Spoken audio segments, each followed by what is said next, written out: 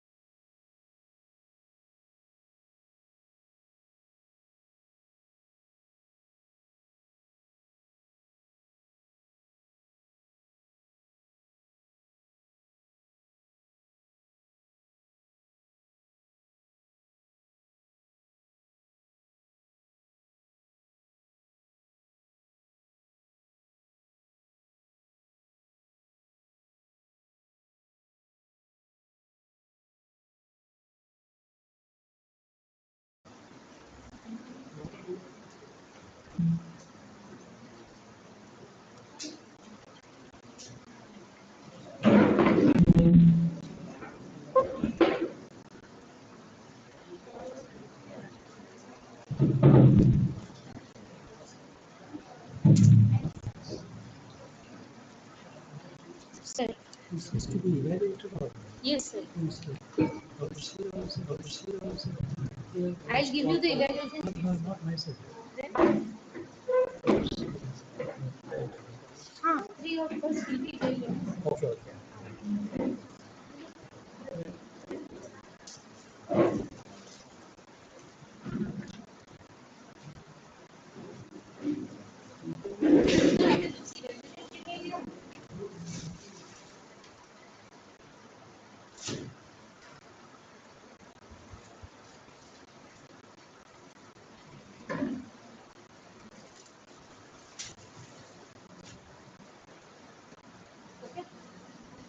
Please have a seat. Jerry, can I take a break or can I announce something?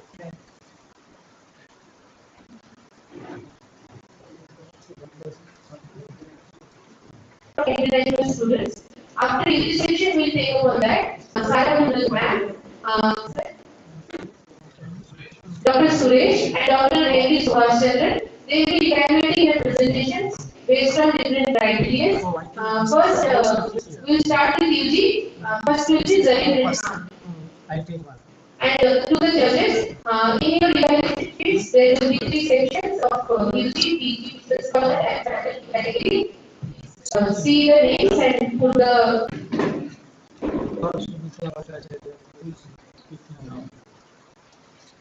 Zarin. This is faculty teachers. Okay, I'll distribute. Sure. Please have a seat. Yeah.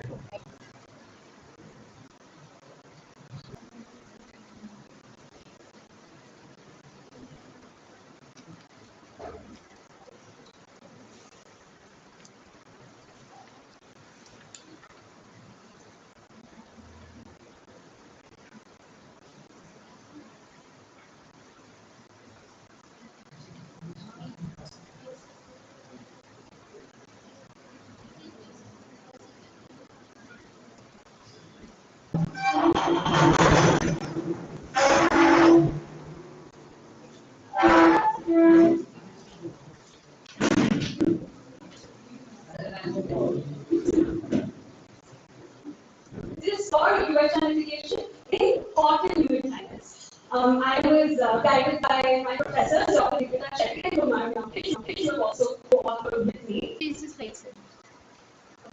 So I had stressed upon a few keywords in my research title, and to start off with it, the type of spaces that I'm studying would be fictional spaces. UHI, or the application UHI is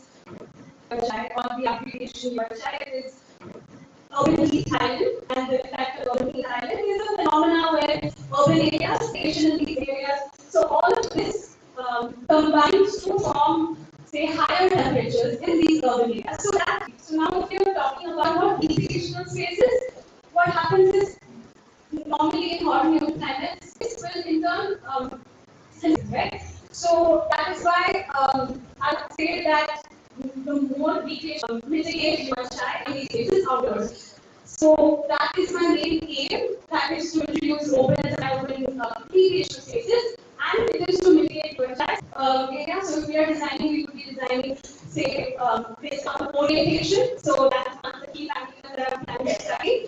The material as we go, I will be getting to it, investigating these key parameters to assess the social, ecological, and formal benefits of these spaces. And recommendation for urban planners in a way that we can say that maybe in the future, if we are moving all these spaces outdoors, how we will do so is what my research is mainly aiming towards.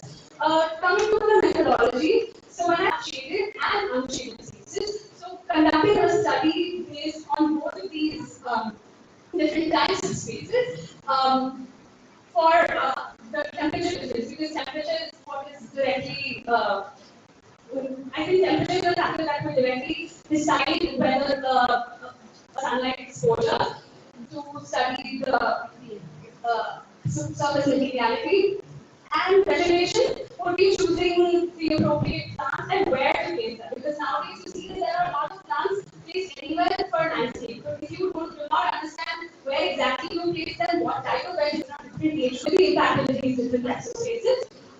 Then finally, future research and conclusion. So, just to summarize, first we are conducting a comparative study that the parameter evaluation is providing when evaluating the parameters, that is when it's here you can see that some of these spaces have some. I talk about shaded spaces. I do not mean just the first image where you have some sort of shading, but also the second image where you can create effective shading using vegetation. Because in the end, that will maybe cut down the cost of, can have significant, secondary, like I went to secondary resources, and from that, it was observed that these tree canopies would reduce the temperature by around 3 to 4 degrees Celsius as compared to it not being. So having maybe the specific type of trees, which I will be getting onto my next parameter, would cause us in cooling because they are facilitating, say, carbon transpiration because of the, say, the foliage of the tree or the size of the leaves. So in that way, introducing or incorporating small urban buildings also can reduce the heat up to 2 degrees Celsius.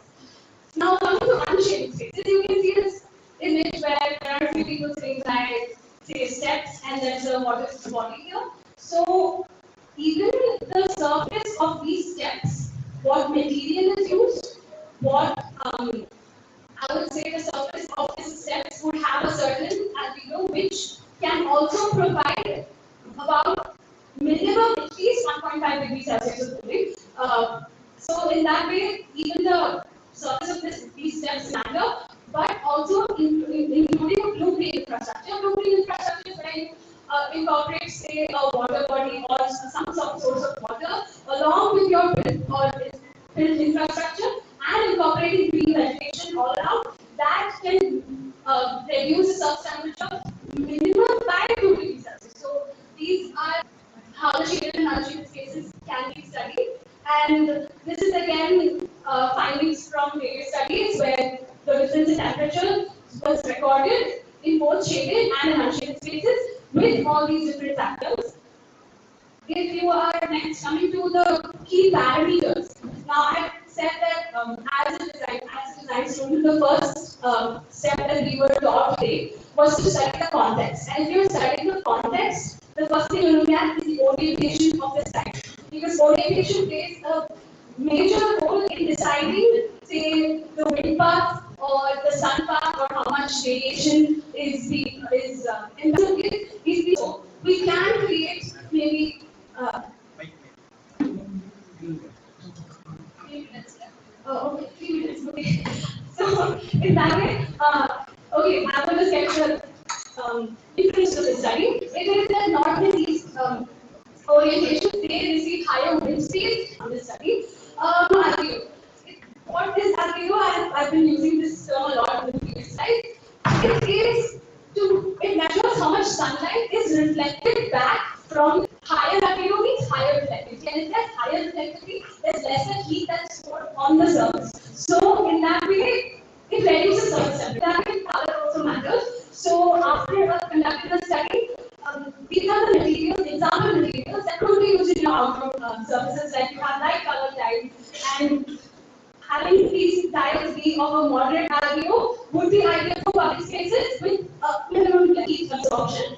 And low RPO is it's mainly advised to not use as a low RPO material because unless it is covered with water features or greenery, because it will store more heat. Coming to the vegetation analysis, there is a diagram that I made that talks about the radiation outdoor space, which consists of open spaces and semi-open spaces. Now, where do we place these, utilize this type of vegetation all around water features? You can have that wherever grass, because also if you have a riparian zone, you can sterilize the soil there and it would reduce, say, soil erosion. And similarly, in semi-open spaces, you won't require as much, but if you have a shade, you can use these type of figures, the big table leaves, all these figures on your shaded structures.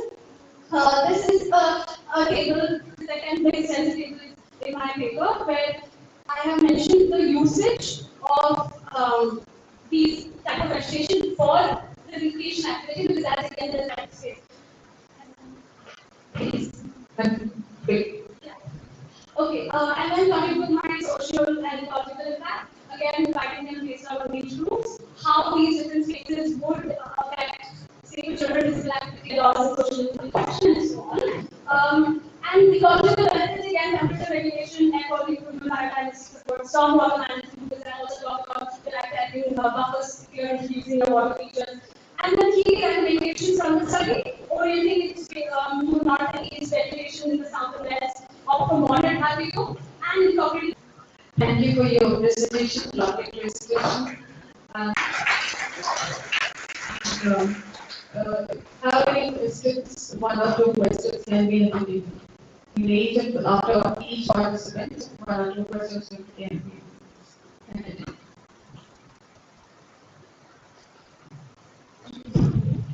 Can you show the pictures of your slide?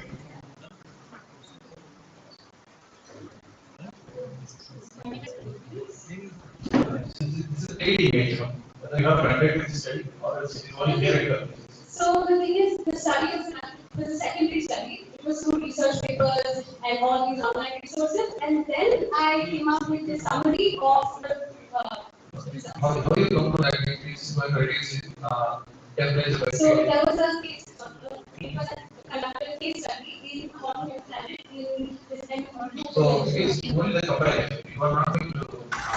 My future self would be, the thing is, it's a part of my design semester. So this was my study for it through all these secondary resources. Now I'm going to be implementing it through my design. How can you do it? Yeah, I have actually. This is a part of my study. This is 3D.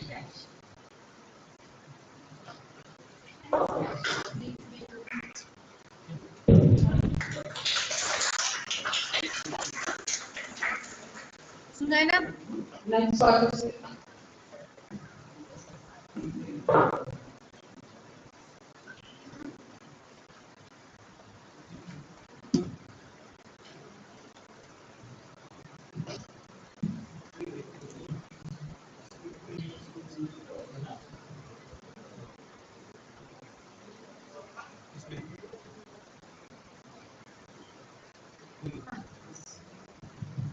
You, you all have to get within 8 minutes and 2 minutes.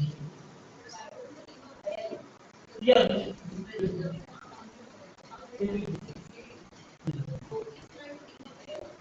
I've asked for that.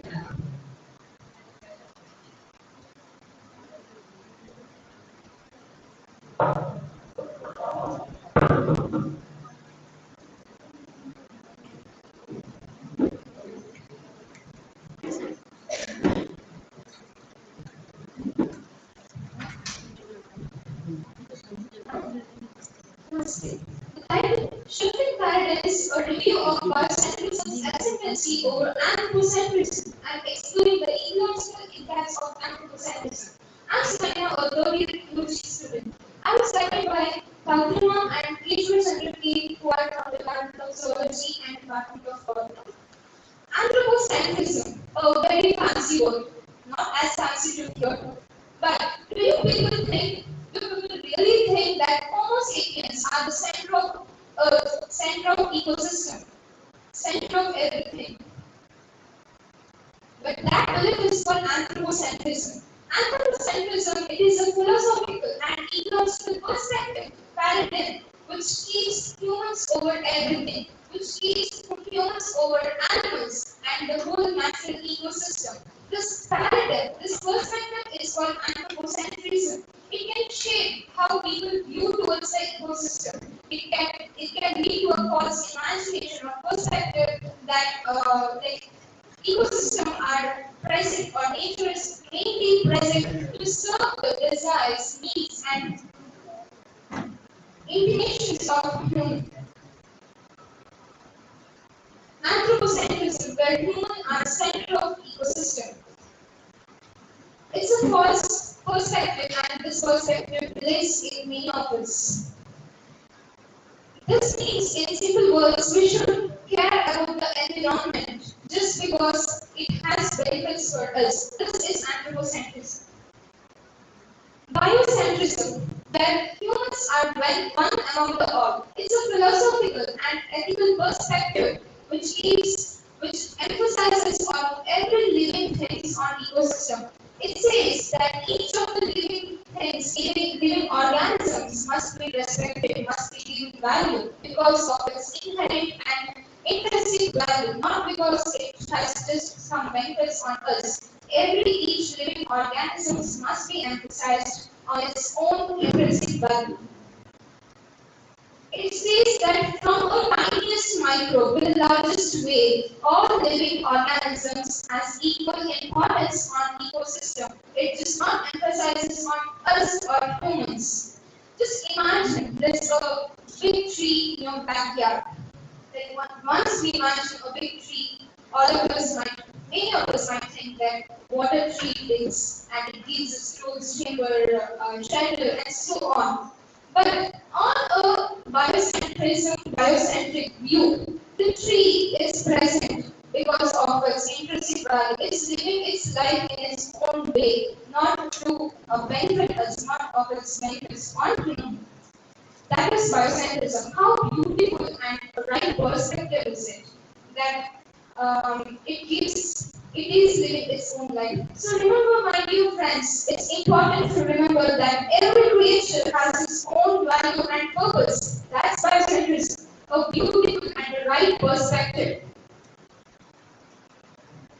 We'll see a little more on anthropocentrism.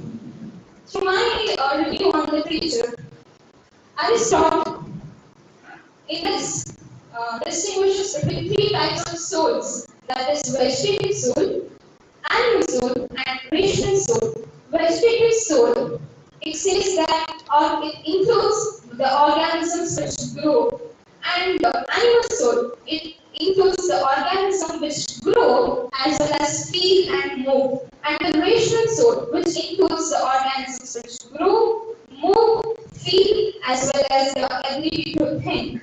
Rational soul is mainly on the basis of the organism's ability to think.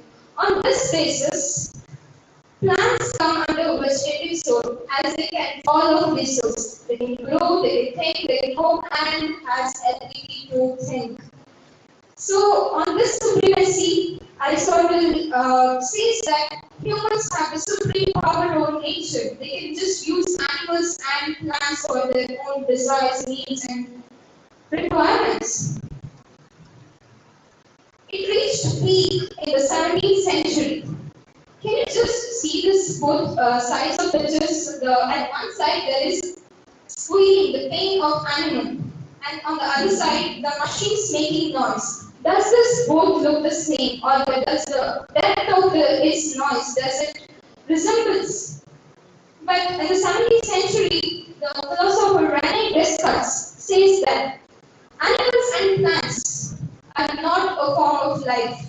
They are just an object which has an intimate reason to work like a clockwise mechanism. They are working for humans. They are not the form of life. And concludes by saying that the noise, the squealing of animal is just same as the noise of the economic and cultural consequences and what not. A beautiful picture where ego means humans over all the organisms. Ego means human one among the all. By this, I would say that the revolution starts from here. Ego to ego. The revolution starts from here means the revolution starts within us. Within us. First, it has to be started from within. We have so much of ego. We'll keep on saying that our world, our world. Does the earth really belongs to us? The earth does not belong to us. We belong to earth. We are one, just tiny species. We are one single species among many species on ecosystem, on nature, in nature. These are some case studies. Hypericnia examinata, which is extinct plant now. It was first collected by Professor Abraham and Jacob in 1951. After it was collected and written, just within few years, by 1966, when other botanists visited the same area to study in detail about it, they couldn't find it. And it was reported that the species, the plant species, is going under the water due to the construction of Parambikkam Dam, Kerala. And later, within 2000, when Sazinaran and Srinath studied on it, they found two species which exist in the same area, but which did not prevail over other harsh conditions of the atmosphere. This is another such species, Haveria hapteneuron, which is present.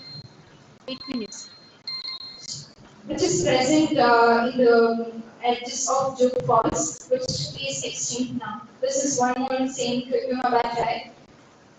This is a famous so-called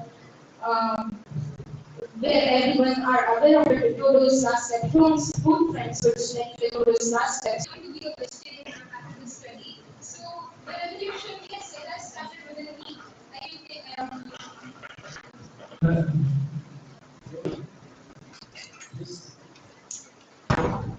Knowledge at the individual level is that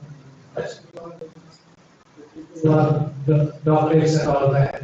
But we have also students who are doing small field studies based on this and surveying and on data and review some technical people about this and find out how the society, whether it's becoming more anthropocentric or more biocentric, and whether there is a drift in the overall worldview from what we call this biocentrism to anthropocentrism, or vice versa. What's the trend now? So we are to know what trend will find in the society. See, people don't know what is anthropocentrism, what is biocentrism. But when you make a design a salvation and then serve some people in different walks of life, and different strata of society, and then interview try and advocate. So, why do you need this? You can ask. Then they will tell you this mango. Somebody will tell, no, it gives you trees, fruits, animals, it gives oxygen. Like that. Oh, this is a wild variety in the mango, it's not much of the market, but still you eat it.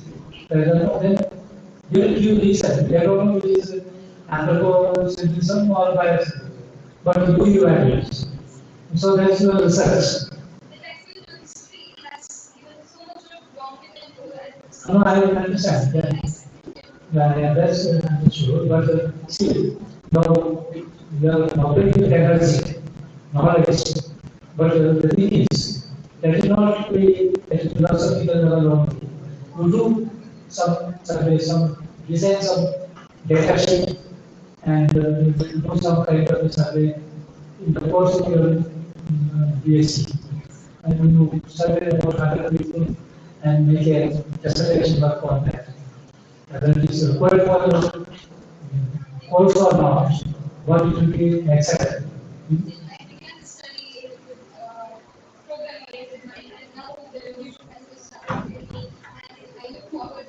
Yeah, now the thought process is very right. You are free to go ahead and do it. Okay.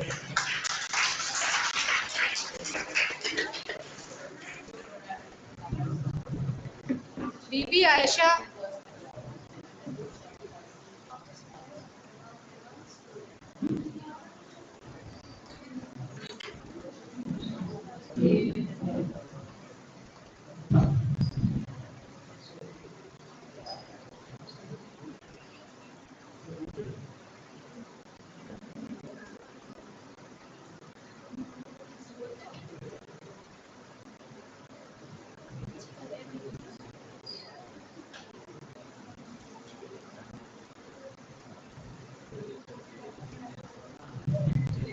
So, good morning, all present here. I'm Aisha from Anwar Degree College, and my research topic is population study and ecological role of slug and snail.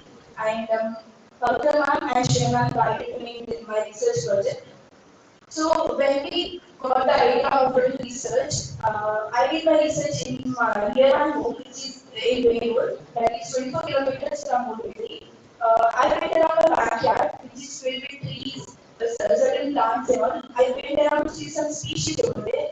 Then I could see one species which was present everywhere. That was slug. I could see slugs everywhere, but the snails were in half of the amount of slugs. I could not see snails that much. So then I decided I would study on the population of these slug and snail. Along with that, I did the ecological role of these. So let's first know what are slugs and snails. What is the difference between them? Are they both similar or there is a difference between them?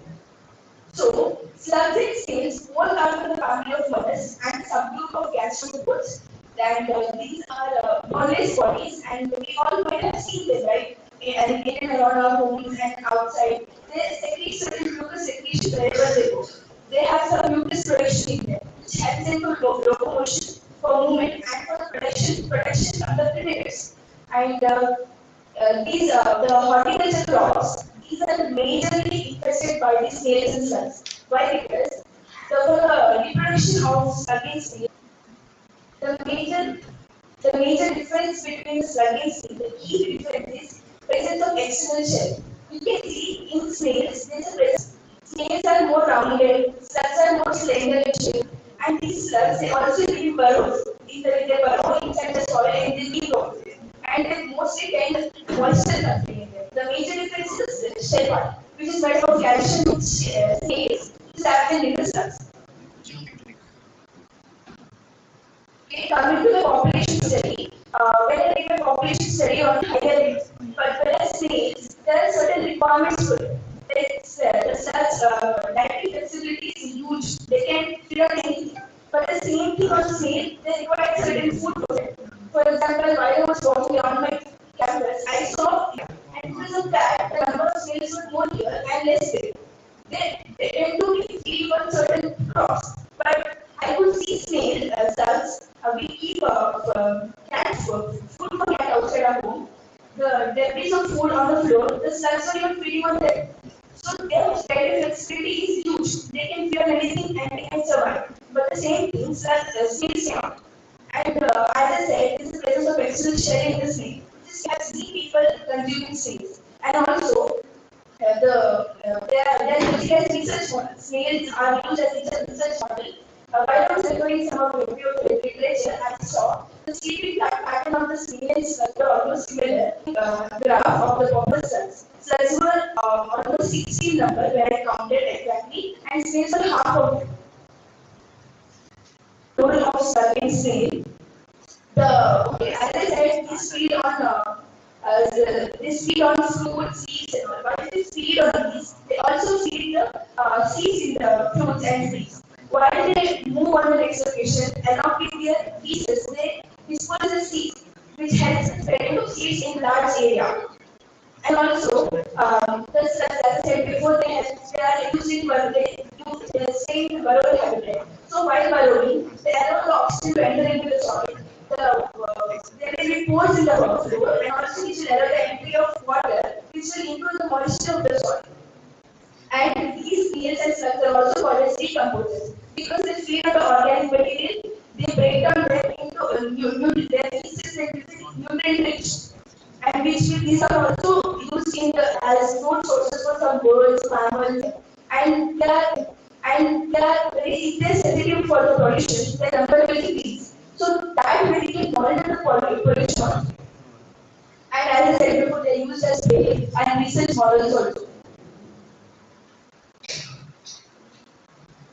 What happens if there is rapid increase in the snails and slug number? What happens is there will be altered ecosystem balance. How? Because large number of snails and slugs will feed on these plants, and then it will be damage to the crops. All the nutrients will be absorbed by them only. Then it will reduce the yield also, and some snails and slugs also tend to transmit certain parasites. So that will help concern the public health. And also we can see wherever now in the winter seasons, wherever we go, we see snails, which is inconvenient for us. But if the population decreases, they will be disturbed in the nutrient side. There will be the seed dispersion will be reduced, and nutrients which will not this model also.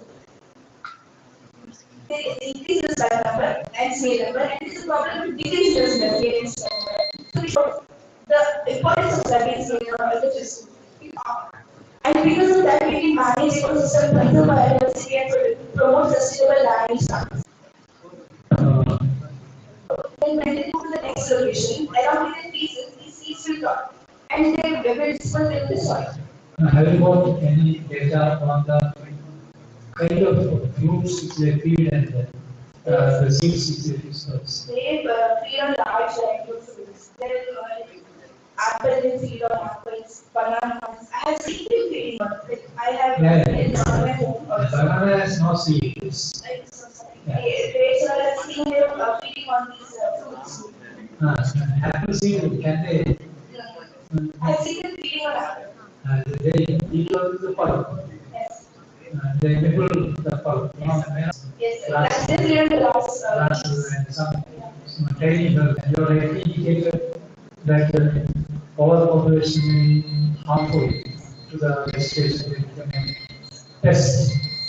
And do you know which crops are affected more by snail or slug? Tools are also added to Madrasa.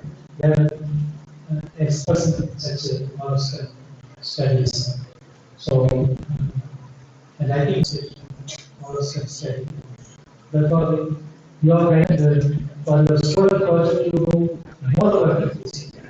Okay. And continue. So, stop here.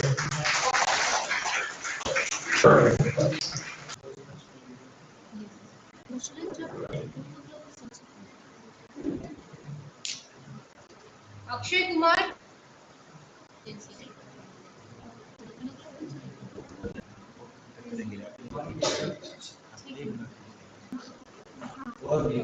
The smart water irrigation system, we are doing this one to reduce the water scarcity and by using IoT and sensors. Objective according to the the sensors will sensors and using the IoT, we can put the water how much are required for it, and the water can be used efficiently. Moisture sensors and microcontrollers and DHT level sensors to optimize the plant's water level and NPK levels of the plant. Problem addressed here is, as I said, that we may use some more water or some less water to the plants. So by using IoT and sensors, we can put the water how much are required to the.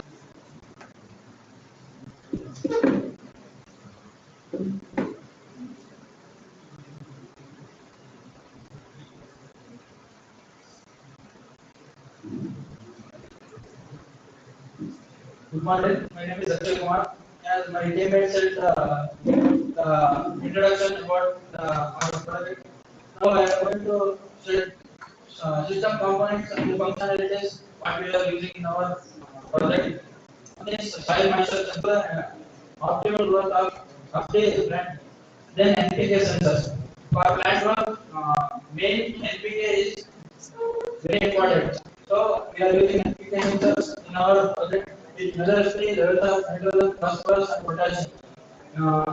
Next, we are creating a web database for connecting the volumes, which provides the user-friendly platform and managing the irrigation system. Which config in our project will measure of the soil, temperature, humidity in volumes, and it will send to the microcontroller. The data processing will happen in the where microcontroller ESP8266 will analyze the sensor data and which are given to the threshold values which are present in the plant profile. The plant profile means different types of plants because nowadays they are the businessmen and other they are leaving the business.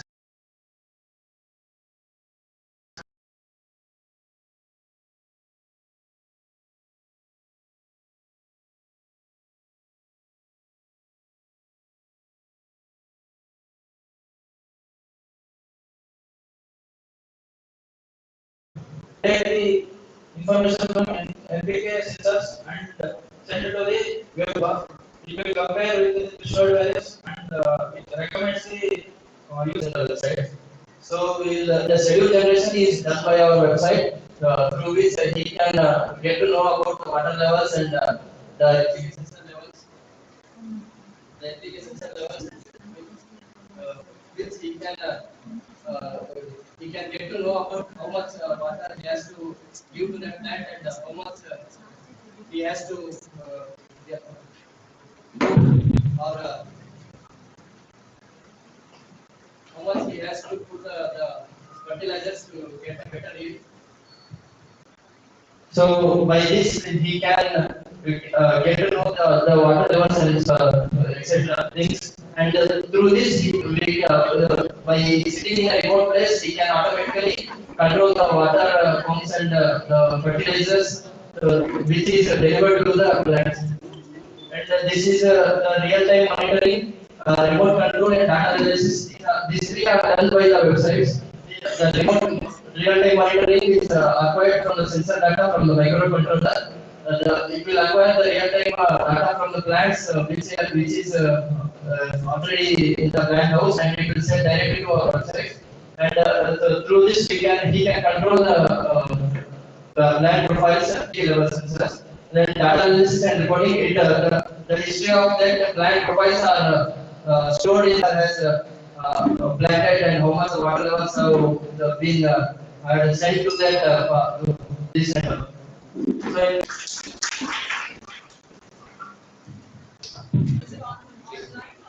So designing the So we'll put it to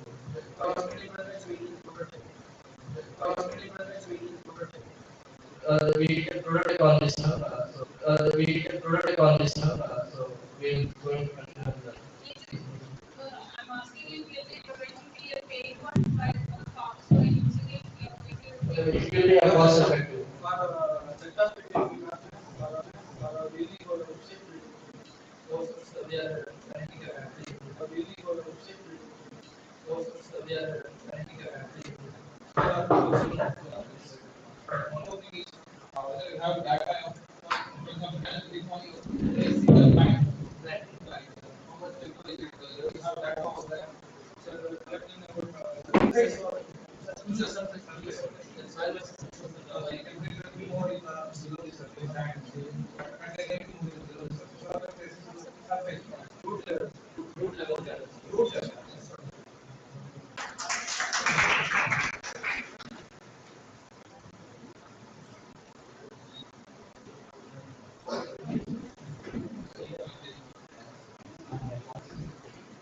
Question?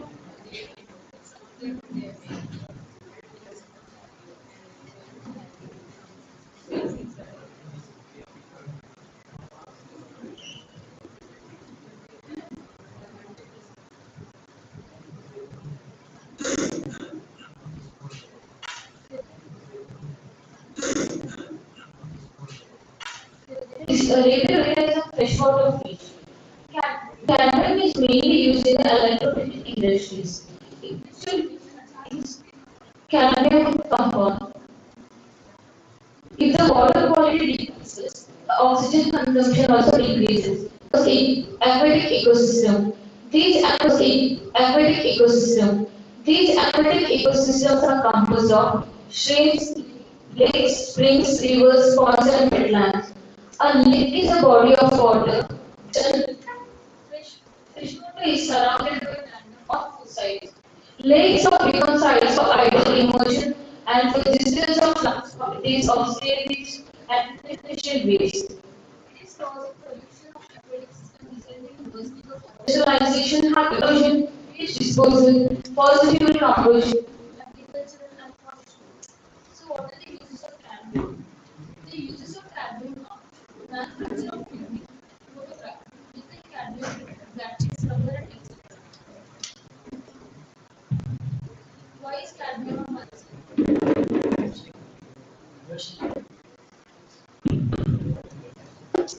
Cadmium can cause health effects in humans such as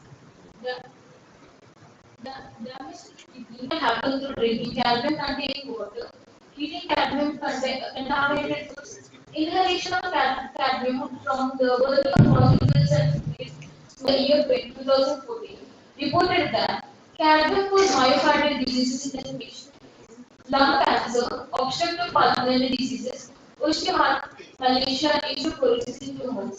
The highest cadmium exposure humans are known to come from cadmium contaminated food, especially from the fishes. As fishes are in direct contact with water, they are therefore used as biomarkers to assess the bioaccumulation and biomagnification contaminants in the water system. Study shows that the cadmium threatens aquatic organisms through oxygen stress and disruption of biological processes. Therefore, we plan to assess the effect of cadmium oxygen in the oxygen consumption and behavioral response in the Indian major. These are the metrics and methodology. The current study used by the fingerlings of beta. Fingerlings ranging from the size 2.8 to 3.2 centimeters were made in different mass aquariums under laboratory conditions. Cadmium chloride was used as a toxicant. Short-term static toxicity tests were performed to determine eligibility. Later, 30% of eligibility, 60% of eligibility, employed to find the effect of sublatent toxicity of cadmium on the rate of consumption. C is less than 0.05 is considered significant. So these are the results. In the latent toxicity responsive toxicant, 1.5 1.75 ppm. In the 1.75 ppm, 40% death was occurred. In the 2% ppm, 60% death was occurred. So to find out eligibility, it was in the 60% of LC50 and LC50 concentration respectively. The approach on atoms like a sluggish movement, total movement, surfacing behavior, feeling of scale and appearance of scale agent, opercular movement. And this table shows that fishes will showing normal active movement, they will know abnormal behavior is the first thing. And in the fifth day, fishes started showing abnormal behavior at the 60% of alpha and alpha concentration. So coming to the discussion, oxidation, especially for the formation of ATP.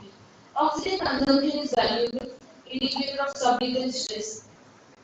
This decline was directly proportional to the calcium concentration.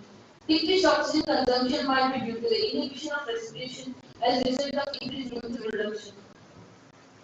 The control fishes maintain more or less compact schooling behavior during the experimental period, but the receptor schooling behavior was observed in the actual clinical studies. With this conclusion, these are my references. Thank you.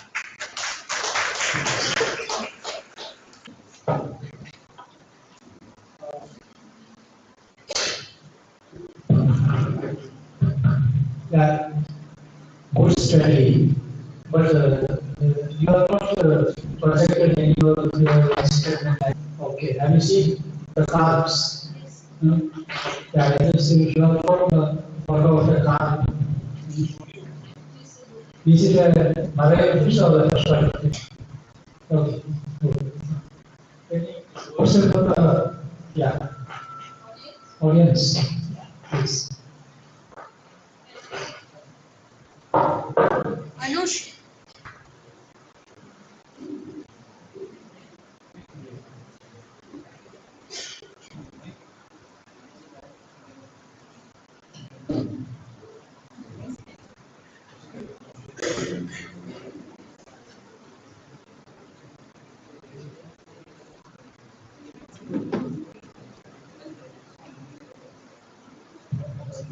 Good morning, everyone. I am Ravi from Canadian Beach Student. Anush and Vasantha from Vasantha. And I wanted this lesson on controlled VJ information disposal. VJ is nothing but or maybe in a space research. Terrain drones. Similarly, this project is mainly about developing the unmanned ground and the aerial vehicle system.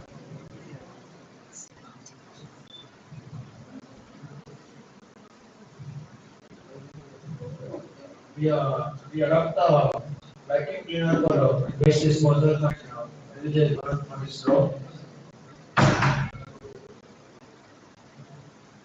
Here we are proposing the two concepts, one is surveillance and self-productive cleaning and communication. Surveillance, the development of intelligent surveillance system is an active research area. The increasing need for automated surveillance of environments such as airports, warehouses, production plants, military, etc. has stimulated the development of intelligent system based on the mobile sensors. And the second one is self-productive cleaning and communication. Even the most expensive robotic vacuum cleaner, including which there are even model capable for unloading the garbage and working the autonomous for several weeks. They do not have the ability to clean and go down the stairs and clean in the multi-story building. Methodology. There are several steps in the methodology. The step one is making the frame. No matter what you are the frame it must have a frame. So the first task is to make a frame. So for this purpose, we can use the different materials such as metal, plastic, or wood. We are using a frame of 390 degrees of the weight of 4 axis stone with a dimension of 21.4 centimeter, 11.5 and 9.2 centimeter. Step 2. Propellers, electronic speed controller and motors. The electronic speed controllers, the motors and the propellers are among the most important elements of a functional drone. They must be in accordance with the size of your drone. The electronic speed controllers used our project is about 30. The propellers used in our project in 18 inches. A motor is used of a 2200 kilowatt brushless DC motors. And step 3, assemble the motors. Install the motor in the appropriate mission planner is flight control software. Used to fly a multi-rotor craft and fixed wing craft. This scope work differs from base flight and plane flight in that it focuses on flight performance, leading edge features addition, and wide target support. Discussion. The thrust required. Let's take into a few considerations such as the motors can spin at 1000 RPM per volt since we are using a 14.8 volt with 4S battery, but let's say 10 volt and current and can be drawn to around 25 degrees. The vehicle design can be used behind a drone and rover since it's both integrated run over the train as, as well.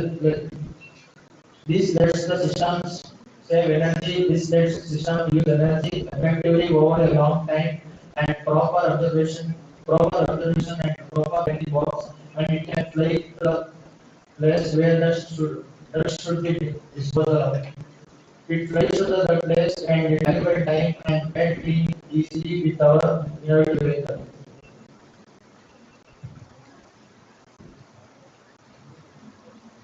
So yeah, we're looking at very small amount of things that we have.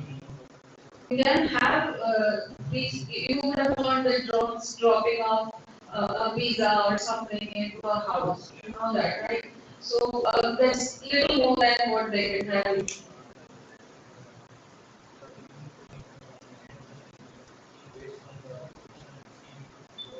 Yeah. So all that needs the capacity. So the capacity, how much a drone can carry, I mean, multiple things. Say heavy metals and things like that, which can contaminate any of the soil or anything that we pass through. So all that is a very big concern. So you have to think twice about implementation time. You have to think very much. What's the kind of waste that you're going to pick up? What's the implementation and you're going to? What's the space that you're going to take this? And is it going to be a short distance or a long distance? And this can be used in our hills, Himalayan hills to carry much rain or to take. You could have brought or showed the pictures of your innovation. That is, you're working in mechanism. Yeah.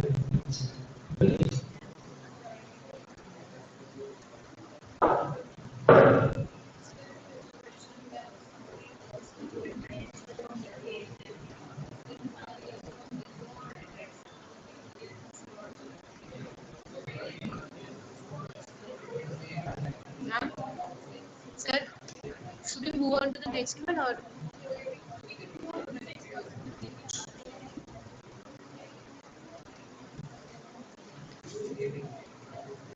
Vishal, Vishal and team.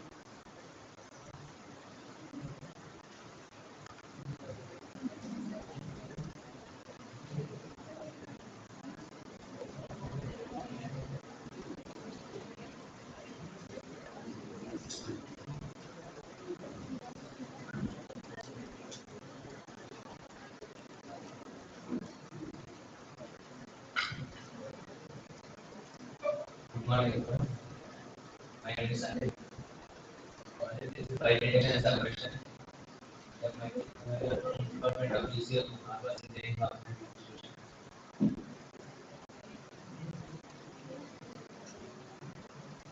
Here the introduction of the fire detection system as integrated components of safety measures and the components prototype and essential for the proper design environment.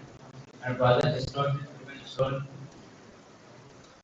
a system of various culture from residential, commercial buildings and industrial facilities and natural environments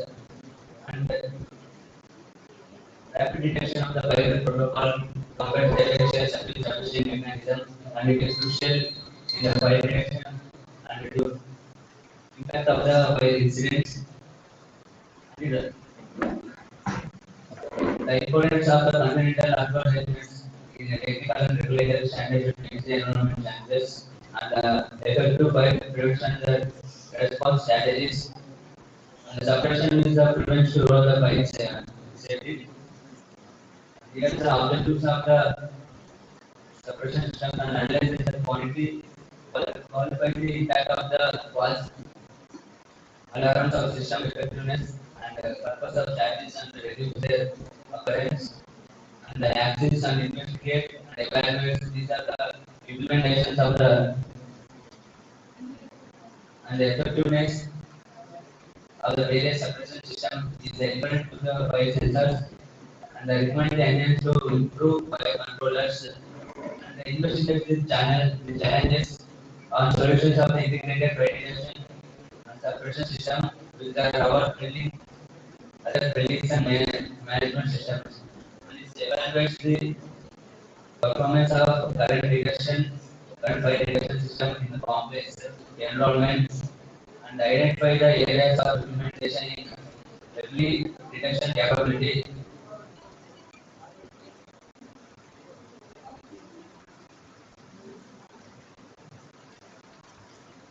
These are the common fire detection technologies of the fire detection and the smoke detector and heat detector. These detectors are the major part of the suppression. And the smoke detector is a technical sense of the presence of the smoke. This reduces the most of common type of the fire alarms. It is reduces the 50% of the fire detection safety. And heat detection is a response to change in ambient temperature and provides an alternative to smoke detection in specific environments and commercial buildings. And the flame detects use optional sensors to quickly identify the presence of the open flame giants and these areas. And these detectors are the most useful to in the fire detection suppression and it helps to the 50% chance to decrease the danger. And here is the schematic of fire detection and we can use the RDOs and use the temperature sensors in detection of gases and gas sensors and flame sensors in various models. And then fire detection is a major part of the is to detect the relay with the help of UV sensors, LEDs, and switch to the sprinkles on the water pumps. In commercial buildings, there is a any commercial and it gas sensors and temperature sensors, every sensors are index. Our unit sensors is the weather will impact in the major work and with the help of the sprinkles, it will be helpful to the safe.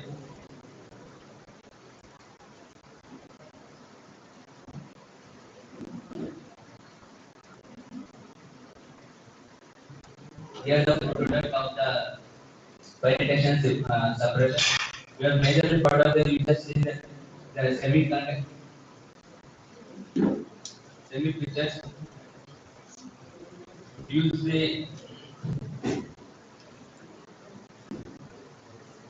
prototypes with the help of these connectors and the major products which implements in commercials and prevents to suppression with the ensure continuous protection.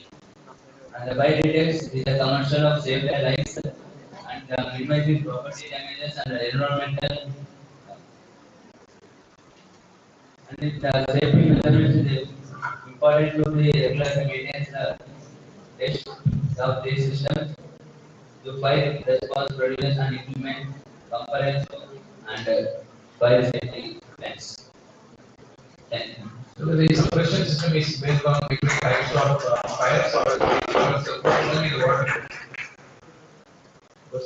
Fire is also using electricity is whether the suppression system is same or is different depending upon the type of, then it is going to analyze what kind of fire it is.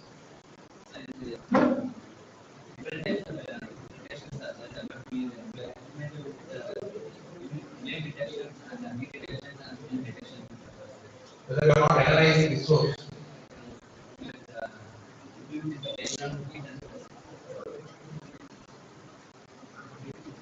There are many interventions in the market already.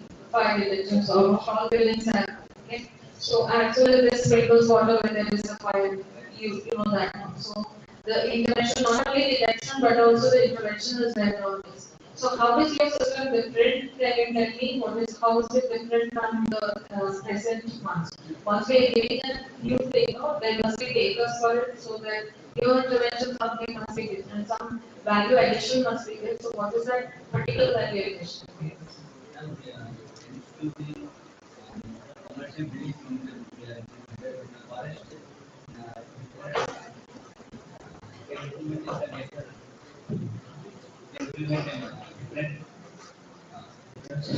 Detections are they are like of Wi-Fi detection and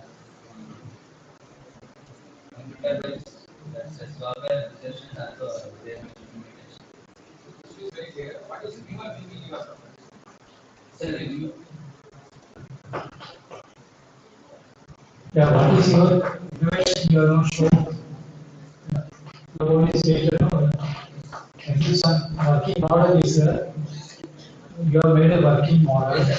Where is it? college. No, at least some slides and photos of how it works.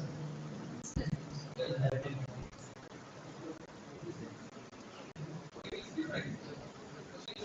It is different from current model.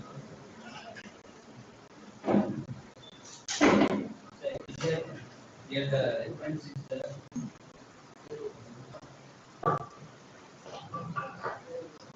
using software, different software uses by read and by frame. Only the software we can implement. Right. We can implement in the various using software and back analyze it. It's different. So we can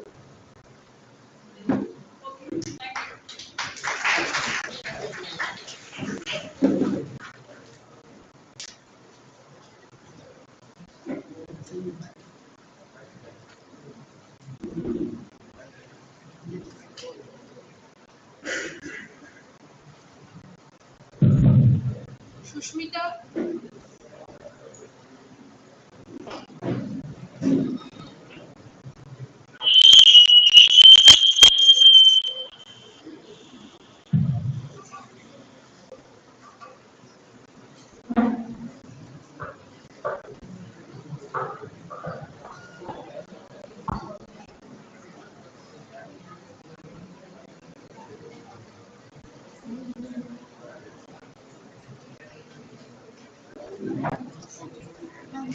They have sent one more engineer. Send on that.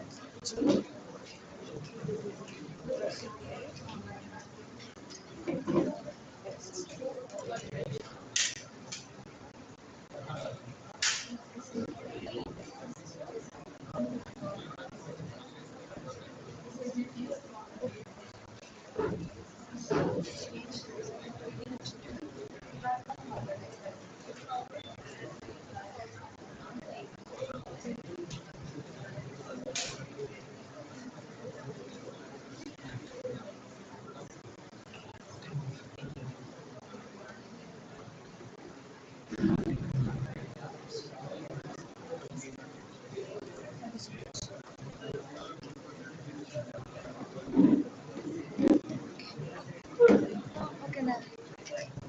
Yes. Procedure.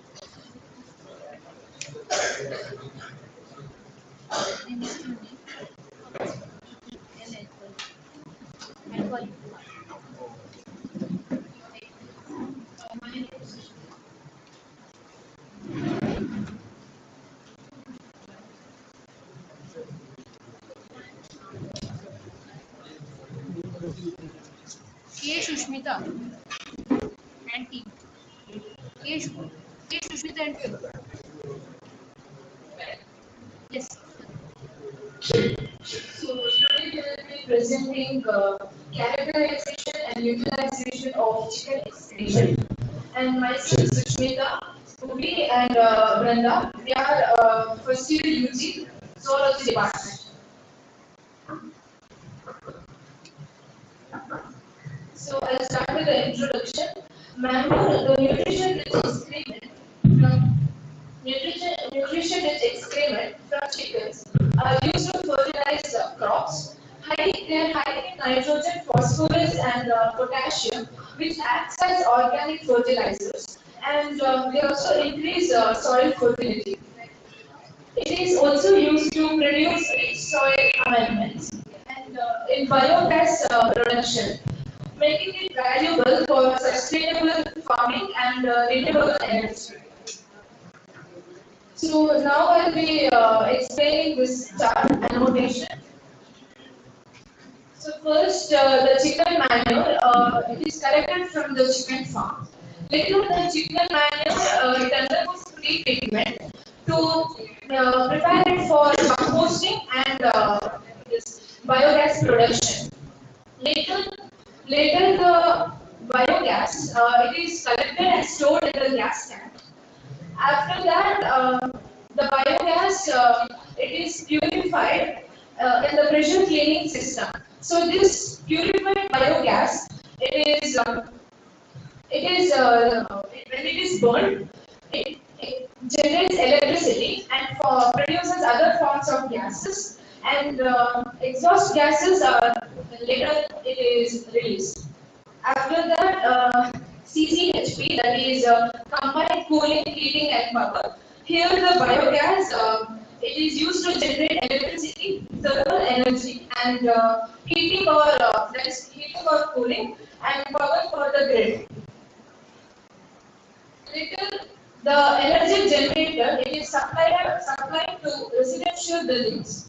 The biogas residues are separated into solid and liquid components. Later, this biogas fluid and biogas residue, they are used as organic fertilizers, which is very beneficial for the agricultural farming. So, synthetic fertilizers, chemical pesticides, plant growth regulators, lime and gypsum are the harmful chemicals used instead of organic fertilizers. So, out of these, lime and gypsum, if you just add it separately, it won't be that harmful. And others are it's really harmful. So, I have communicated with a farmer, and he used to use these chemical fertilizers, and it used to decrease soil fertility, and the pH was very low. So they were seeing yield, but the soil was somewhat damaged. So they started using this organic chicken manure, and they could see a great result. Next, over to Grant.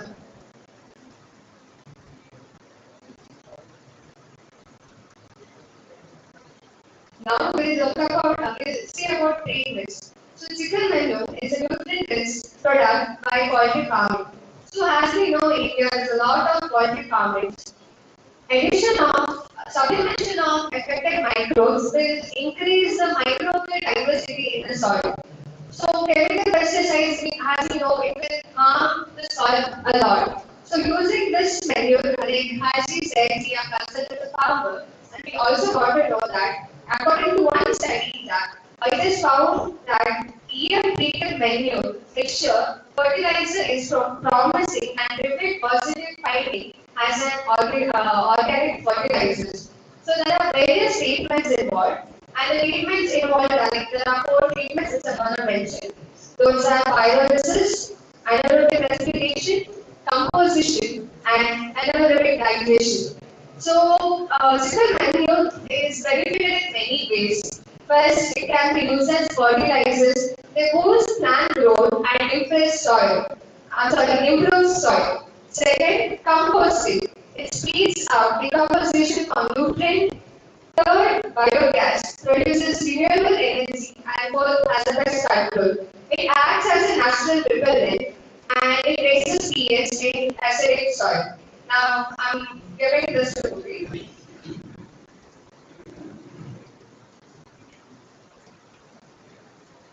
So as you can see the benefits, it boosts the plant growth and improves soil. So it helps in it's a great fertilizer. That comes next composting. It speeds up the decomposition and nutrients rich in the soil, which is also very beneficial. And biogas, which is also helpful in many regions and uh, very helpful even it helps in the great fertilizer and also helps in the biogas. So next comes pest control. They can't add again the chemical pesticides again and again, which is very harmful. So you can see the fields are very good. So let me come to the conclusion. So as my teammate has mentioned the different ways to treat chicken manure. So first one is composting, which is useful but it's time consuming. It produces fertilizer, but it takes 3 to 6 months. And pyrolysis and gasification, which is useful and it produces fertilizer, but it don't work very well in wet manure. So when we add pyrolysis and gasification in wet manure, it takes extra energy for drying of the manure. And the best and beneficial method is anaerobic digestion. So it also improves the soil fertility and also it produces a biogas production. And it does not have, it also works in the wet manure. So at last, I will conclude by saying that so instead of using those hazardous chemicals, we can use chicken manure and other compost manure like cattle manure and also manure which is more beneficial and more good. So here are the local reference, the farmers we spoke. So they live in Udupi and Udupi district and Angkal Taluk. And this is our general homepage that you are. Congratulations on your study, very good study. And one thing I would like to know is that how much kg or how much chicken coop is required to make how many 1 kilowatt of power or biogas, how much biogas can be made. So your study must be quantified in such a manner that how much biogas is much of chicken coop and it will make so much of biogas, so much electricity. So, and also you were saying something like there is some intervention where some gases escape during is that the methane gas which should not be emitted into the atmosphere just like that. So please ensure what kind of gas is being emitted. Please find out what's the kind of gas which is emitted. So does your intervention actually act as a booster or as a negative or a positive effect? You should also, every study will have negative and positive effect. We are not saying that it will only have positive effect. We should definitely have negative. How to make that negative effect to the least minimum in the study, what you should study. How do you get, even if there is an intervention that you are setting out some methane or some any other gases, so how can you minimize the effect of these gases? That is what you should talk about. And you should also quantify, as I said, how much is the biogas which is made, how much is the energy that can be created, what's the quantum which is required to do that. Because in many of Karnataka regions we have great, chicken.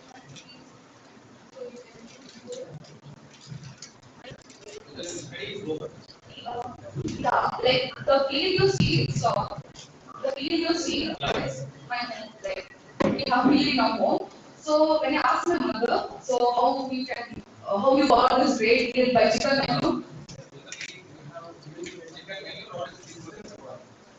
Chicken menu, the process one. So we got. It's like so back 2 3 years back they used chemical pesticide.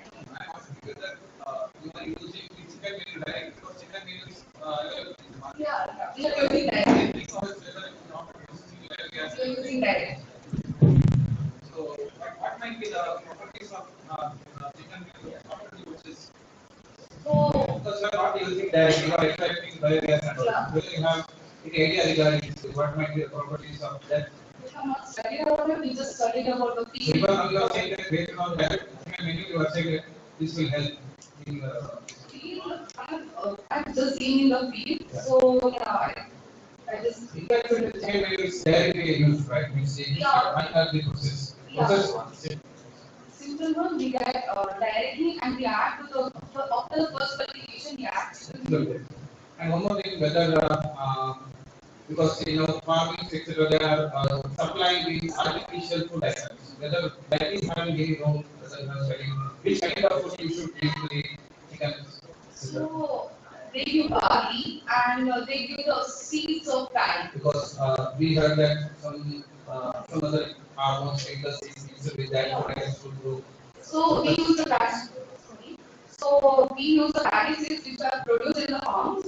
So it's very good for the chickens and we even use the barley.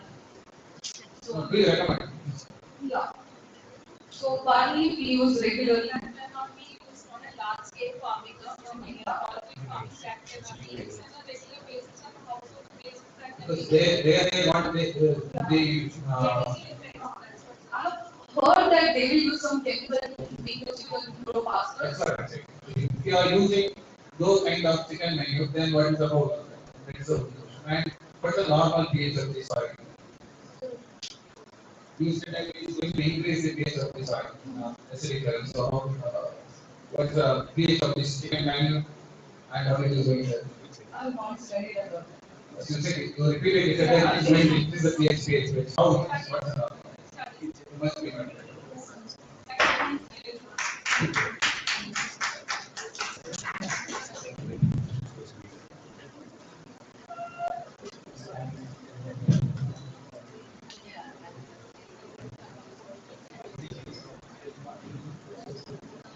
Prapti.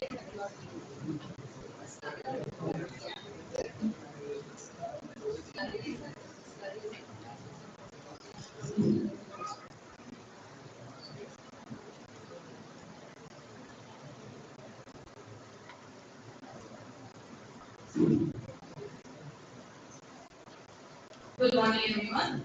My topic is leveraging Ruby infrastructure for sustainable renewables in the smart city of Bhopal. In this research paper, I'll be talking about how to implement BGI, which is Ruby infrastructure, in Bhopal and maybe set an example or a base model for the other cities in India. So Bhopal is also known as city of lakes. There is the upper and lower lake.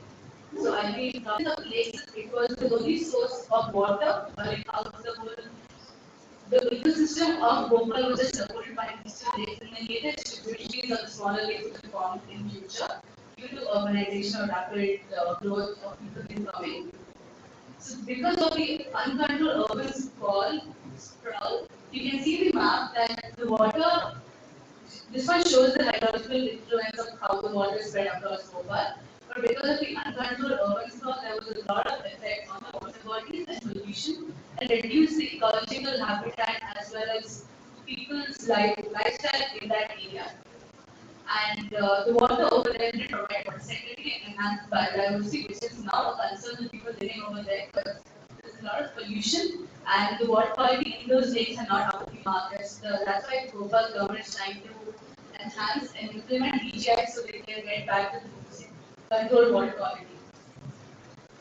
The problem statement is that because of the encroachment and pollution of the urban lifestyle, there was a lot of aquatic habitat and water quality affected. The surface area of the lake, which are the upper and lower lake, was shrunk. The upper lake reduced from 36 square kilometers to 24 square kilometers.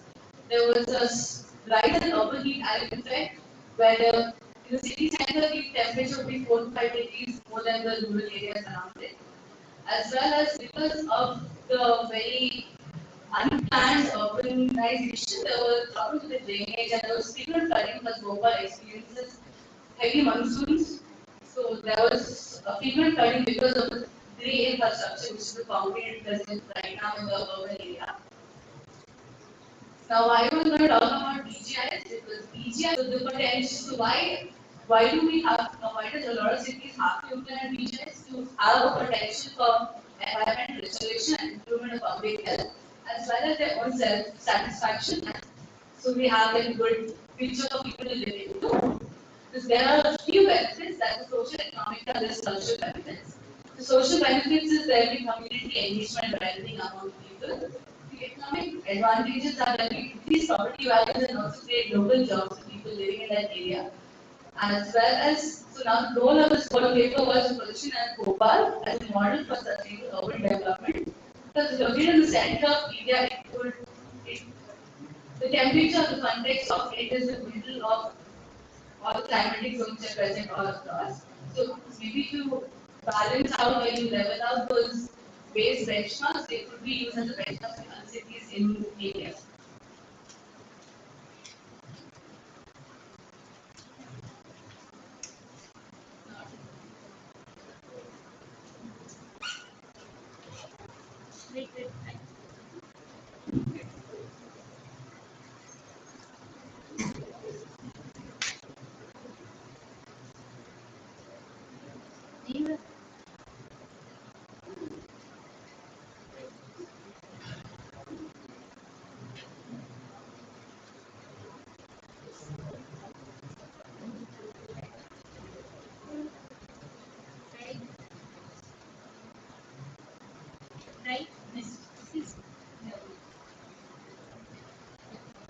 So I've taken literature review of BGI in international context as well as Indian context. So I talk about internationally, we've gone to three cities which are the secondary study on. That's Rotterdam, which is in the Netherlands, Copenhagen in Germany, and Singapore. So the common factor among all these three was to implement and have a better lifestyle for people living over there. Restore the water bodies as well as make clean cover a bit more. So they have used green rooms, permeable surfaces, as well as they have improved the drainage systems. And these three countries, or these three cities, focus more on making the public space more visually appealing for the people who live in that area. When you come to India, Chennai and Bangalore as of now have implemented BJ at a little successful level, as well as Bhubaneswar, Kochi, and Madurai, which are the initial stages of their implementation. In Chennai and basically in India, we focus more on wetland conservation as well as lake restoration or regeneration, as not much as from the international context, where we're focusing on making the public parks more visually appealing.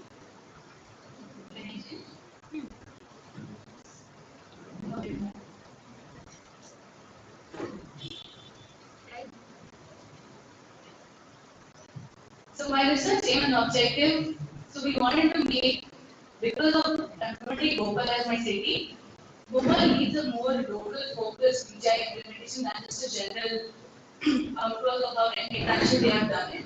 So taking a localized BGI framework is what my intention was at the end of this paper. So I give them benchmarks in Bhopal as of now, as to how much lake cover, how much water body cover, how much roof cover, how much lake cover should be the initial thing for a happy living or a mental health well-being.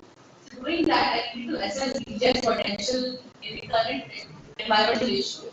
Identify and evaluate past BGI projects in cities. The past BGI projects were the upper lake restoration, as well as conduct spatial mapping to identify where the future BGI proposal interventions could be proposed, because of the smart city plan is already prevailing in Bhopal.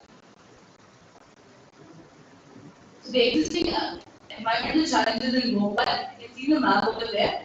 There was a lot of water body degradation, as I mentioned before. The lake surface area has reduced from 26 to 24 square kilometers.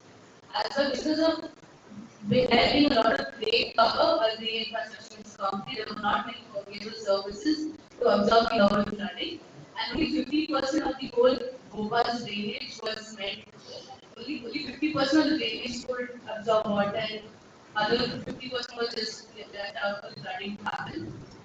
The urban heat island effect, there was not much difference than just gradual increasing of the temperature in that area. And public health, because of the water quality and regulation of the water. So these were the three implementations which Bhopal first thought in their 2050 master plan of smart city. So when they were going to regenerate the lakes, firstly concentrating on the upper lake and then the lower lake. So they were thinking of regenerating it because of over the years there was a lot of silt collected in the lakes. So that was the first approach when we desilted the lakes so they get more and better water quality.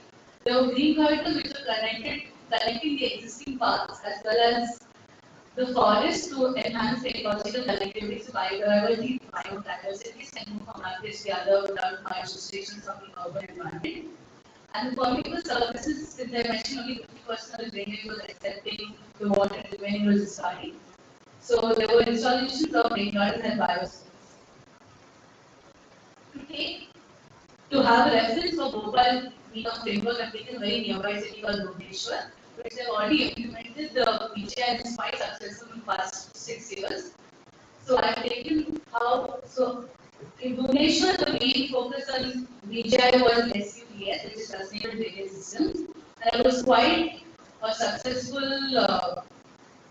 part of the smart proposal, which could be a benchmark for not only Bhopal but many of the cities in India, because it absorbed a lot of things with increasing wind power. So if you take a comparison between Bhopal and Bhubaneswar, this is how quite similar they are to compare for the BGI frameworks. So where the urban wind number in Bhopal is approximately 36%, declined to 24, and Bhubaneswar was initially 20%, now it's increased to 46%. The flood areas are almost very similar, 25%, and we both have severe monsoons. The temperature increase of Bhutan because of urban heat island was 4 to 5 degrees Celsius, more in the city area than the rural. The water quality index of the lakes in Bhopal were poor, but in Bhubaneswar there is a lake called the Bindusagar Lake, which was moderately improved after the smart city proposal. And diversity is improving from Bhubaneswar but declining in Bhopal, and the groundwater also is declining over the years now. So if we implement PGI in Bhopal, there are few benefits of it, where there would be 20-30% reduction in stormwater runoff. There would be improved, enhanced access to public health. Property values even around the lakes or the green space would increase by 20%. And there would be more community engagement and activities between the public and the government. These are the recommendations. I would implement PGI first in underdeveloped areas, so they are more focused than developed areas. So we can expand Bhopal or at least the cities in and around that place to have better living than the ones which have already like gone into the urban south. Prioritize the regeneration and sustainable urban design principles. This is speaking in terms of an architectural aspect where we focus more on making sustainable buildings and not just blocks of concrete and just putting them on the ground. Engage local communities. There's a lot of local workshops or local culture present in Bhopal as of now. So engage them because they do practice a lot of sustainable practices in their communities, as well as foster partnership between government and NGOs. And in conclusion, BGI is crucial for Bhopal's resilience against urban flooding, water scarcity, and the heat stress, which is the main cause of the problems which we can currently see in Bhopal, environmental challenges. Integrate BGI with smart city initiatives because that's going to be our future where India is planning to expand and make a lot of cities in the country smart, along with the national policies that are given by the government. And then these are the 3 factors which you could get from implementing BGI: environmental, social, and economic. Thank you. Congratulations on this study. You were talking about the urban sprawl. Yeah. So you already have a great urban sprawl in Bhopal as well as Bhubaneswar. So there is a study, there is an invention in France where they have just taken off all their concrete away and they have put renewable floorings and even in the rooms. Okay. So we should think of these kind of things stuff or the materials that can change.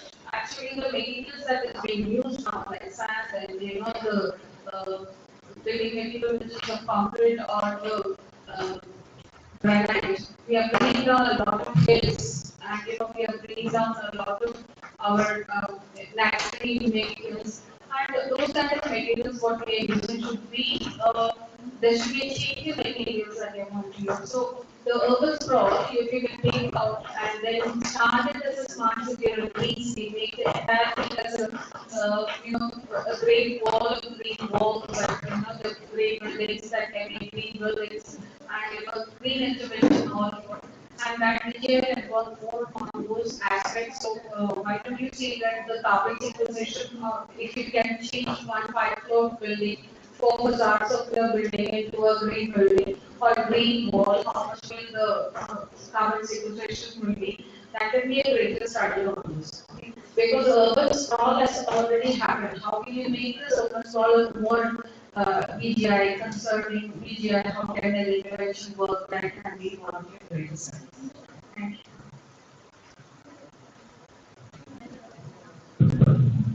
Vietnam's covered many skills, problems,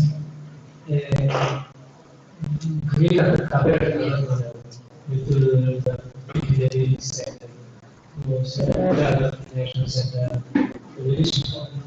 Just on the outskirts, something to keep landscape and all.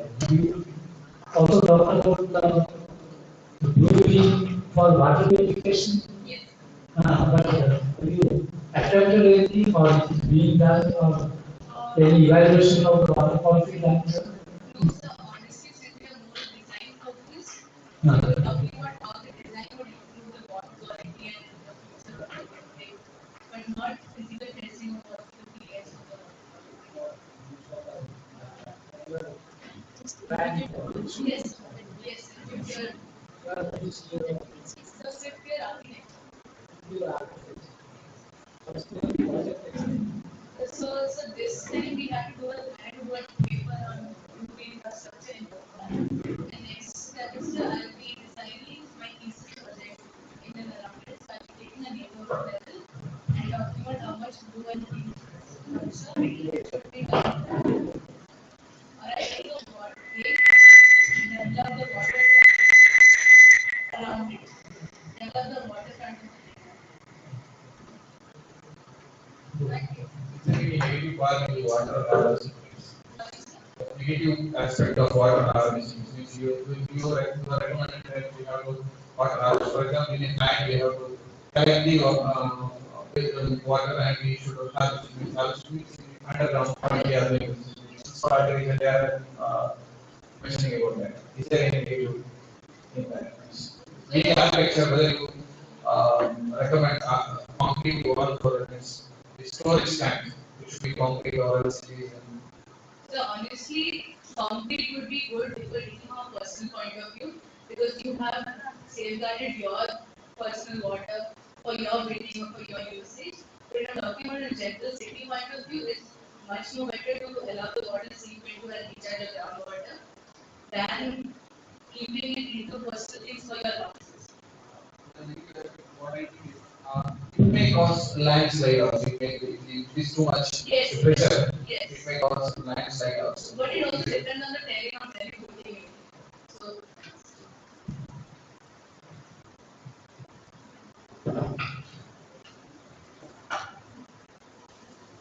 Next is Varshini.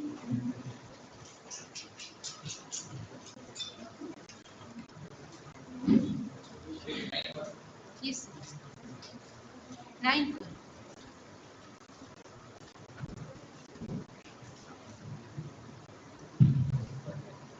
Hello everyone, good morning. I am Ashri Shetty from IISC Institute of Engineering and Technology, Department of Electronics and Communication Engineering. My associate is Pooja Venkatesh Nayak and our project guide was Dr. Roshan Shetty. This is the paper on our recently made project which was leaf disease detection using image processing and machine learning.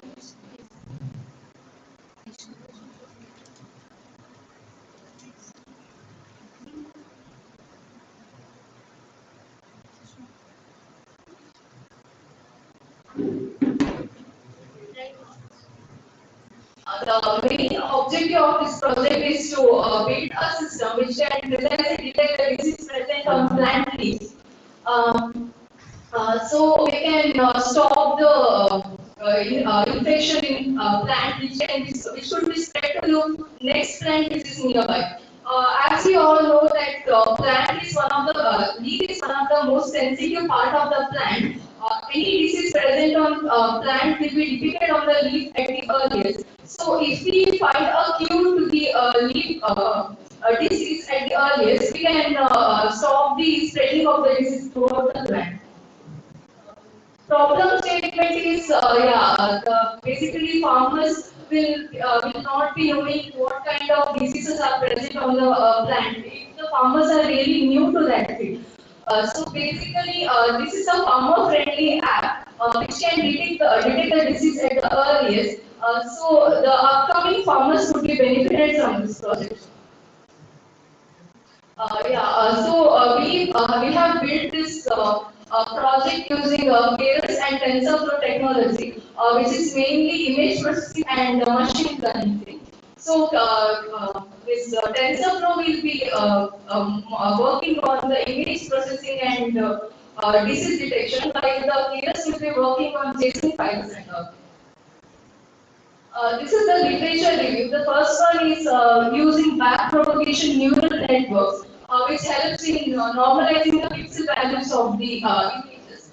Next one is the bacterial blight detection system for pomegranate plant, which helps in the various study for various plants we use.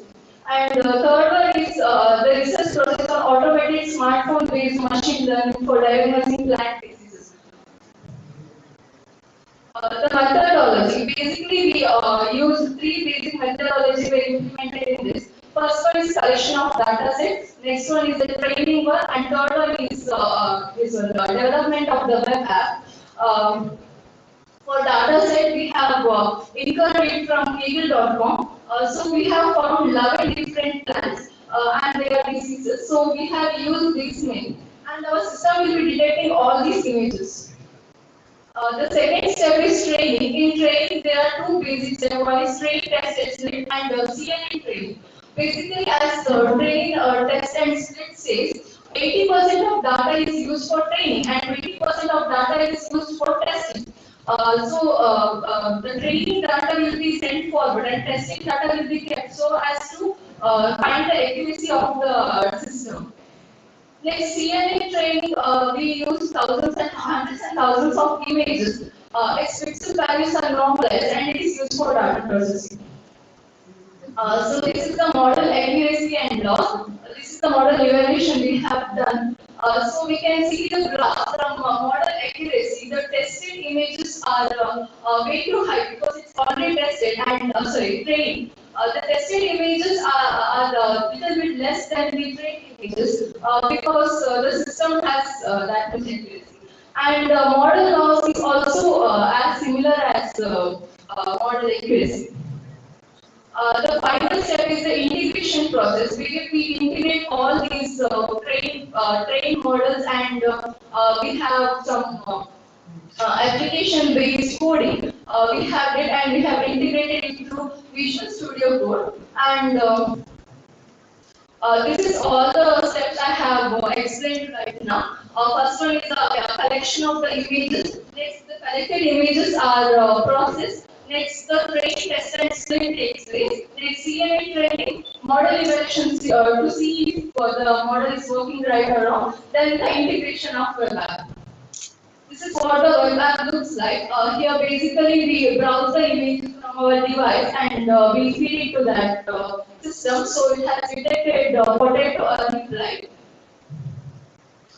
So conclusion, nowadays basically youth are willing to move towards agriculture and we have to use some easier way to help them to work on this field. Basically, not more youths are working on this kind of field, so it's an approach from us.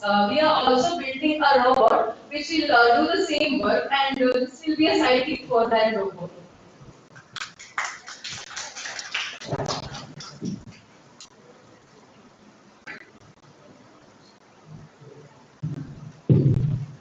By the way, where should you test this potato early blight? Potato early blight. Yeah. You are detected Yeah. using your test. Where was the experiment done? And we haven't gone through the fields and all. We have collected the images from internet itself.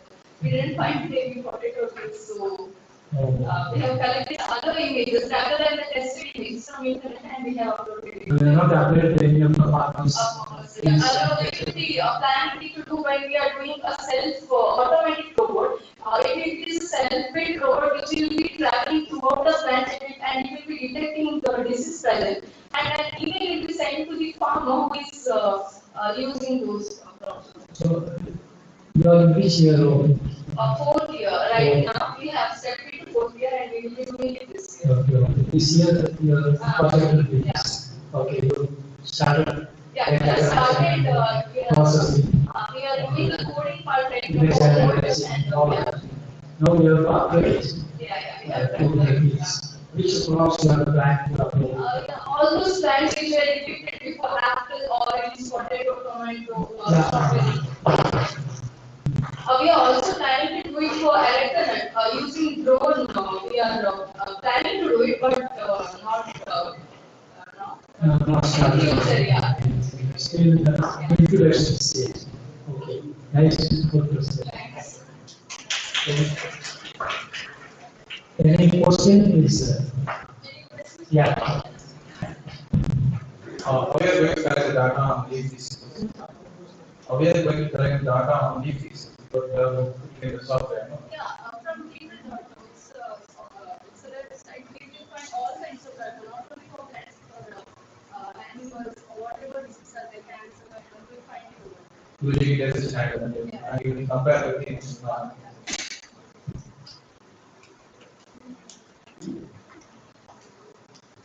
We'll take a short break.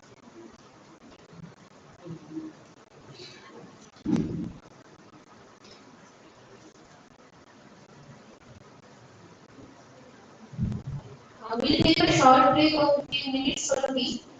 Tea has really very important. Thank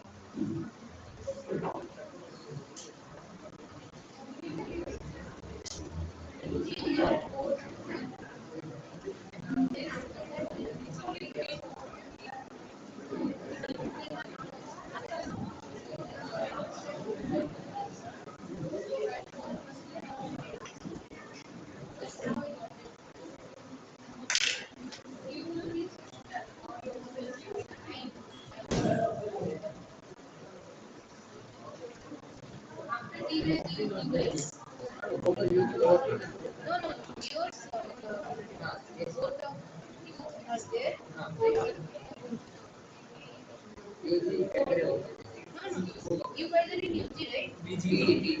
तुम्हारा तो UG category में डाला है?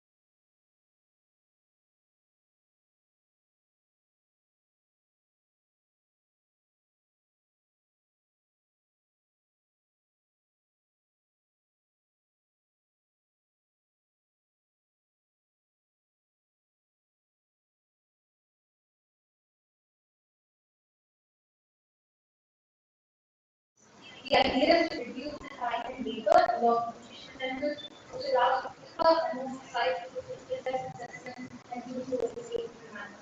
We are motivated by the fact that current guidelines for taking health assessment measures often rely on manual measurement that can be quite time-consuming and resource intensive. This limits the ability for us to conduct large-scale assessment. So our research led to insights on the importance of plant traits such as the clean indicators of ecosystem processes, including carbon sequestration, nutrient cycling, and water use efficiency. With ecosystems being increasingly vulnerable around the world, especially to anthropogenic stressors, as well as factors such as climate change and habitat destruction, this impressive team is capable of automated models to monitor these environments. So we aim to add value to the current biodiversity conservation efforts by demonstrating how AI can integrate seamlessly into the data collection pipeline. Also present a prototype app which makes it easier for researchers, even from non-technical backgrounds, to collect, analyze, and process this data. So upon reviewing the existing measures as well as the available data sets, we decided to build our work based on the RNG 2024 data set, which is a well-curated selection of annotated images of various plant parts, including factors such as their nitrogen content, number key primary traits, in fact 6 key primary plant traits, including wood density, specific area, and phosphorus content, so macro density and nuclear sum. And each of these traits is crucial when it comes to understanding the ecosystem health. So, for example, if you consider something such as the nitrogen content, it's closely tied to photosynthetic efficiency, whereas wood density can inform the carbon storage potential. Specifically, the area on the other hand helps test how plants balance water use efficiency and light capture. So these traits collectively provide valuable insights into ecosystem processes, including nutrient cycling and carbon sequestration. Now, the beauty of the data set, it also contains other factors such as climate data and soil data, which we hope to expand our work eventually to include, such that we will not only automate scalable and fast processing models, but also customizable ones. And this is very important, which is what we realized when we looked at the existing efforts towards such work. So recent advancements in machine learning have led to improved prediction accuracy for plant traits, and a variety of different techniques are used for this, including convolutional networks, events, and high-end predictive networks. But there are still many challenges, which is what makes this data set and this project so important to us. Data quality and the ability of models to generalize across diverse ecosystems remains largely challenging, primarily concerns regarding generalizability, explainability, as well as the ability of the existing work when it comes to incorporating these customizable aspects such as the basic soil data, planet parameters, anthropogenic stressors, and so on and so forth.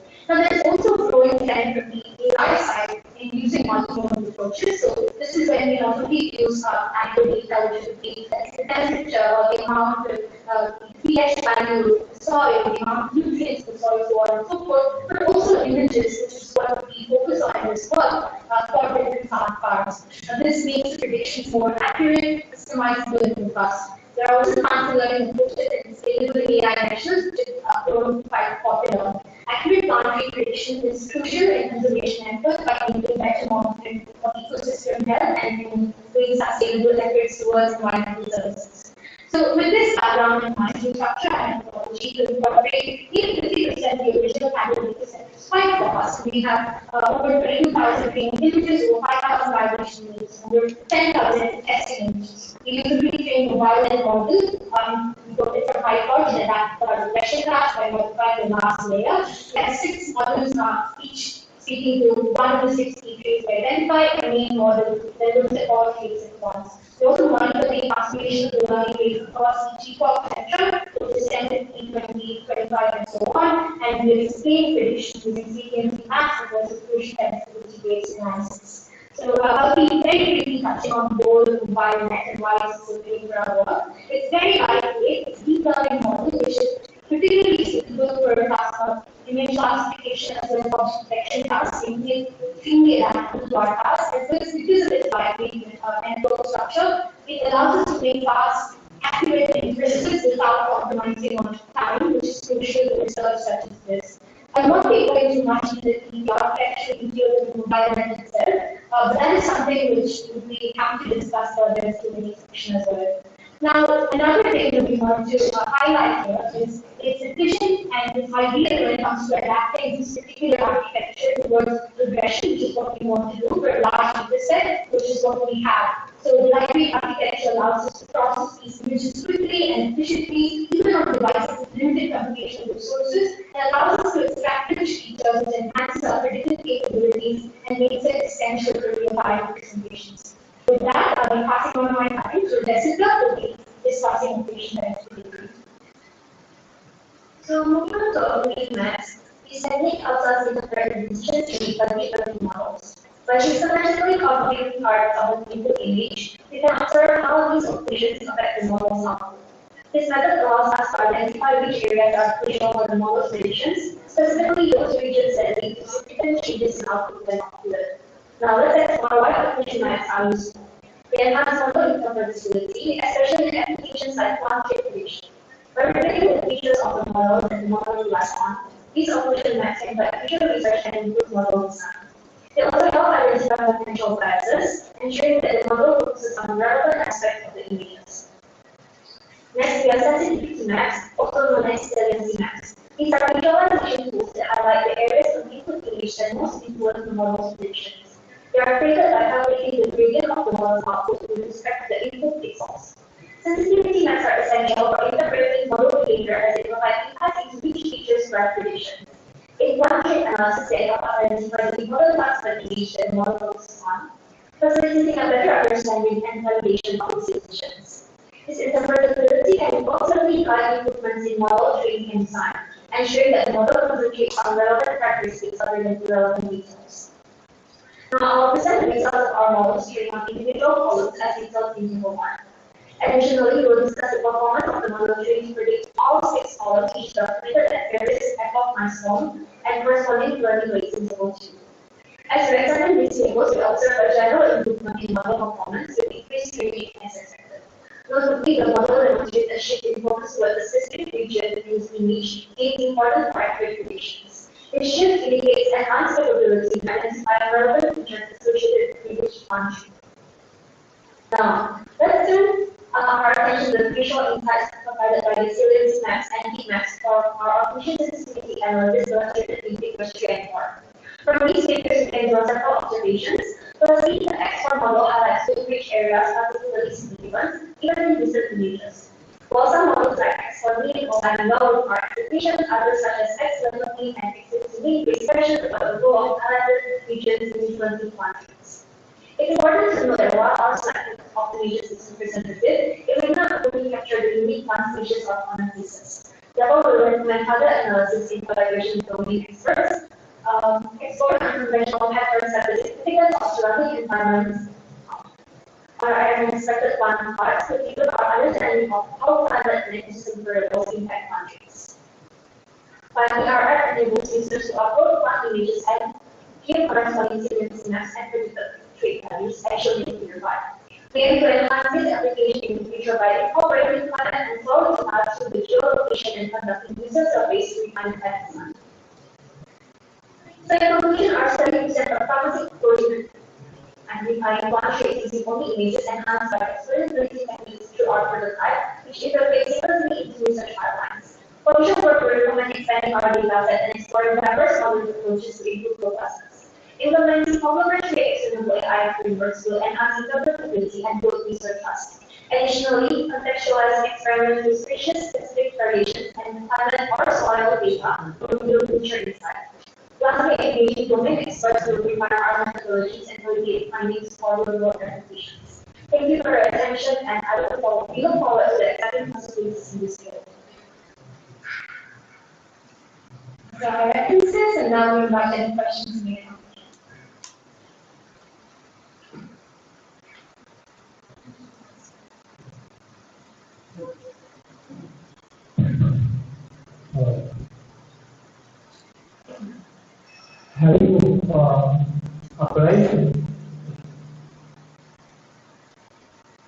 Have you applied your model to any of the Indian situation on vegetation or just in the developing next? you a question. So if I read it differently, it's a category of apply the important in the life situation as well as any look at the real world like this. I hope I captured that. So, yeah, we have a lot of good images. So, why don't we try it out with the plants? We have to systematically measure the efficiency with water when it comes to, let's say, for the plants around us right now, with the original very generalized plant taking. This is something that we hope to do have in mind once our prototype is scaled to tackle more data clearing. I hope I have answered the question. Okay, all the best and nice presentation. Keep it up and try to apply for some of the samples of categories, maybe the restaurant ones for your future. Sorry, Mr. I think there's a bit of an echo, not being but I only suggest that please apply some your knowledge to practical interpretation of some of the vegetation here, maybe in the Western Ghats or anywhere in the South India, like that, and come with some good research, what you get application of your model in the local situations. Anywhere, case study. Yeah, a case study. You may keep some case study later, not, of course, you are in the developmental stage. That well. Please, then find that go ahead and please wish all the success. Thank you. We also we really hope that the first step and the other members because we do bring a lot of value to the technologies that can expert guide from the ecology side. So that would be our call to action engagement. To bring the lead experts and technicians together to make projects such as this and delivery will certainly in the good context of so much.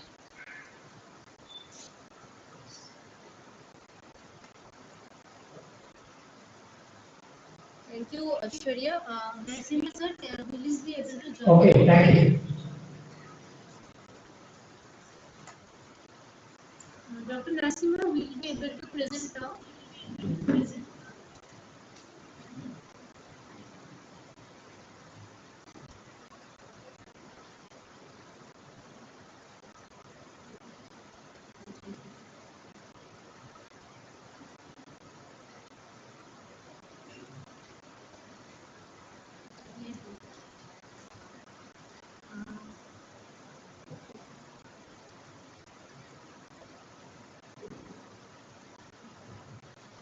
Sir, we'll move on to the next session.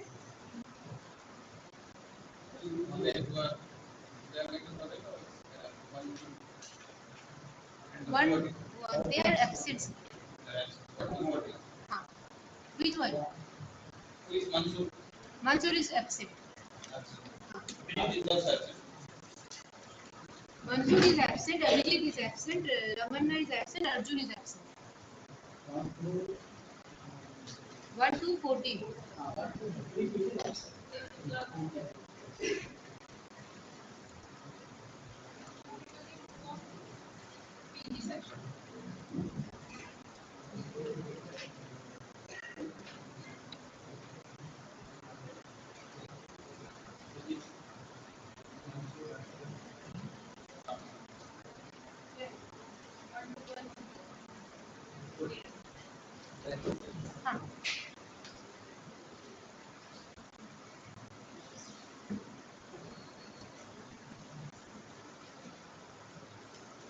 This is Ganesh.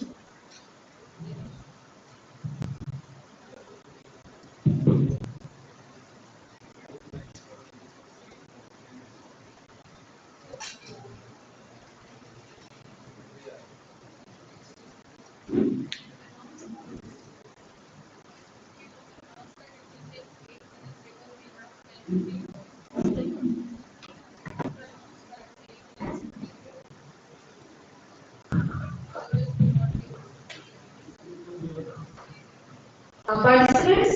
your presentation time is 8 minutes. 2 minutes is for discussion and question answer with the judges. Please maintain the time. Thank you.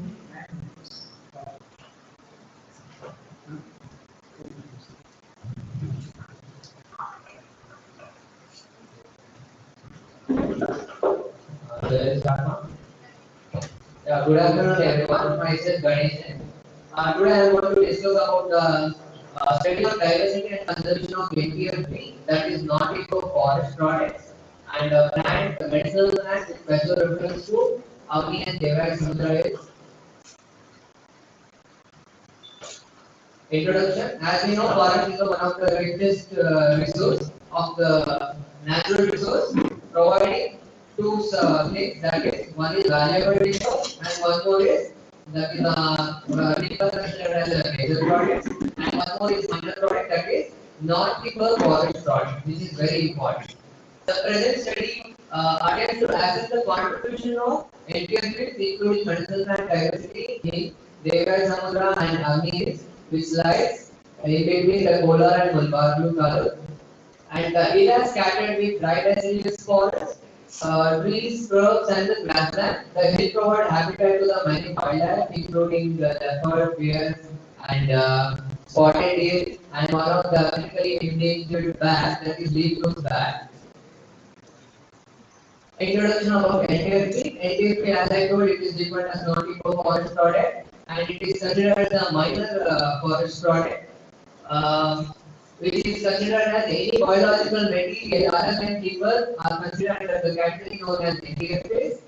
And NTFPs maybe it may be a dye, aromatic plant, resin, gums, and any medicinal plant, and any other bark and other product. In case this is about in plant category, in case of animal, we have a major product that is honey. As you know, honey is very important, and it is most highly economic product.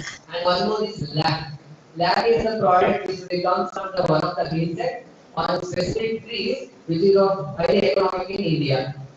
And major in India, over 50 million people are dependent on NTFP. Major of them are the tribal people and the rural people. In rural, especially women are dependent on the NTFP. My current objective is to document the overall touristic diversity and again to analyze the medicinal plant diversity in the specific region, that is of Ami and Devai Samudra, and to understand the local knowledge in that region.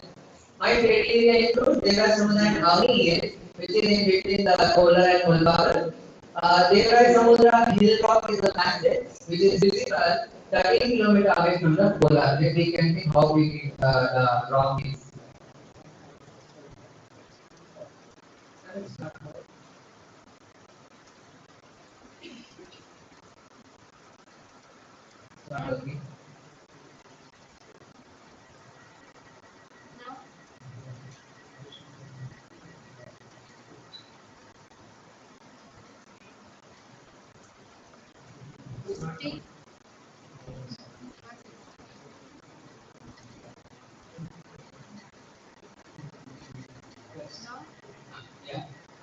Okay, my study area in both, that is Amni Beta vegetation, which is there is a belief that the Valmiki Ashrama lies in this region in the Kolar district, and that is one of the Amni Beta, and one more is Devai Samudra. Those marks indicate wherever we have accessed the quadrants and the plot. Okay, coming to the that is Amni Beta, the hill region is composed of dry deciduous forest. Some of the important dry deciduous plants which include Butea monosperma, which is also called as flame of the forest. It is very important plant. Azadiracta indica and Rudelian, Rudelant, etc. Fibrous Sesamosa, Fibrous Nicoria is highly important, ecologically important tree. And Terminalia Pelarica is one of the medicinal plants. It's not working again. Yeah. One more is Thorny scrub forests. Scrub forests are usually found in a mountain region. As we know, there is a very little amount of soil. Even the trees will be very less. So it is not. This area is dominated by the scrub forest. Some of the species include Acacia leucophila, Diospyros, Montana, Santana, Album, Zilupus, etc. And this area is also mixed with some of the grassland. As we know, the mountain forest is always filled with the grassland, and it is very important. To my study, we have used some of the methodologies, that is opportunistic survey and quadrant method for ambitious plant vegetation.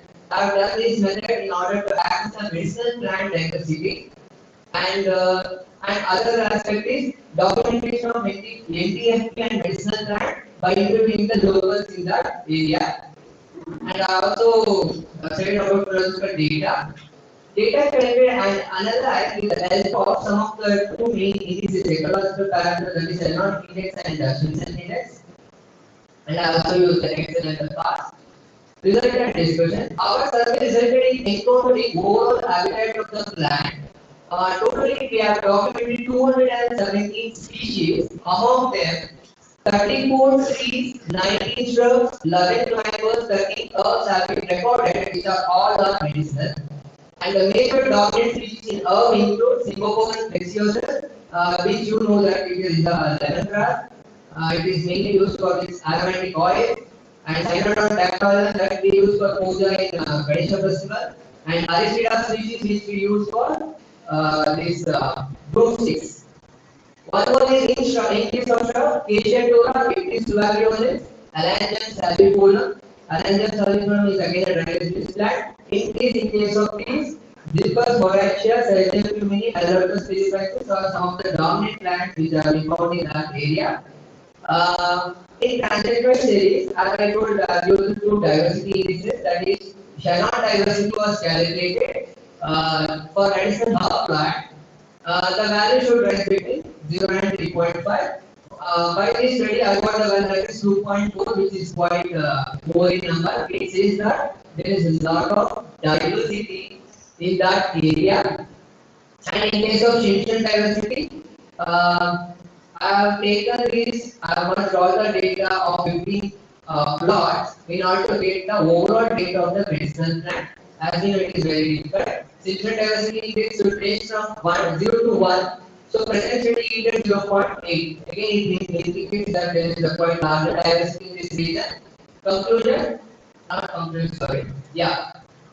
This classification we have made according to its usage in the area and by referring to the secondary literature. That is, in case of NTFP seed oil means you can see Jacobra, Tutka, and Pongamium Pinata residence companies. Residence companies is already we will use it for like in case of coke. In case of Jacobra and Pongamium are most important plants in case of biodiesel.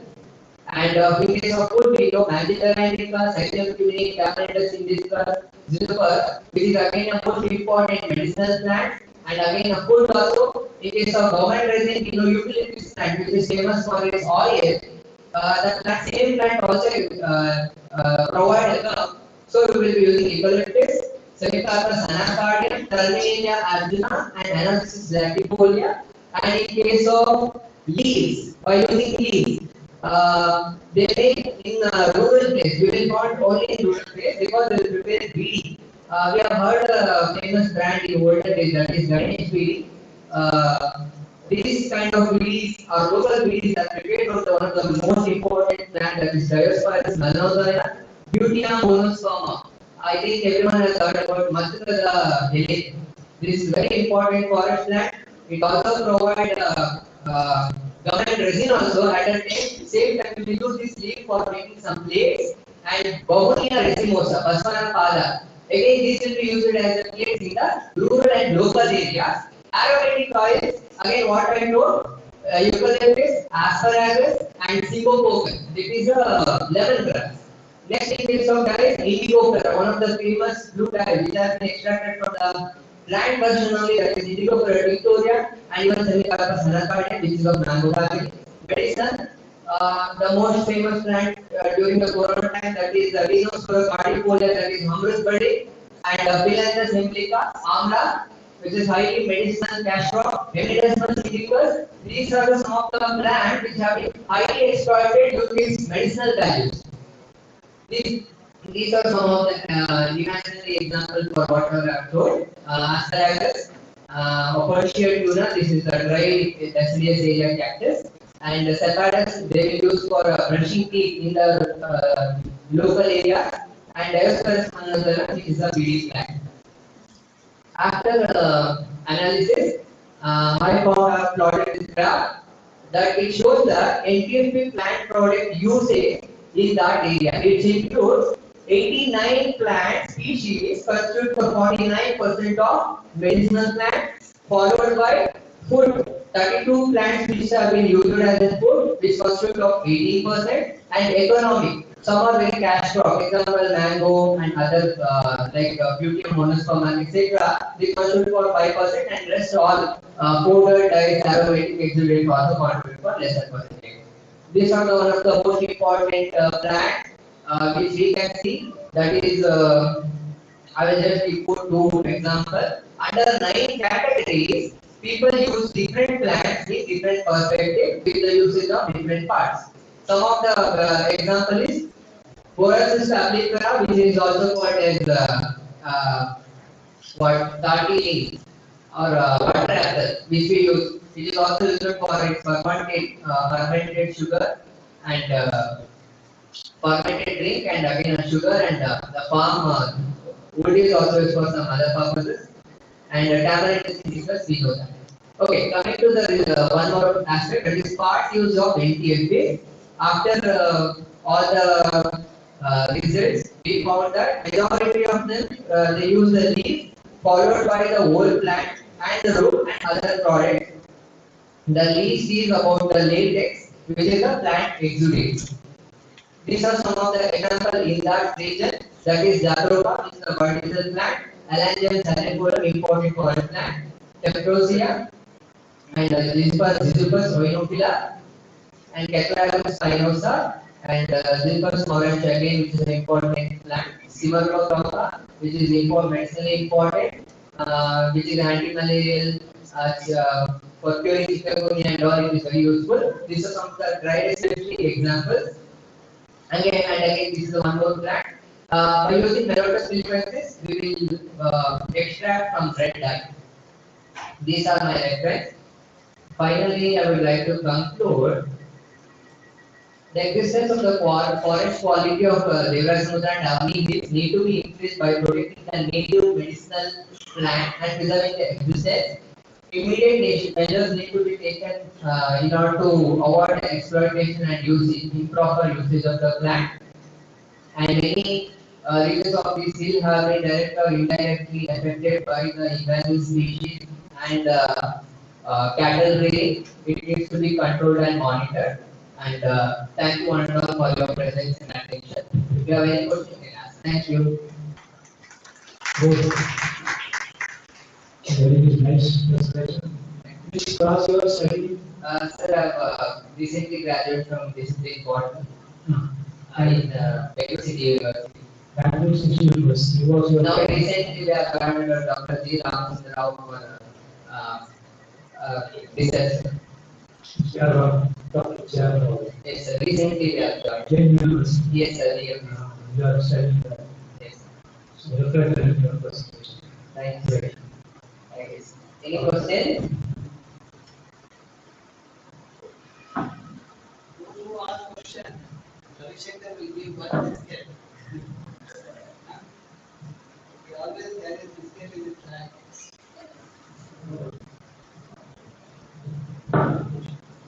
Okay, thank you everyone.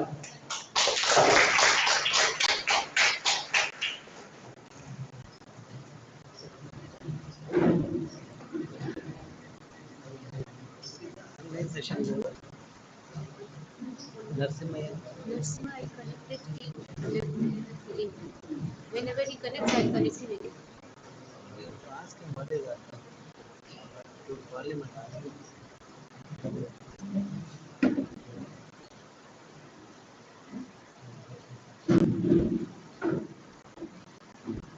Good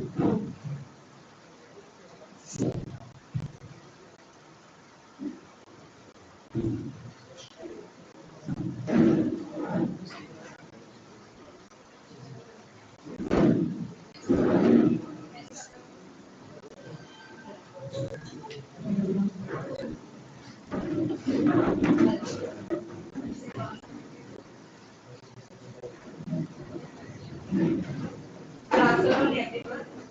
I'm Bindu, is Gagan.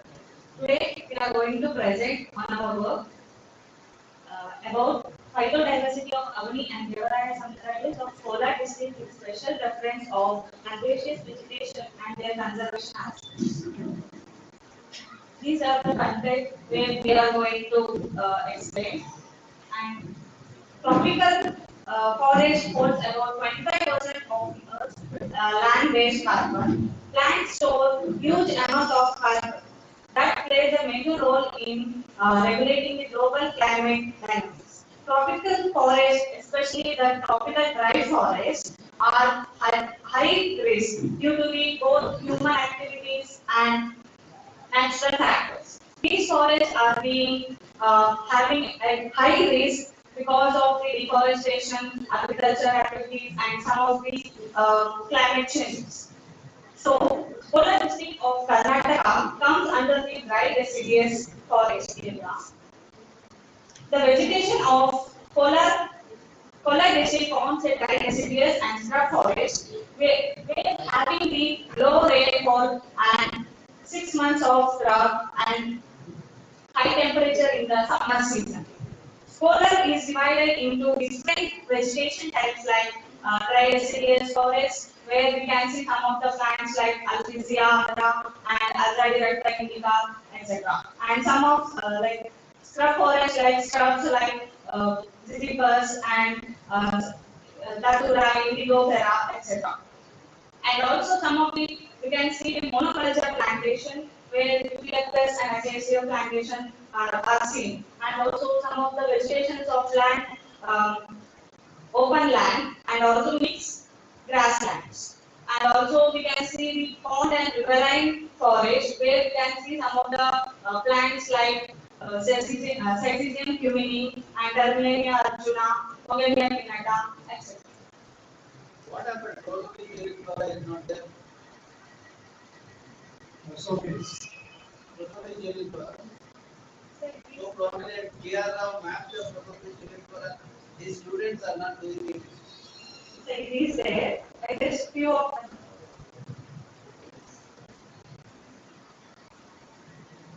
So here comes the objectives of our study, wherein we had prepared the checklist of the study area along the floristic diversity, where we use diversity indices for the herbaceous vegetation, and we look through the conservation aspect and the current status of the forest also, along with the documentation of endemic species. So the study area is as such. The Kolar district lies near the Bangalore rural district and Chikbalapur district in accordance with Karnataka. So and again Andhra Pradesh and Tamil Nadu is with neighboring states. So the major source of employment lies for the localized lies the floriculture, dairy farming and sericulture. So the district is very high watershed and it composes of river basin for rivers such as for seasonal rivers such as Palar River and the Pinakini rivers. And the Kolar has a large network of lakes scattered throughout the district, wherein this is because of the presence of mountain regions in the district. So this is the study area wherein we have marked the point here. We have conducted the vegetation study in both Avani and Devaraya Delta of Kolar district. The study area composes of hills which are of large granitic hills. That is composes of scrub vegetation and dry residues in the protected areas. And along the slopes we find grasslands also. Wherein the study area comprises of wildlife, wherein the Hippocerators, that is the leaf node bass, is critically endangered in the region. It has its habitat in the caves of the Devaraya Samudra Delta. So the methodology which we carried out was the opportunity study, wherein the trees and shrubs were documented, and also the transact from there is a plot method. There is a quadrant was there of 1 meter, 1 by 1 meter quadrant for the analysis of herbaceous vegetation. So three of such transacts were laid and 5 herb plots of 1 by 1 meter for the analysis. So we used Simpson diversity and dominance, Shannon diversity and below evenness index for the analysis, and the Excel and PAR software for the statistical analysis. The result was as such. We found out 270 plant species with 86 herbs, 48 shrubs, and 17 trees with 65, 17 mangoes with 65 trees. Wherein the Fabaceae had the highest diversity in this category, with followed by Poaceae and Malvaceae, the families of plants. So in herbs, the Poaceae and Fabaceae had the highest diversity, wherein in shrubs it was the Fabaceae and the Malvaceae, wherein the shrubs such as Petrosia and the white jasmine, the jasminum, along with Alangium were prominent. So among these, Fabaceae had the highest numbers, wherein Ziziphus and Ficus victoria and several such plants were seen.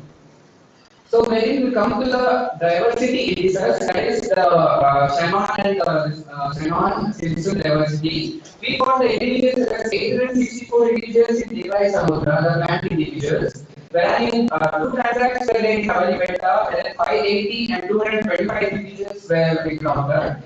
The transact-wise Shannon diversity, which usually ranges from 0 to 3.5, we got the value in Kavali Hill as the highest, that is 2.7, wherein the second highest was in Devai Samudra, that is 2.4.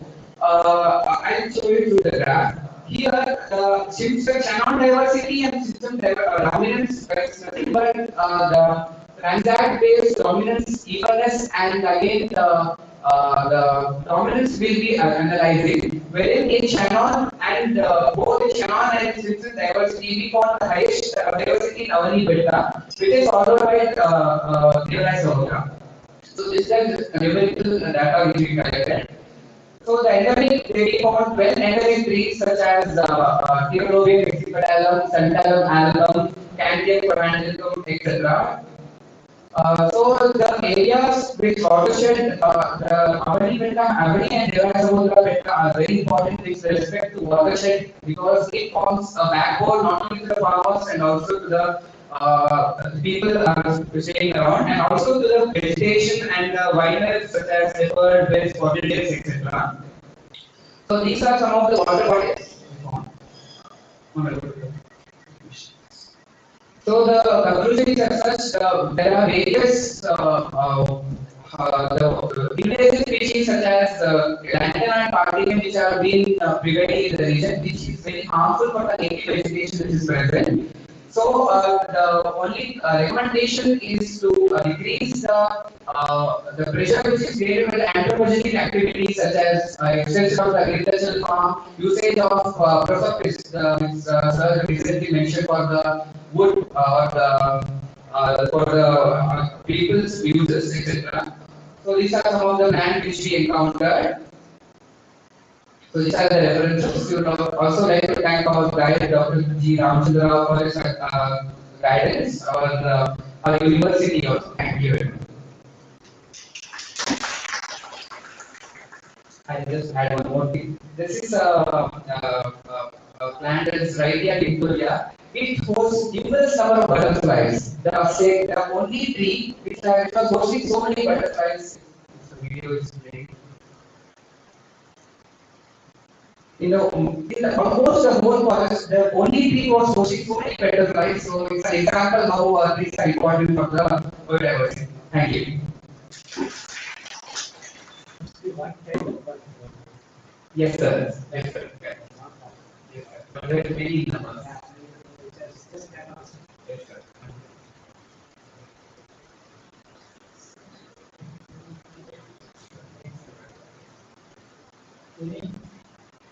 Any questions?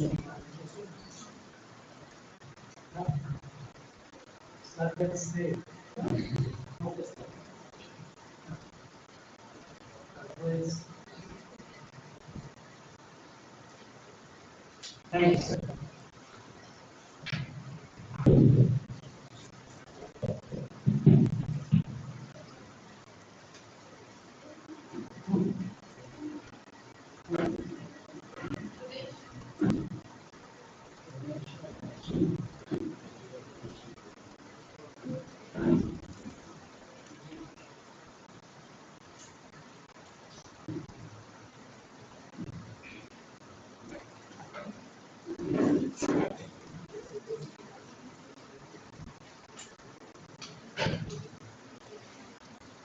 Good afternoon, bench.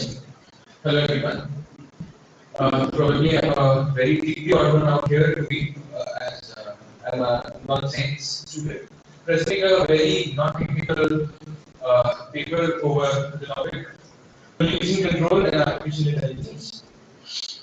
So the paper speaks more about the integration of pollution, integration of artificial intelligence into the pollution control, innovative applications in monitoring, predicting and mitigating pollution from the environment.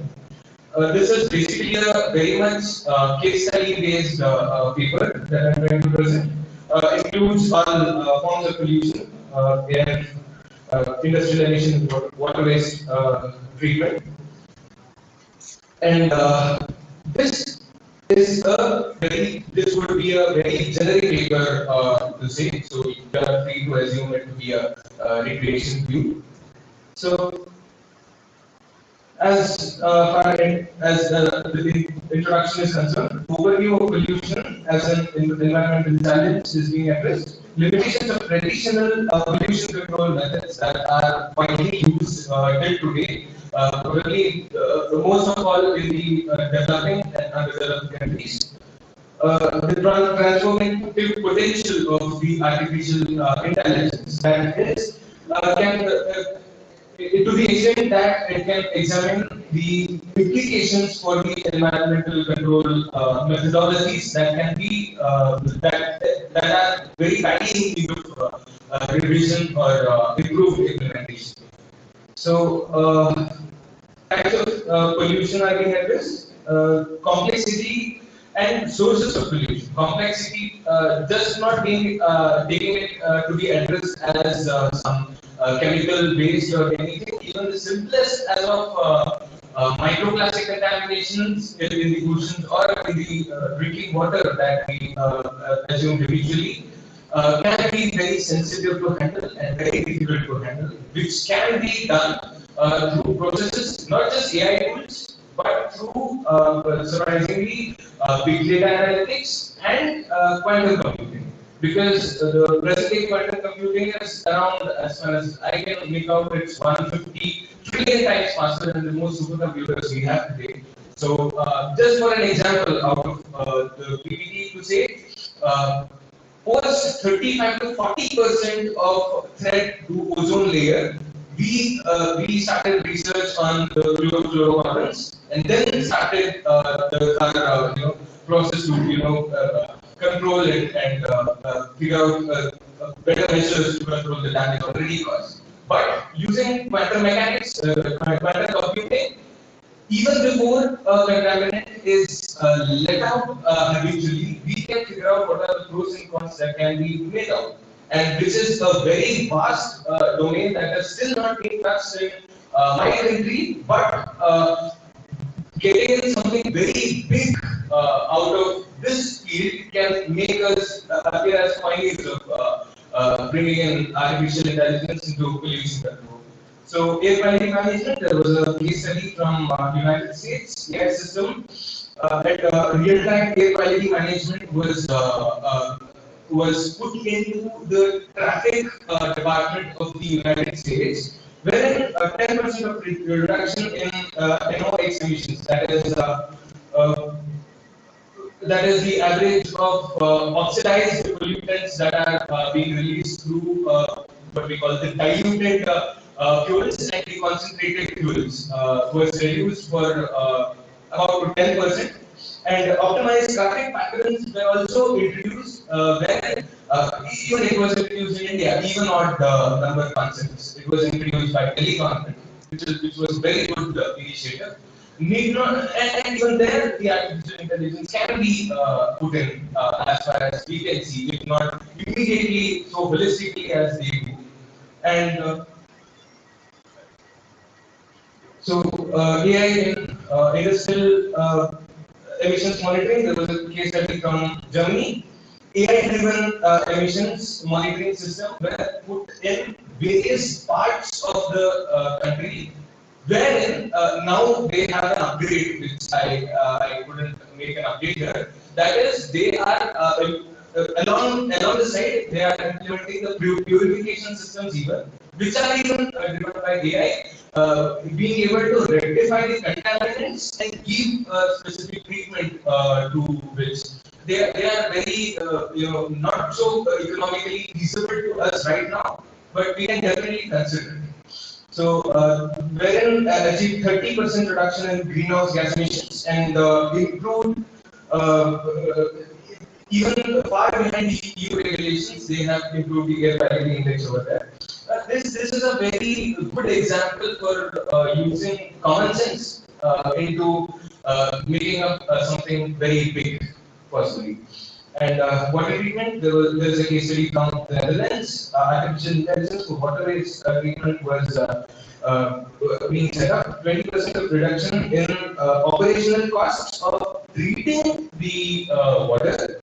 And to say specifically, it's mentioned in the paper that 60% more than the legal required limit was purified, and even they are still working on making it from 80 to 90%.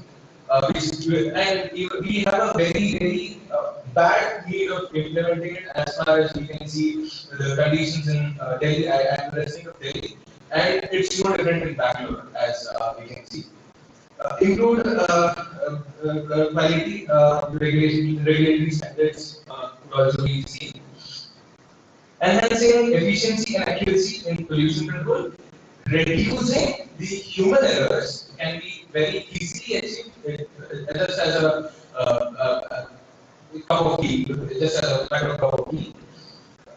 Supporting decision making and policy makers as speaking beyond the red tapeism aspects, a very specific data on the table would mandate anyone in the decision making position to make decisions accordingly, or else the accountability matters. So, next challenges the data quality, wherein human errors would be reduced as far as I said, system integration and ethical concerns. So, importance of continued research and development, wherein more methods can be explored one point, and inclusion of better techniques and technologies can also be thrown light upon. Need for investment in the artificial intelligence infrastructure, wherein we have many schemes which are focusing on R&D, and AI being a very efficient domain to get us more of a yield more when compared to research and development. And as a conclusion, I would like to say AI's potential to revolutionize pollution control as far as we can see, and call for ongoing research and investment. And there is and as a point to add, there is an acute need of exploiting the potential of this domain. And my dear friends, as the global trade says, let's try to make up things reducing the effects of the damages already done, and we can also explore over the things where we can mitigate and go on in a sustainable way further. Thank you. Thank you. This is a study based on AI and pollution. I just want to know, do you need to give the supporting data like the pollution data, what's pollution in a such city? So you have now when you go to any corner, the pollution in the city, whether it's correct or the marks or the whatever is it's given. So, do you think AI needs the data that is being already generated, or does it generate its own data from creating? Data, there is no AI in the world that generates data. Every artificial intelligence would be fed on the data, on the analysis. So that data should be very clear. Now the design of the data should be very clear for a great information from the AI. And the better point is, as you said, madam, any random person, I'm not saying yet, any random person who knows the definition of artificial intelligence is asked the question that does AI has a role to play in pollution control? Definitely the answer would be yes. But the point is, how efficiently can it analyze data and collect data? All the generative AIs are very good at framing questions, demanding people psychologically to give an appropriate answer. Yes. The question should be the appropriate question. So like, Yes. But luckily, every other person with some good knowledge here is a prompt engineer and can have an efficient question to the artificial intelligence. Thank you very much.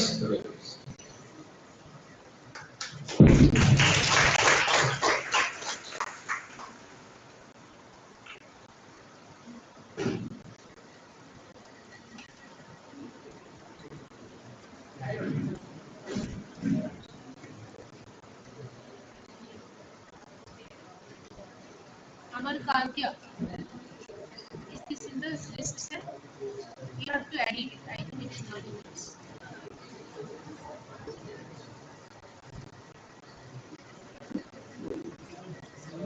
After this certificate distribution, then lunch.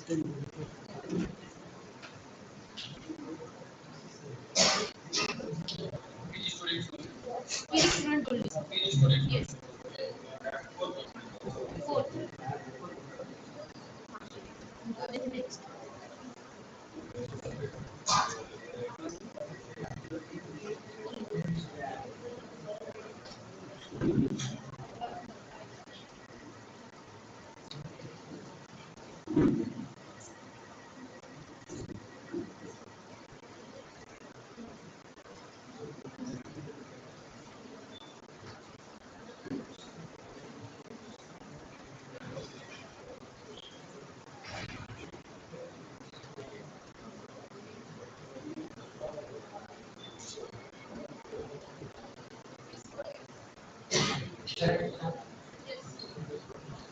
Good afternoon, and all, honorable judges and all my dear friends.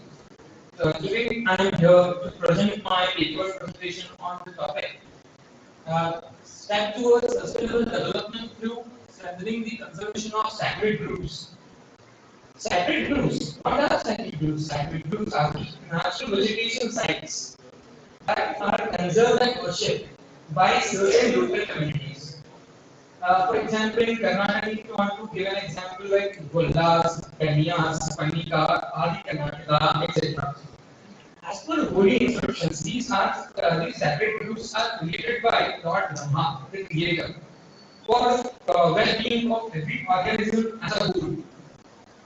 Let's remember him to the high in a Vedic picture. Om Vaidyanatha Vidmani Hiranya Garbhaya Dhimahi Tanno Brahma Prachodaya. These sacred groups have served as a refuge for flora and fauna for generations and now. These have been promoting sustainable environment through biodiversity conservation, water conservation, and soil conservation, and whatnot. These groups reflect the indigenous knowledge and cultural practices and traditions of India. Now, let's look at its significance. The significance of sacred groups. Important for biodiversity, and most of them have medicinal traits. For example, if you can make tulsi, it has an antimicrobial, it is antimicrobial in nature, and next is as condition says that under the body, which has a multi-disorder curing capacity, and ashwagandha we can say it cools the brain. This totally this unique ecosystem that prevent the habitat loss. the scope of these services not only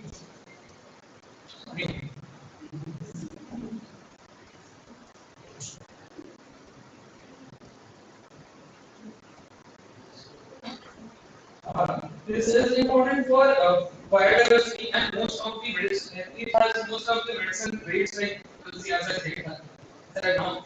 And the scope of these services is not only limited to local communities, rather it ensures the health of wider environment.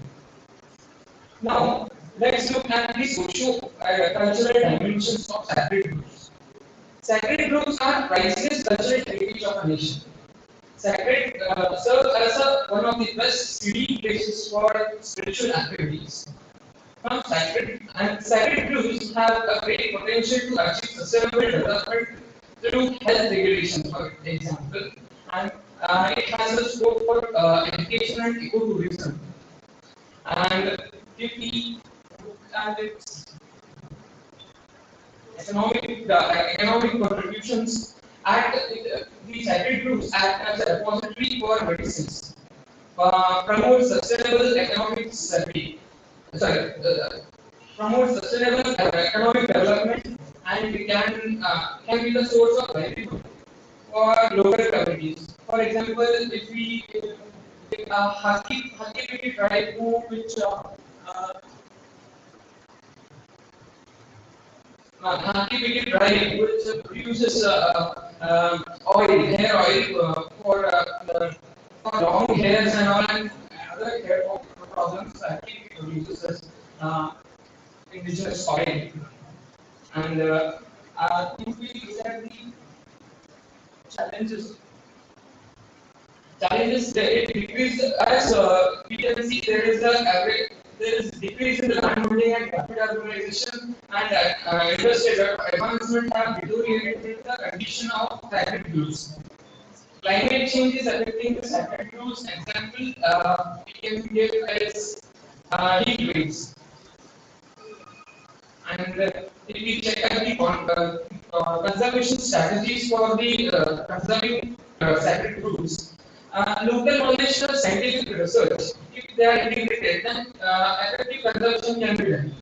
And support of NGOs, active involvement and involvement of local communities can enhance the sacred groves that will result in sustainable development.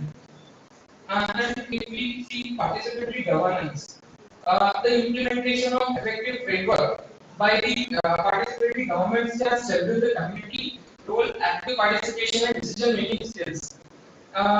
If we look at policy implications, if it recognizes the sacred groves in policy framework and ensure that protection equitable. And government should consider them as a unique ecological sites and provide them more attention so that it can be conserved more efficiently.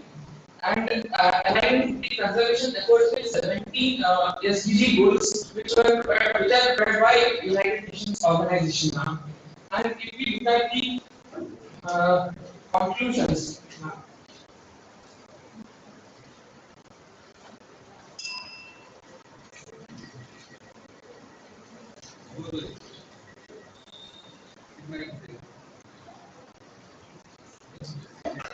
Conclusion: sacred groves are kept in a defined stature by local communities, and their traditions, culture are embedded with sacred groves. By using participatory approach that emphasizes the local knowledge and scientific approach, we can develop effective strategies to enhance the sacred groves conservation. And finally, the study demonstrates the potential of sacred groves as an essential component of transition. And sacred groves are like dessert, what we eat. By combination, it is created by the combination of local communities and their tradition and culture for the assistance of our survival. Don't try to make like a desert in Rajasthan. Thank you. Questions? It's with non-scientific general topic because pursuing my master in arts in history and archaeology, and I aspired to participate as a just participant, and I thought I should present and I tried because as much as I can. You have done this is very good. Okay. Okay. I wish you also visit some sacred grove and related documentation and see the community perceptions of that, whether they are still willing to maintain groves or they want to change center groves to the backyard and have artificial structures. Why the sacred groves are vanishing from our landscape. So these you have to study because you are more at rocks and stones and inscriptions and remains and the coins and all that archaeology and numismatics and such kind of things. But you also see there are the remains of central modes. They also need to be included in the archaeology. Archaeology study of the past, but only rocks and streets and buildings and those kind of things, channels and like that. This has not been a matter of concern in the archaeology. So you have to open a new path in study of the sacred groves also as archaeological remnants of the past. So, thank you, sir. You need to visit the sacred groves and complete some study in future. Okay. So after we go and all that is correct. What you say is correct. We have seen that the routes, but the documentation is required so that the actual knowledge is passed on. Yes, sir. Thank you. Thank you, ma'am.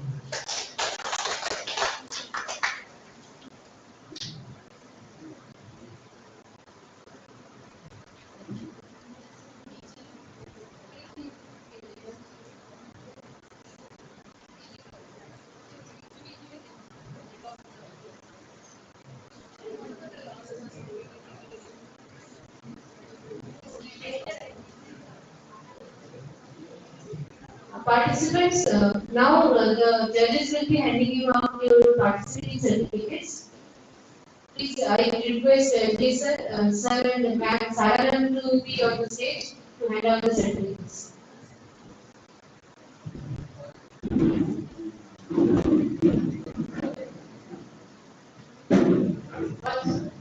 One volunteer, please.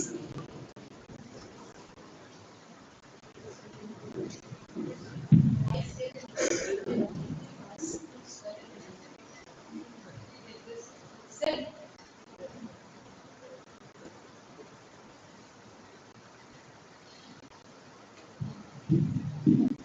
Zareen Rahman Karim.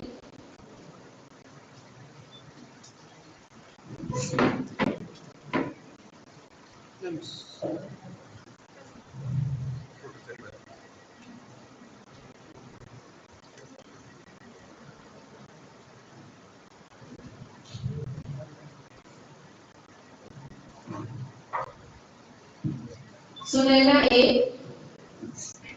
and team.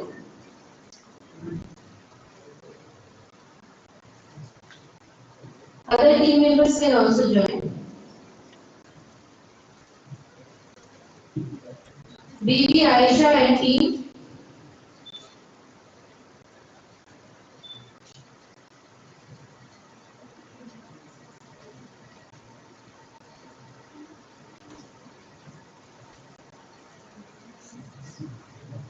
Akshay Kumar H and team.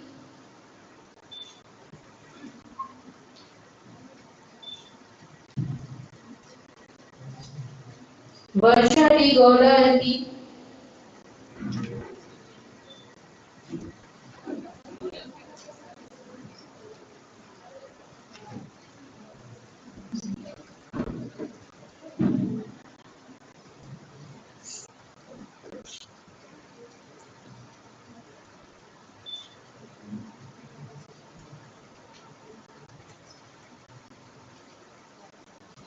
Varshini Shetty and team.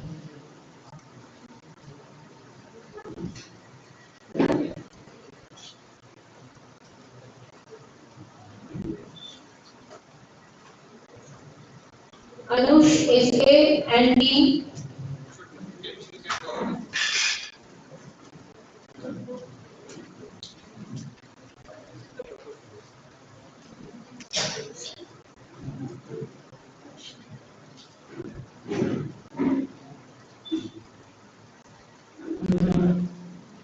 Vishal and team.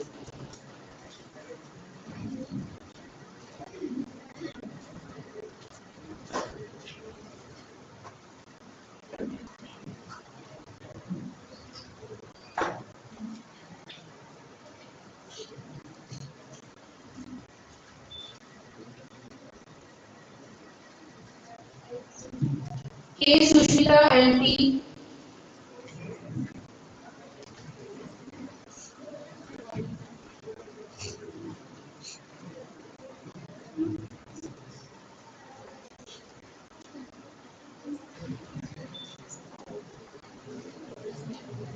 Prapti and team.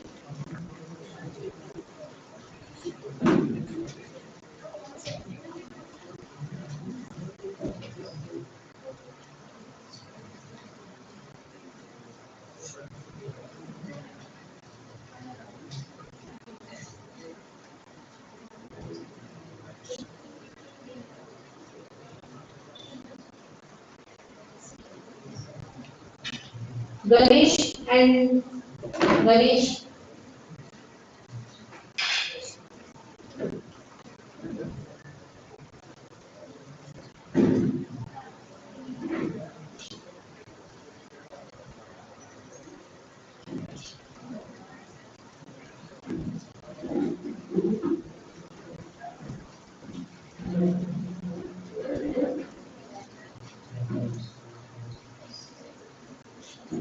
Gagan, Bindu,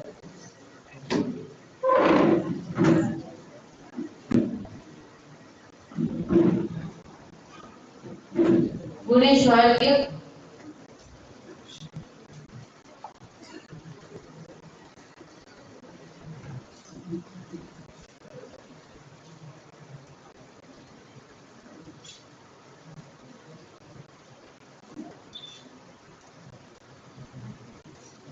the person who gave presentation in the end, I request him to collect his presentation certificate after lunch. It is on the way. Thank you.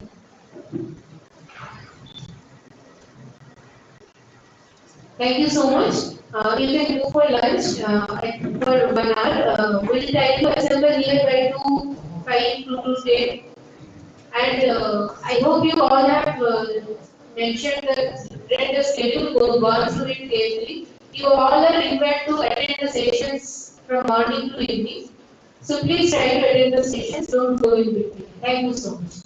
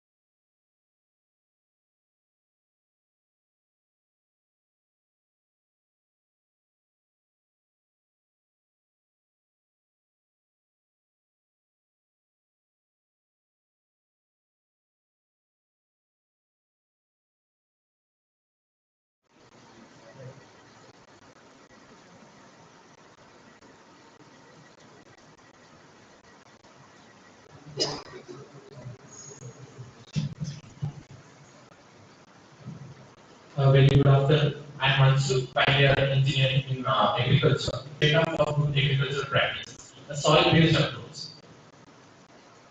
So the aim is to leverage technologies for sustainable agriculture and better environment.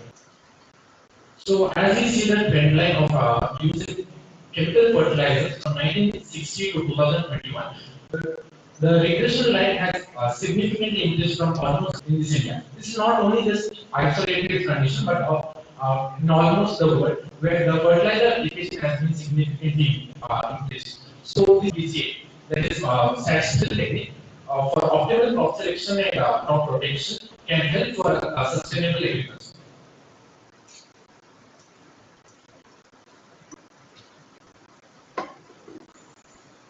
Sorry. There is this site, but it's here to place the site. Methodology flowchart. It starts with the data collection from soil health chart and with pre-processing with Python and data analysis with ArcGIS Pro. Once the data analysis was done, we understood that Municipal Direct has a good amount of data points in Hassan district. So we went ahead to the final map and also conducted with PC analysis by normalizing the data and arrived to the final soil profile clusters. So coming to the core of the study, results and discussions. This is the macronutrients NPK. I observed that the nutrients were very highly distributed, more than the optimal range. The optimal range was 280 to 560 kg per hectare. Optimal range was 10 to 25, but started from 30 kg per hectare. And same thing with potassium. All the macronutrients was highly distributed with a great variation in their distribution. And the pH range from slightly acidic to neutral, major nutrient and also a secondary minor nutrient, range from 12 to 24 kg.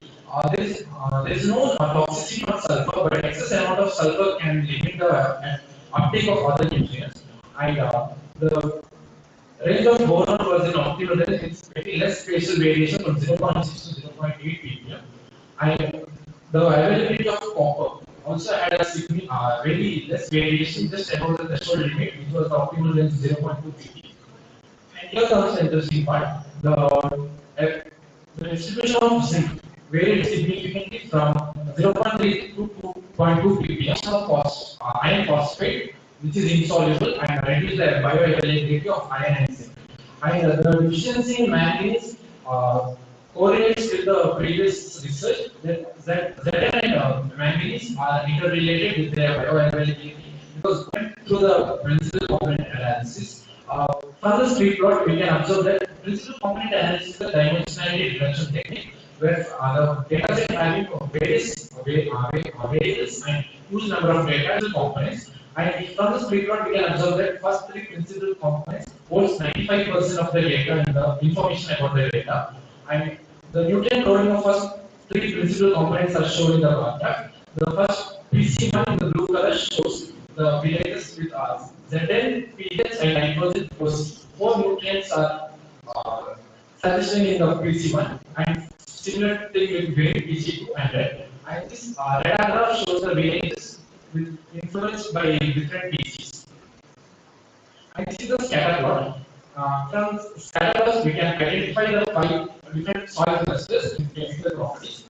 So here we can observe single villages in cluster 5 have a completely different soil profile and stands out as the outlier.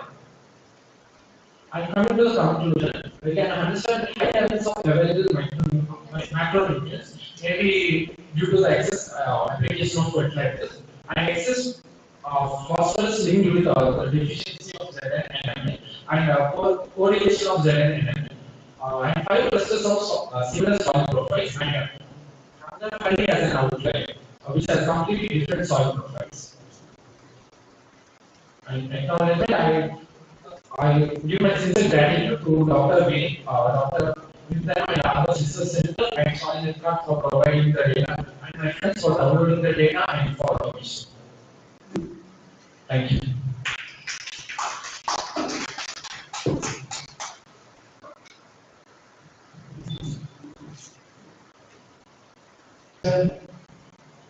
Part of your study area, this is a hierarchical the altitude was around 800 meters.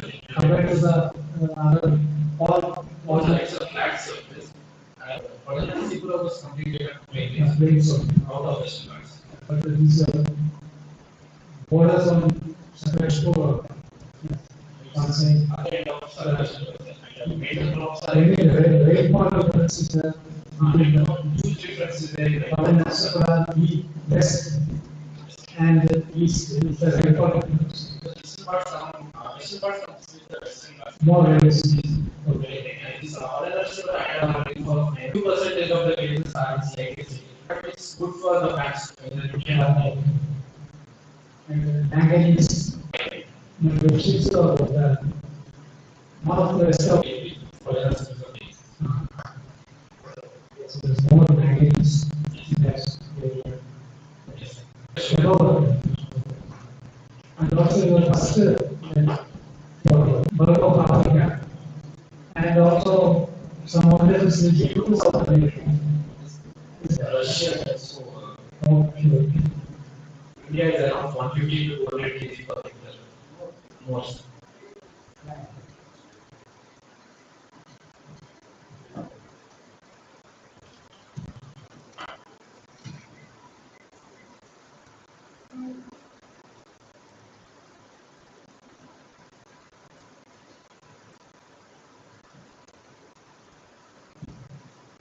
Hello, am I audible? Good afternoon, everyone. Good afternoon, judges. Today I will be presenting a part of my PhD thesis where my supervisor and I are exploring the applicability of using aquatic macrotypes in water quality monitoring for urban lakes. So, starting off with, given the millennium goals have been declared, that has provided a global accelerating push towards more active involvement for lake management. Specific activities there is which reviews plans for restoration and rejuvenation of lakes. What has come out from the initial plans that have been submitted for review to this agency is that only 10% of the plans which come in related to lake restoration activities specifically focus on conservation measures and have clear water quality goals for lake health and lake management. So overall, the issue with lake restoration and lake management is their goals are not. So coming to Bengaluru, a city of lakes. So there are the three major valleys, and these are some general statistics of the city area. That is, CCP is monitoring the water quality of these lakes, and you can go to the KFCC where these become relevant when you want to understand the impact of restoration or what are the plans for restoration in these lakes. Also, there are certain lakes within the city which have similar names. So, and there are no 3 details of these reports. So again, we do not because we don't know what their conditions are. So eventually, they would just be followed up by development. So one of the hurdles which are coming in terms of monitoring water quality is that it is resource and time intensive in that you need sensors, probes, you need finances to go out, collect the samples, then either analyze it yourself. So something that is easy to deploy and easy to collect data with, and it can be reliably repeated across various locations at a day and across multiple days. Even if the user or people who are implementing are changing. So one potential candidate is the aquatic macrophytes which already exist at this focusing on our aquatic macrophytes which are growing along the shoreline of these lakes. We are not currently focusing that much on the constructed wetlands which are found in certain lakes. We just want to see that the plants which are growing along the shoreline, the macrophytes, whether these what is the extent of response they have towards the lake water quality, and can the aquatic macrophytes found in these lakes serve as effective bioindicators? So, a quick overview of the study. So, 10 lakes were sampled in the period of February to June of 2022. Water samples and aquatic macrophyte surveys were conducted. This is an quick overview of some of the characteristics of the lake. I'm happy to discuss this further later. Then sorry. So coming to the methodology for the aquatic macrophyte assessment. So we identified multiple stretches along each lake. So here, for example, there is this lake, and we have these three broad sides where we can have 100-meter stretches along. So so then we identified three survey areas for conducting the macrophyte survey. So for each site, we would lay down a 100-meter stretch along the shoreline, and then at every 20-meter interval, we would put a 1 meter square quadrant, and then note down the percentage area and the number of species detected in each of these quadrants. So we would carry this out at multiple points along each stretch, and then carry out multiple stretches for the different lakes. Similarly, we also collected water quality samples at the outlet. These are all the parameters and the protocols that we use for collecting the water quality data. Then this is the overall composition of samples collected both for macrophyte survey and for water sampling, and these are some of the plants that macrophytes that were observed. Coming to the result, 13 macrophyte species were 13 plant species were identified. Out of them, most of them were emergent or amphibious aquatic macrophytes. This is a summary of the water quality data that was collected. And then coming to the macrophyte species analysis. So we wanted to quantify the presence of the different macrophytes for each lake. So what we did is that we calculated first the average area that is occupied during the quadrant survey, and found that we also derived frequency, and then finally we calculated the relative abundance of the species that were in the lake. And this is the distribution of those 13 species across all the 10 lakes. Coming to the main part of the research, it is trying to see whether the relative abundance of the aquatic macrophytes had any influence, are being influenced by the water quality at these lakes. So we did find 5 macrophyte species which showed a significant correlation to these 4 water quality parameters. And then we just quickly carried out simple linear regression to see if there is significant or not. And I would request feedback on this because we are still exploring this data and how we could process this further. Overall, quickly the stating that aquatic macrophytes are being influenced to a certain degree by the lake water quality. However, this influence is not necessarily very strong, and we need to do further analysis. And given that this was one season data, we would like to incorporate subsequent season data. And I would like to acknowledge all of them, Margie for the PhD opportunity, BBMP for providing permission to conduct the work, PSF for the fund, and AT for guidance and technical support. My lab members and lab and Q. Thank you.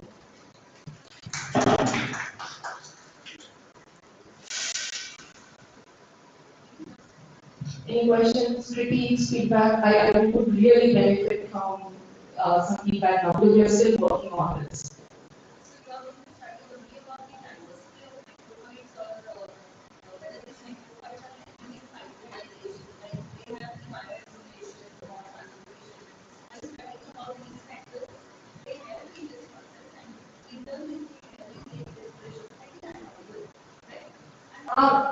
I can hear you, but I don't know if people on the internet can hear you. My question was that since you are studying the metrophytes, are you going to study about the heavy metals accumulation by these aquatic metrophytes? Because they accumulate the heavy metals and they are helping in the translocation also. In turn, they are helping restoration of the lakes. So, are you focusing about this particular parameter in your further studies? Currently, that is not a primary focus for us. I will incorporate literature review of the plant species and see what existing literature exists in terms of phytoremediation benefits from these plants.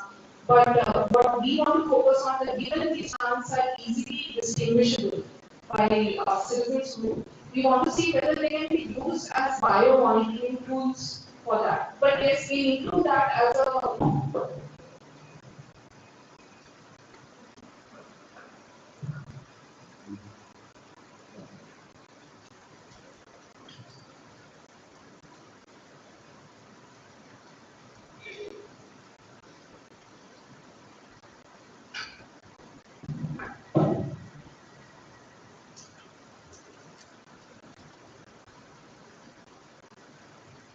this side buttons. From next, on next this one, it is this one. Right. Good afternoon, everyone. A3. From this image, we understood that the background lakes are in anamid state. See, here we can see the water body is completely deteriorated. It might be due to discharge of partially treated or completely treated wastewater into the lake. And the bring of these solids and plastic waste in the shorelines of this aquatic may cause enrichment of nutrients in this aquatic water body like nitrate and phosphate level increase. This may cause the phenomenon of eutrophication. It will result in reduced level of DO and can cause fish death and algal bloom, etc. So for this, urgent restoration activities are required like catchment management and inlet intervention. Constructive wetlands are one of artificial wetlands that help to treat wastewater by doing various processes in the natural wetlands. Based on the flow part, this constructed wetland can be divided into pre-water surface constructed wetland and subsurface flow constructed wetland. In pre-water flow, the wastewater is flowing above the substrate media, and in subsurface flow, water flow will be below the substrate media. Let me discuss more about the built-in mechanism in the constructed wetland. Here, the plants are decaying material like mineral or sand and associated microorganisms are the indispensable component of this constructed wetland. When wastewater gets discharged into this, the suspended particles will get set off. Then, the microorganisms associated with the aggregate materials and the plants will help to degrade these organic materials and the plants will uptake these nutrients. If we are discussing the plants, they have direct and indirect roles in the constructed wetland. It helps to regulate the microclimate, and the plants do help in filtering by reducing the velocity of the flow, and its release of carbon and oxygen by helping in nitrification and denitrification process. So my research question is how do monoculture and interculture plant species affect nutrient removal in the constructed wetland? For answering this question, we set up created in A3 itself. So here we have 16 reactors. This is made up of fiber reinforced plastics. The plants I selected here is Canna, Cypress, and Typha species. We have four configurations, respectively constructed wetland 1 for Canna, constructed wetland 2 for Cypress, constructed wetland 3 for Typha, and each the constructed wetland 4 for the polyculture system. Polyculture is nothing but it is a mixture of Canna, Typha, and Cypress. For each setup, we have two replicates and one control. Control is that without plants, only with the synthetic wastewater and substrate media. The plants we selected here with this criteria which have good removal efficiency and tolerance to the nutrient level. So this is the experimental flow chart. The study I conducted for the 6 months from 2021 July to 2021 November. So the study conducted in batch mode, like sequential batch reactor. So in my study, there are continuous 6 batches, 8 batches. So each batch consists of 10 days. So in each batch, every 4th, 3rd, 5th, 7th, 9th day, I collected the water sample and analyzed for the nutrients and pH dissolved oxygen. And after the 10th day, again it's replaced with the synthetic wastewater. The synthetic wastewater is made at the simple SPP treatment wastewater which contain nutrients. So the water analysis I planned for in each batch every 1st, 3rd, 5th, 7th and 8th. Plant analysis for plant uptake of total nitrogen and total phosphorus were done at the end of the study. This is showing the result and discussion part. From this plot flow, we understood that the mixed culture has shown high nutrient removal efficiency, following Canna and Cypress comparatively similar, and Typha is somewhat smaller, lesser compared to other monoculture species. And control here we can see its removal efficiency is very less. From this we can understand that plant has a prominent role in nutrient removal. So after the 6 months, I have uprooted the plants and this epograph biomass and radiograph biomass has taken and digested and estimated the total nitrogen and total phosphorus. So the nutrient uptake percentage was recounted more in the mixed culture compared to the monoculture. So the conclusion what we arrived is like there are the superior performance of mixed culture species over this monoculture. It's attributable that the diverse plant species they are more efficient in nutrient uptake. It might be due to that they promote diverse biomass. It can act as a habitat for this microorganism that will indirectly help in removing nutrients. So these results underscore the importance of plant diversity in the constructed plant. The recommendation what I want to suggest is use mixed culture over the monoculture in when we are designing constructed plants. And my further study will be forward to the now I have focused on the plant type. Next is on plant density, harvesting time, harvesting frequency, how they can help in improving the nutrient removal efficiency in the constructed plant. So these results will help to scale up this the intervention for lake restoration activity. So encourage policymakers and my acknowledgements to AG and my supervisor Dr. TVRAMACHANDRA and lab members and lab mates.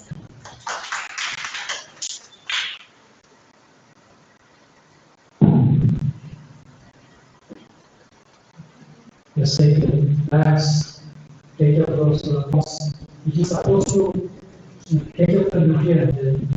The root system is very deep going. It's just emerging technology and whatever you chance or plan to do it also. Definitely. Yes, I thought about that. But the picture what I from this enhanced center site was showing that's why I chosen and these are aesthetically ugly. So as you told it that when I can consider it for my future. Aesthetically for restoration Yes. programs. So if the natural to can try it also. Yes, thank you. Yeah, like it's talking residents use the plant developments. Sure, thanks. Can I have any suggestions for methodology so I can include in my future studies?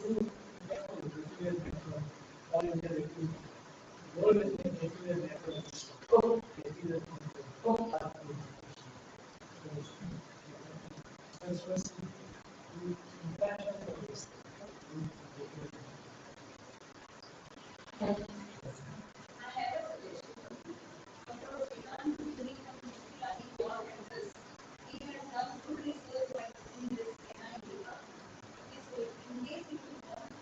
Information you can consult me because his research has been funded by Bill and Melinda Gates Foundation.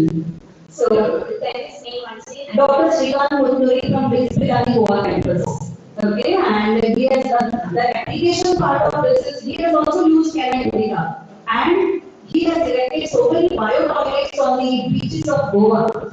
And the same wastewater is recycled and it can be used for flushing. So that's the application part of it. You can consult him in case if you wish to. You will get all his contact details on. Sure. Thank you.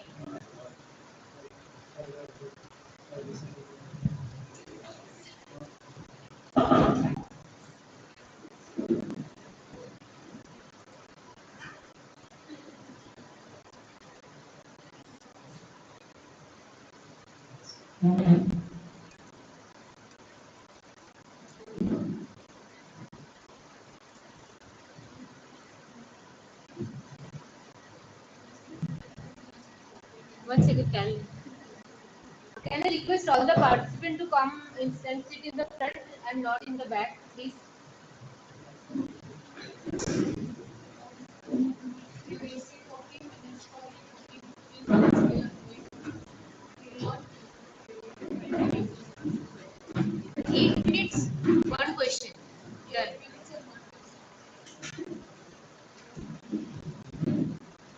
afternoon, everyone, and respected judges. My name is Kamala Kocham, and I'm a research scholar from UP University. The topic, the title of my presentation is Seasonal and Temporal Dynamics of Water, Parameters of Water of Manipur India, Assessing the Water Quality. As we all know, wetlands are recognized as the most vital ecosystem on Earth, and they support a rich biodiversity to allow flora and fauna because of its unique habitat. And they account for around 5 to 8% of the total geographical area. And despite the small area that have contributed, there are various services we have talked yesterday by other presenters also. One point I want to highlight is it helps in the mitigation of climate change, mainly because of its potential to sequester carbons for longer duration as compared to other ecosystems like forests or grasslands. And we all know Loka Lake is a wetland of international importance under the Ramsar Convention, so my area of interest is in Loka Lake. So also we all know what wetland is, and hydrology plays a very important role in regulating the overall quality and health of the locality. So regular monitoring of the water quality is a must. So the objective of my study is to estimate the physicochemical parameters of the water of Loka Lake. So Loka Lake is, as I mentioned before, it is one of the Ramsar sites, and apart from that, it also comes under the Montreux record. So which means that it is under, we should conserve it, and the character of Loka has changed or likely to change because of human interventions like pollution, encroachment, and so on and so forth. So it lies in the Vishnupur district of Manipur. Here is the latitude and longitude, and the uniqueness of Loka Lake is the presence of Pundi. We have all heard of the floating islands. So Pundi is basically a heterogeneous mass of plant, then soil, and organic matter at varying degree of decay and decomposition. So here is the map of Loka Lake. And as you can see, I have taken 7 sample points. And on the southern part of Loka Lake is the famous Cable National Park, which is the only floating national park in the world. So 4 sites are from the lake area, and 3 sites are from the Cable National Park area. So sampling was done from Bordeaux at the Hanover sampling. So and we have used historic water analyzer to estimate the values. And for dissolved oxygen, I have used Winter's method. Coming to the result, we can see that 15.7 degree to 34.1 degrees Celsius, highest in monsoon and lowest in winter season. This accounts to the consistent in all the seasons. The dissolved oxygen range is 2.8 mg per liter to 0.5 mg per liter, which is quite good. It is highest in winter and lowest in post monsoon. Even salinity also, it was consistent in all the 4 seasons. Okay, I forgot to mention, I've divided the year into three months, and I've taken 4 seasons: pre-monsoon, monsoon, post-monsoon, and then winter. And one way and over, it showed the seasonal differences in physicochemical parameters are statistically significant for temperature, pH, and TDS. And this is a Pearson correlation, and we can see that there was a significant difference between TDS and water temperature, then salinity, and the pH. Mainly because the water temperature, it plays a great role in the amount of salt that is dissolved in the water, which accounts to its relation with TDS. So here you can see LULC of 10 years and the data change. I have made this using Landsat 8 data from Copernicus open source hub, and we can see that the lake area from 2013 and lake area of 2023, we can see that the lake area has been reduced. And apart from this, we can see the scattered hundis that you can see over there. The vegetation is also deteriorated. In in the sense that we know macrophytes play a very important role in regulating the water quality also. But then here, because of the thinning of the pundi, the water is not regulated properly. And also you can see the settlement and agricultural area have increased a lot. So there's this particular cycle of the pundi. What happens is it has a cycle of shrinking down when during lean season like winter season, it will go down, it will shrink down when there is less water, it will absorb nutrient from the soil, and then when monsoon season comes, it will flow. But then this particular cycle of Pundi has been disrupted due to the construction of Ithai barrage that is near Longtan. These are some of the pictures I took during my field visit every month. This was from my recent visit. For conclusion, I would like to say that the water quality has deteriorated over the years. I have studied from 2008, according to other literature, it has deteriorated a lot. And then anthropogenic activities have increased, like settlements have increased, they have changed agriculture, they have changed to agricultural land. And apart from that, also ecotourism have also increased a lot. So it's high time that we develop at the same, it is essential to develop a clear framework for sustainable management and development.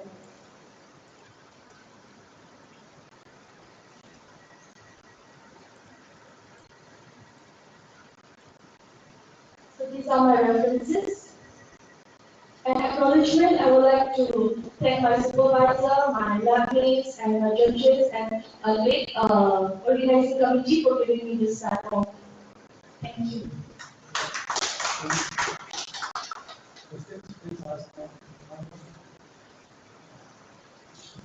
What are the different types of microphytes you observe? Some macrophytes you observe? Macrophytes, yeah. So I did not study the macrophytes part, but we observed like Phragmites carpa, lots of Phragmites carpa and hydration for malaria. Yeah, and then we have lots of birds also, but then these are all shrubs. It's Albina. There's Albina also, and then water lentils, then Mesola, lots of hybrids are also present.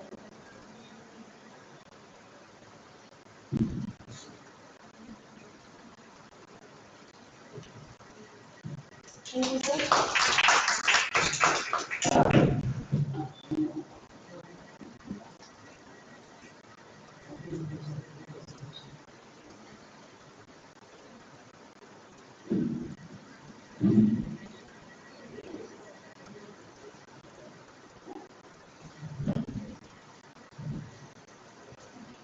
Good afternoon, respected panelists, fellow researchers, and my young friends.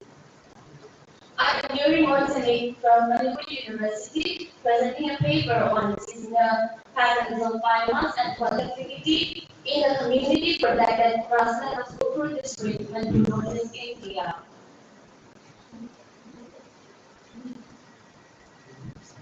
Grassland is defined as an area where vegetation are dominated by grass or grass-like species, and it contributes significantly to the global carbon cycle.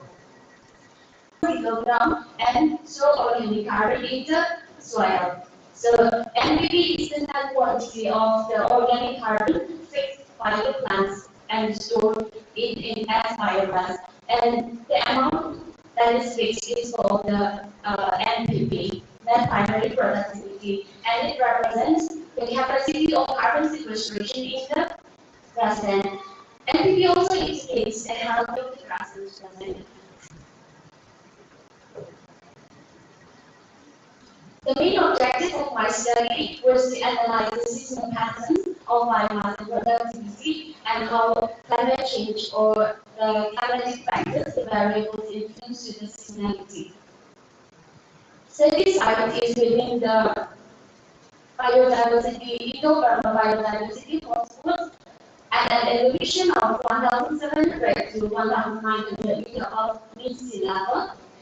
This grassland is dominated by Symposium in Arizona. The climatic condition is monsoonal, which the rainfall, the annual rainfall is around 1,300 something, mm. And then the temperature range from 9.1 to 21 degrees Celsius.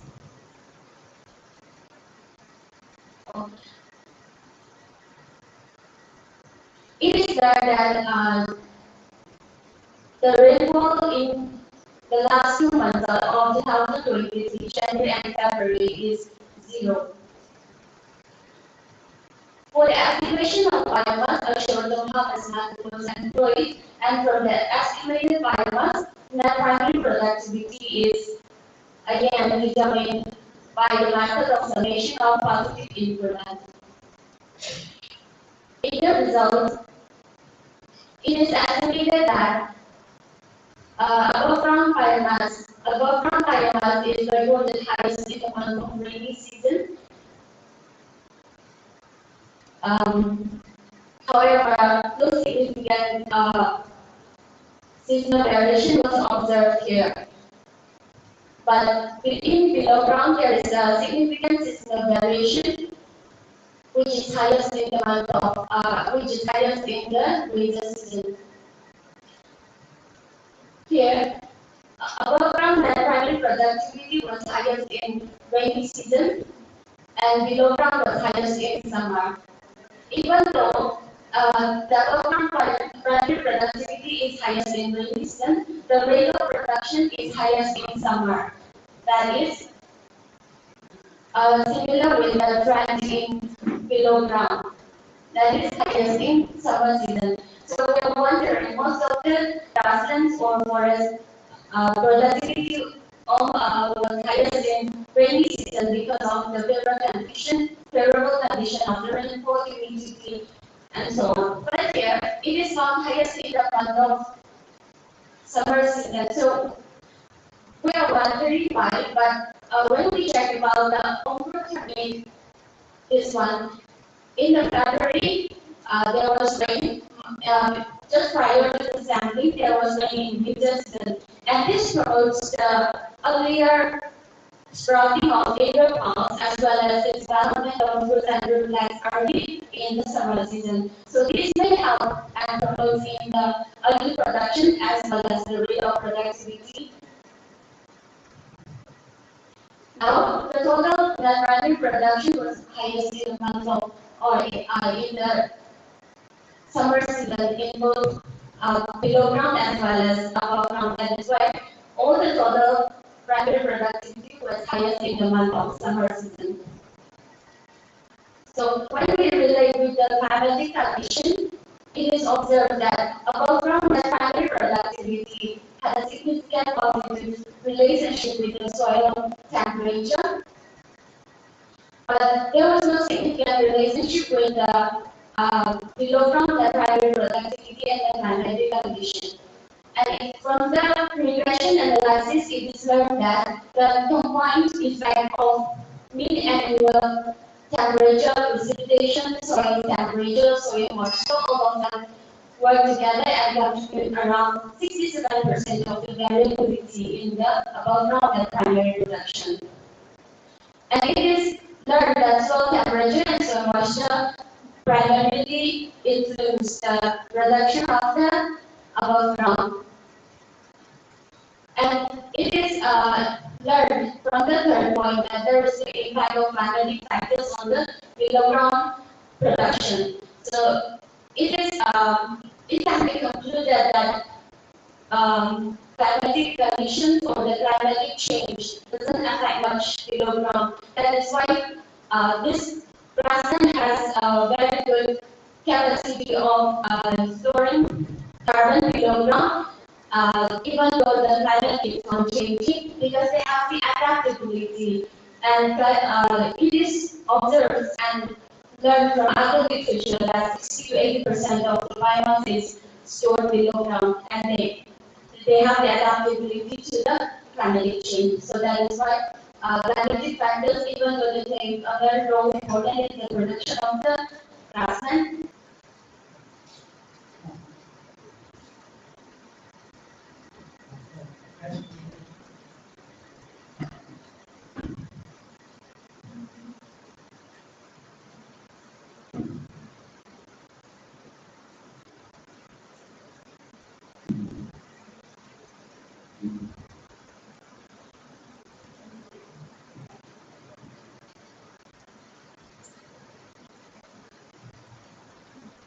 side buttons.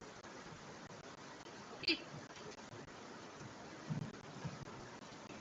Once again, good afternoon, respected teachers and everyone present here. Myself, Shalom from Manipur University Department.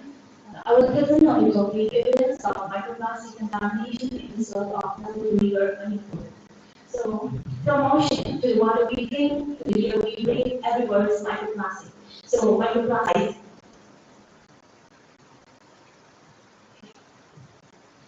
It can be found.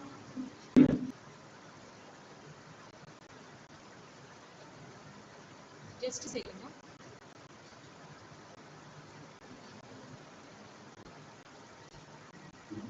Just give me 1 second.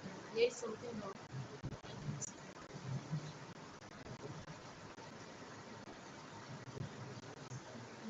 Okay. You change the slide. So, may I start from? No, it's okay. You can change. Start from here. No, press the button. Side.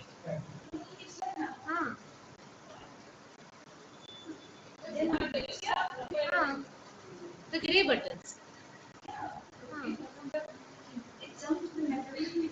That's the fact that you can see. Maybe you have introduced your topic. Yes.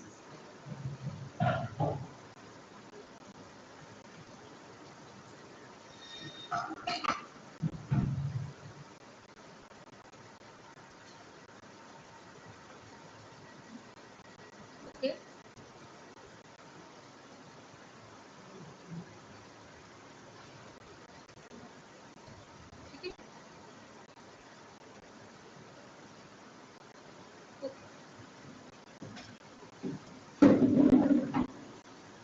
I'll change your slides. Is that okay?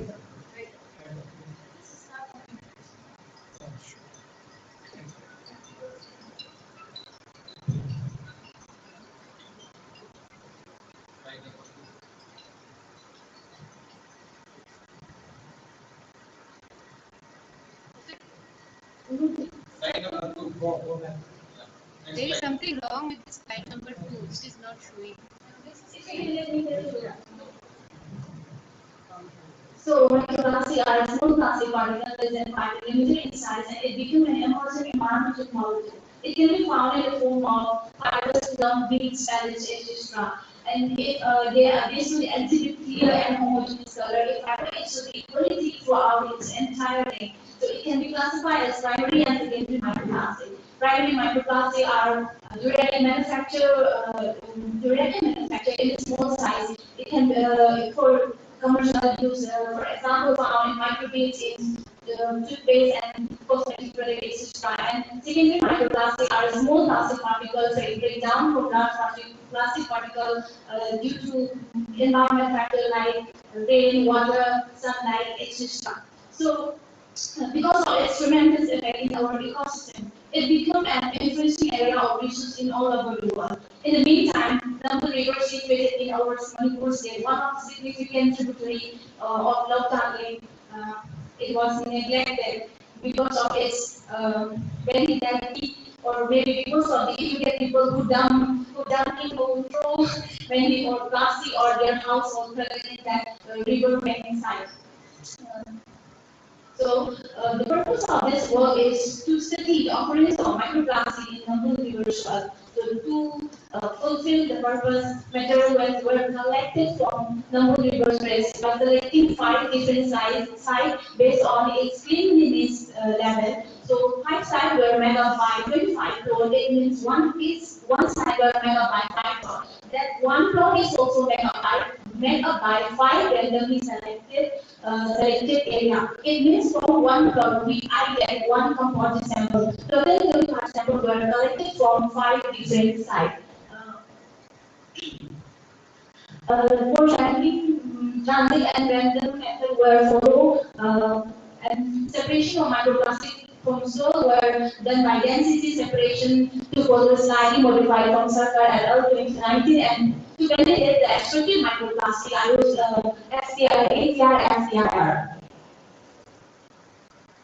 This are study site and its coordinate, and from that 25 sample, I will repeat that these 75 samples were analyzed layers to separate microplastic. Total number of microplastic found from 5 different sites was 565, and it was found different type of microplastic. And maximum amount of microplastic was found inside 2, and minimum amount of microplastic was found inside 1.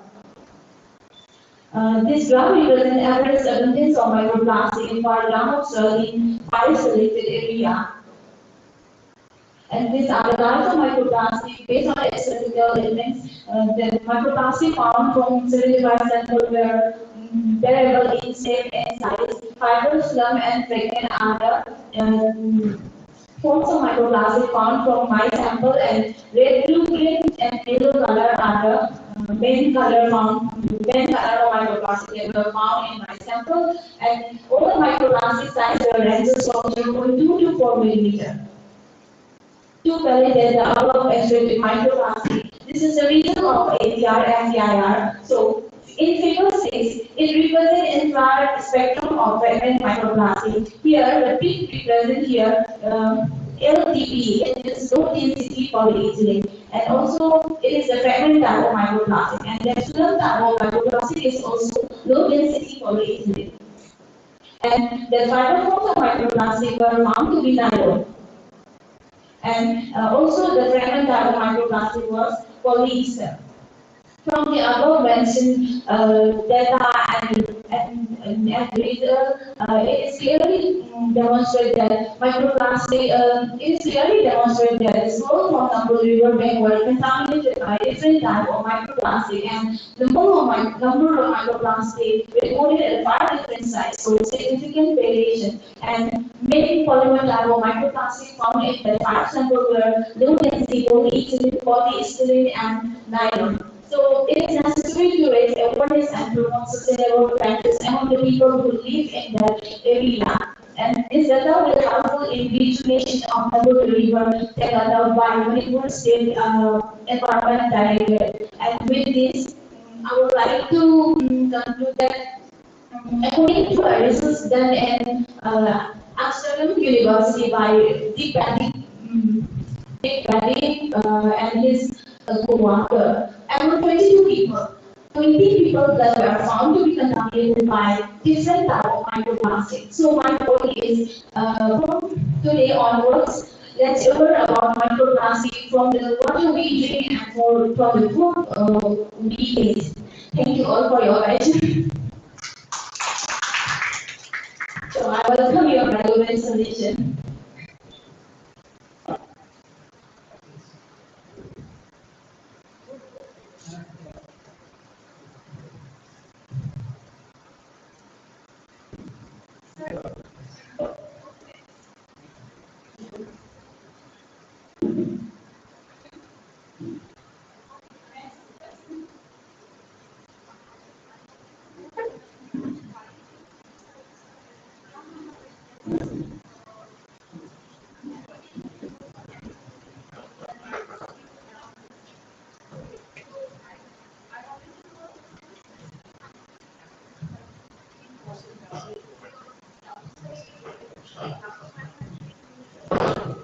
So I just want to know about that, like what specific preliminary activities would lead to such high concentration.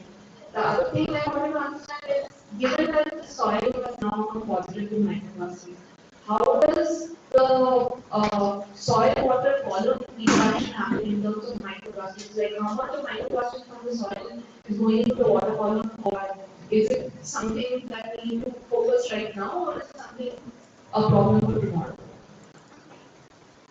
It is needed to be right now, but this is also more for my business statement in my business. So I'm also working in watercolor. So that I will be registered.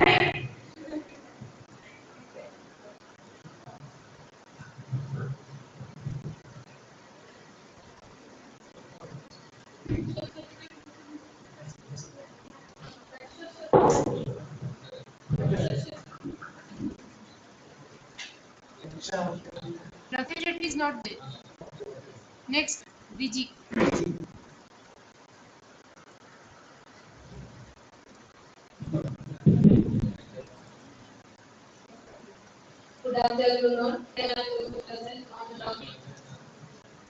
Good afternoon, here I am going to present on the topic Aspect of Microplastic Pollution in Columns of Sensory. Myself, G. This is called Aspect of Environmental Sciences, Mahatma Gandhi University, Cotton, Kerala. Then about the introduction. As you all know, microplastics are the plastic particles that are found inside. They are firstly recorded in 1970s, and microplastics are considered as ubiquitous because they are found in aquatic and terrestrial environment across the globe, including polar region. And they are also the topic of environmental global environmental concern because they are consumed by the aquatic organisms and they may lead to food chain and food web. And also they consider toxic in the plasticizers, sewage, colorants, etc. And they can also absorb pollution on the surface when they are retained in the water bodies for long periods, like heavy metal, organic pollutants, and pesticides. And they also act as a microbial heat tables. And then move to the classification of microplastics. Microplastics can be classified into two based on their origin. Primary and secondary microplastics. Primary microplastics are the man-made microplastics which is made initially for some purposes like the microbeads in personal care products and the fibers which is used in textile. And also secondary microplastics are formed by the fragmentation of larger plastic particles into smaller ones by photodegradation, biological degradation, and physical fragmentation. Then, based on the shape, microplastics are classified into fiber, fragments, film, forms, and beads. Then the research survey and identification of the research camp. Microplastic studies are well documented in the marine environment. When studies on inland water bodies like rivers, lakes, streams are there, then compared with the marine studies. And then is the inland water bodies, the studies pertaining to the estimates are quite low. And the studies pertaining to the microplastics in the subsurface and water column are scarce because of some limiting factors for studies like sleep of special family devices like microplastic net and the water sampler. These are the figures showing microplastic net and the samplers. And from the literature survey, I have identified that the research gap like microplastic studies on X-rays are there, and the microplastic studies on surface water and water column are scarce. On that context, considering the existing research gap, the study is focusing on microplastic pollution in coastal and the presence of microplastic in the subsurface water and bottom water of coastal. The room to study area. That is coastal street is located in the northern part of Tamil Nadu. As you know that Tamil Nadu is a construction site and the last state in Kerala.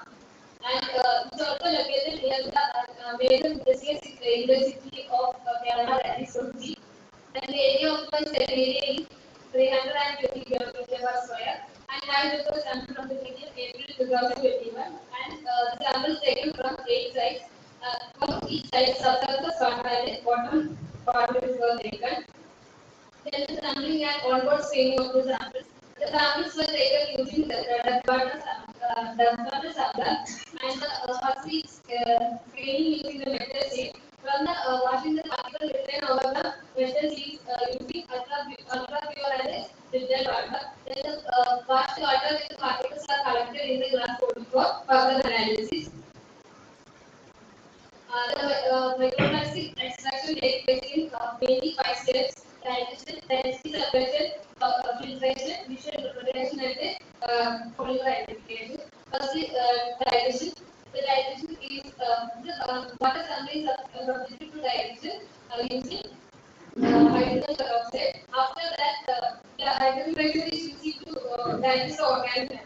After that, density separation takes place using the sodium chloride solution. Then the sample is filtered with the vacuum filtration unit with the filter paper of 4 glass fiber filter paper of 4 phase 1 micron. After that, the particle in the filter paper is observed under stereo microscope for the identification of shape size, and color.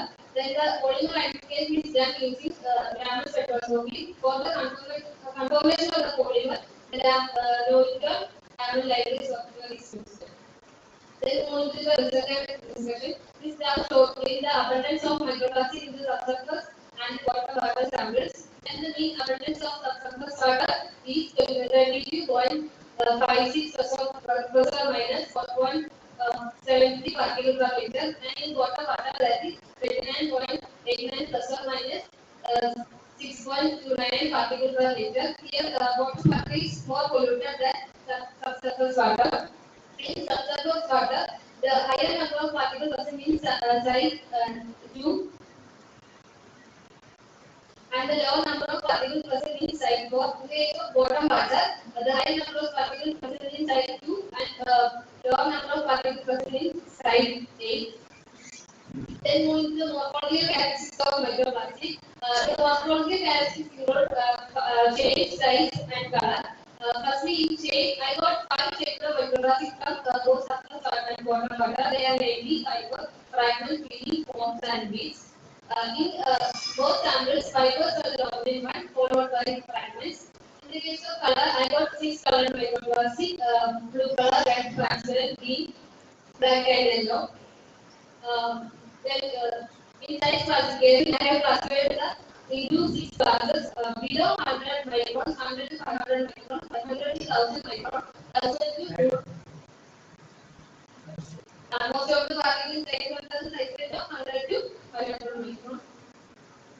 And these are the polymers I got from the sample. In subsurface water, polyamide, polypropylene, low density, polyethylene, terephthalate, polyethylene, polyvinyl acetate. And in case of water, I got polyvinyl chloride, polyamide, high density, polyethylene, polypropylene, polyvinyl chloride acetate. And these are the microplastic images I got from the samples. And then moving to the conclusion, the microplastics are introduced in question history.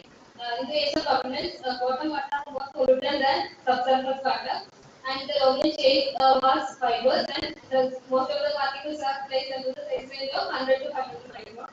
These features indicate that the microplastics are more bioavailable to organisms in the history.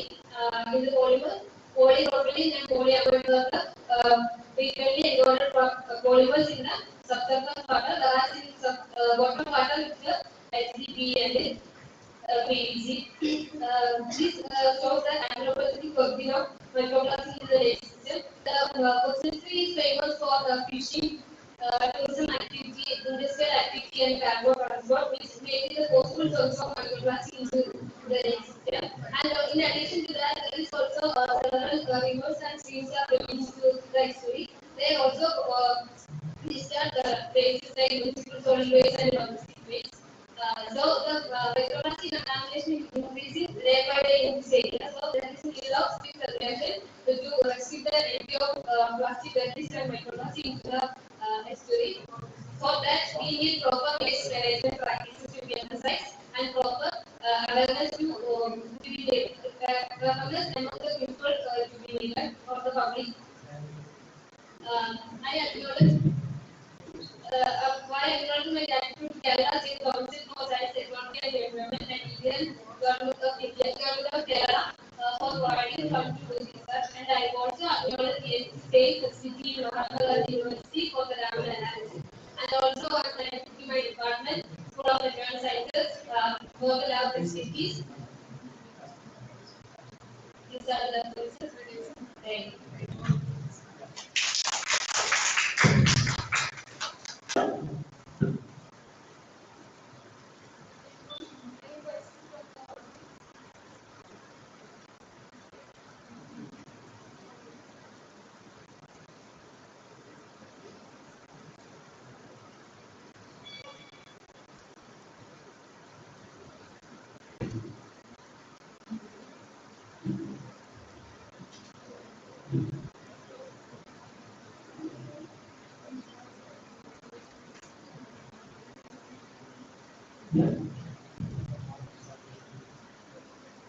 Good afternoon,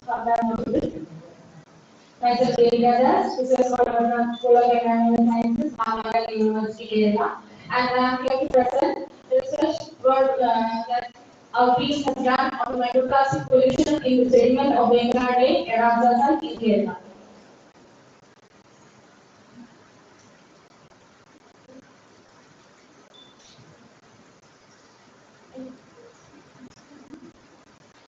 Okay, as an introductory part, I will give a brief introduction about the microplastics.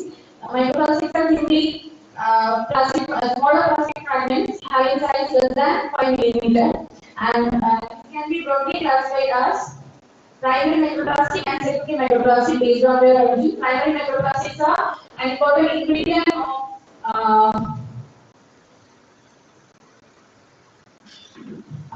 in the personal and cosmetic care products and its custom made. And the secondary microplastics are obtained from the fragmentation or deterioration of larger plastic fragments. Okay, then based on shape, these are broadly classified as fibers, fragments, film, then bead and form, and these are considered to be ubiquitous in the environment due to their highly powerful nature and durability, and it said that human beings are being enclosed contact with microplastics starting from the embryonic stage, and the major risk factors associated with the microplastic contamination are their smaller size, making them easily being bioavailable, and also the smaller size itself may provide them a larger surface to volume ratio, which makes more space for the attachment of toxic chemicals, persistent organic pollutants, fertilizers, and also microbial histolyzers or microbial organizers. And considering the extent of work and the high number of works which are done on the microplastic contamination on the marine environment compared to the terrestrial and aquatic environment, lake and freshwater ecosystem, we have selected to conduct a study on major undersized Kerala, Wayanad Lake, which is drained into three of our districts and receiving drainage from 6 of the major rivers of southern India, southern Kerala. And coming to the materials and methods, I have selected the southern region of Wayanad Lake for the study, and the sampling was done during the pre-monsoon period of 2021, and sampling sites were 8. And coming to the extraction of microplastics and analysis, sample segment samples were collected using 1 gram samples from the sampling location, and initially the samples were homogenized and kept inside the freezer for until analysis. And after that, samples were dried, and the homogeneous samples were kept inside sodium hexamethyl solution for the disintegration of clay particles, and then performed with sealing, followed by density separation using saturated zinc oxide solution for better efficiency. And after that, again we are performing with sealing, and the collected supernatant were subjected to vapor oxide dilution in presence of the sulfate solution, and subjected to open filtration using glass fiber filter paper having 1 micrometer pore size, and filter papers were dried inside the oven and subjected to visual and spectroscopic examination. Coming to the resultant discussion part, the abundance, color and shape of microplastics were done using visual examination using stereo microscope provided in our department. And the average abundance of microplastic particles identified from the samples were recorded as 46.05, and the highest number of microplastics were extracted from site 2, which is located near to Kumarakam Sanctuary, and Tanakukam Band, which is receiving a canal from Kumarakam and Mayapur region that can be anthropogenic as well as natural reasons can be induced this much abundance of microplastic in that area. And following that, I post out the highest abundance, which the colony is exactly located at the mouth of Papa River. And Papa River is draining through the Shabagiri Hills, which is witnessing the biggest species now gatherings associated with Shabagiri pilgrimage. And that can be the major reason for this much abundance of microplastic in the mouth of Pamba River. And the highest laws we have mentioned are also depicted in the image. And coming to the shape of microplastic, almost half of the microplastics identified were categorized as fibers, followed by fragments, film, and foam, and the rest was recorded as beads. And considering all these, almost 97% of microplastic identified by categorized as primary, so secondary, and only less than 3% is recorded as these. The cutoff microplastic particles extracted is depicted here. The line show belongs to the grandparent, followed by blue, then red and green, and black was recorded greenish. These are some of the three-dimensional images recorded using these microscope in fiber format fragment as depicted here. And the polymer profiling was done using microwave spectroscopy, available in sophisticated instrumentation and facility provided by Mahatma University, Kerala. The major polymers and the spectra obtained from gram spectroscopy were compared using reference spectra available as Novichar spectroscopy library provided by Wiley. And the major polymers identified were polypropylene, polyamide, low-density polyethylene, high-density polyethylene, polystyrene, and polyurethane. And the polymer profiling can be used to identify any better raw idea about the sources of microplastics. And pollution audits were also calculated based on the calculations developed by Tomlinson at 1980, and as per our calculation, all of these sites were coming under hazard level 1 mitigating low hazard risk. And recently compared with other studies done in India, and we a study on the segments of Tamil Nadu beach and Seta et al. On Brahmaputra River. And coming to the conclusion, the more portion of the extracted particles, such as the most of this extracted microplastics were belonging to secondary objects, and influence of roots and activities, different deposition, and as gatherings were hydrophilic and infected high severity of microplastics. Fishing and other land waste sources, including sewage discharge, illegal dumping, industrial activities, river and input, stormwater runoff, mixing of sewage can be deposited sources of pollution. Even though the microplastic abundance is high, it clearly indicates the microplastic pollution belongs to category of hazard 1 indicating low hazard risk.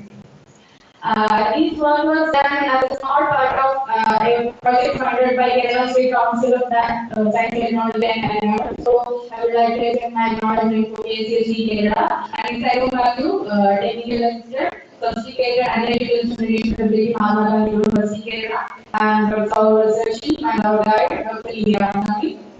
So these are some of the references. Thank you.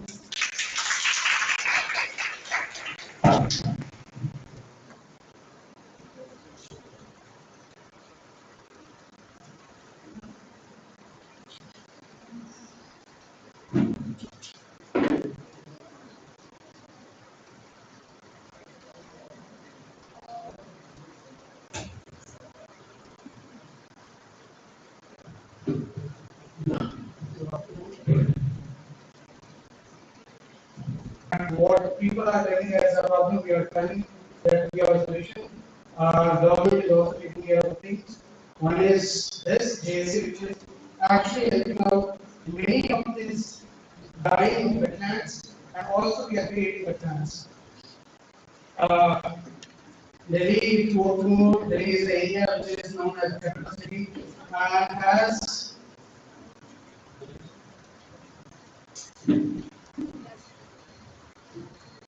I also playing in 18 minutes. Yes, is presentation. 8 minutes. Yes. I'll. So this is Delhi. We will transfer Delhi. We have two major regions, two major ecosystems. One is your floodplain and another is Aravali. Aravali is the one which we are focusing at this point of time because Aravali is a place where we are finding local lineage or we are generating our local streams, and on those streams we are trying to build up small water holding structures, which are called small soil moisture conservation structures. Soil moisture conservation structures are structures which are important for us, not only just to recharge the groundwater, but also for many other things, just as for reforestation. They are as a reservoir. This is Delhi. Uh, different physiogeographic conditions which are there. One is Koni, that is the ridge. Dabar, which is an area, older alluvial, Banga is the new alluvial, and older Katan, these are the other alluvials which are there in Delhi.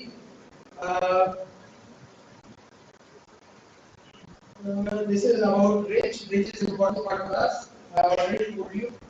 Focusing on geology, Delhi has two types of soils. One is older alluvial, one is new alluvial. Older alluvial is a part of Gangetic plains, new alluvial is part of your Yamuna plains, and then you have super group which is of mica quartz. So this PDF I exclude. This PDF I exclude. This PDF I exclude. okay, so I see this from here. So other quartzites are the main place where we are trying to save our water, we are trying to conserve our water. Next slide, please. These are the monsoon. This is the period of monsoon which we are having in Delhi climatic seasons in Delhi, and we are focusing on these 5 months in which we are trying to see how much water is accumulated in these places and how much water we are able to conserve. Next slide, please. When we talk about hydrology and anything related to hydrology, we have to see all the linkages. This is the climatic linkage which we are seeing. When it is in August time, it is the August September time is the time where we have maximum rainfall. Next slide, please. Two drainages I already told, that is one is Yamuna drainage, another is your western Ghat drainage, western side of the drainage, that is your Saidi river, which ultimately flows along the ridge and then came to the came towards this Yamuna river, which is the ultimate wetland which we are ultimate water body which we are trying to conserve in same sorry. What we are trying to see or what we have done in the last period of time is we have gone through entire data which is with central groundwater board, and we are seeing what is the current status or last year's status of all the wells which are there, so that we come to know what is the groundwater condition of this Delhi area, specifically Delhi. This is the groundwater aquifers and lithology related to it: clay, sand, sediment conquer, topsoil, sediment clay, and weather textures. So the two major recharge groups are subsurface aquifers, in which your next slide. So we have freshwater aquifer also and slime also, and we have searched the data for what is the thickness of freshwater below the ground in MGBA. So this is also set CCPWS give us the entire data, on which we have planned other things. This is the bedrock of Delhi. Next, and this is the area related to the discharge. So we have focused on this. Why forest is important, or why forest department has given this kind of task by Ministry of Jal Shakti or Ministry of Environment, because water can only be conserved when there is a forest, because they have a direct linkage. The porosity of forest leads to the groundwater recharge. Next, we have only this kind of tropical dry and 5-6 group of championship vegetation, in which acacia is the main thing. Why we are focusing on this? Because there is a raging water also, on which we have to work creation of wetlands, demolition of anything which is there in the wetland, effective vigilation, and that is the main reason we are doing this essentially. This is the south division where I started the work, and we have almost done 40 water holes and water tanks. That will ultimately lead to some details which will be at the end, which is the result of this presentation. These are soil moisture conservation structures and how they are helpful. They allow the water to be there for a period of time so that it does not go away, and also it does not allow Delhi to get flooded. So we are also trying to see other data with which we can see how these structures can help in flood mitigation. This is how the structures are developed on the basis of slope and the kind of coefficient we have. This is my review to Chhattisgarh. Next, these are the structures which are developed. Caving structure, brushwood check next please. The structure layout of recharge pits. Recharge pits is one which we are focusing because LG is also said that till the time we are facing this problem of flood degradation, we will be using every single inch space which is there in government offices to create these water wells or recharge pits. These are another structure type of structure which are there, advanced related. Next 30-40 model is we are focusing on Asura body validation because this is now important in the sense that we can go for bamboo. We are going for bamboo system, and for bamboo system we are using this kind of structure. Next please. This is what we have done. Now I'm advisor to the wetland authority member. He is the person who is member secretary of wetland. So we have done this entire wetlands which are there in the Delhi water bodies. We have mapped it. Next please. That is the rainfall area of entire Delhi from 1930 to 2000, and also the recent one, how the rainfall is there in the entire Delhi area, and that is in the south forest division we have mapped. This is groundwater level in terms of south forest division. Next is your water logging areas. Next please. This is slope. This is slope and control frequency and the stream water density. According to JSA, whenever there is a first order, second order, third order, and fourth order, we go for minimum and anything which is less, we don't have to put any of more of land. So that we have done. Next please. This is please. These are the results. Just keep on going. This is the first one which we have created. 93 lakhs, 82,000 acres. Next. Next. These are only results which is there. This is only 1/10 of what is being done. Next please. Next. These are all structures which are built and which are giving us water. The conclusion is the main thing. Go back to the last slide. So these are the structures and check dams also do water check. We are able to, at this point of time, we are able to conserve 8 crore 46 lakhs and 2,852 liters of water for this particular machine. So that is what we are able to do as a forest department. Thank you. Anything to ask?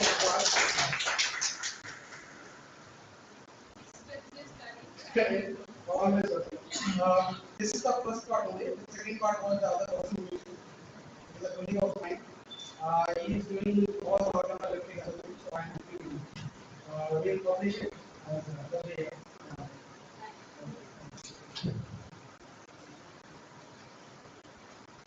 Next will be faculty session. Oh. The research scholars is over. Oh. 2 people are there. They will join online 4:30.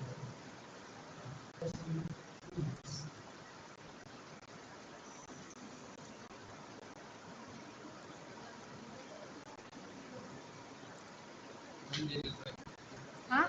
4:30. Huh? 4:30, sir. Not now. Roshan Shetty. Chitralekha ma'am. Sriveni ma'am.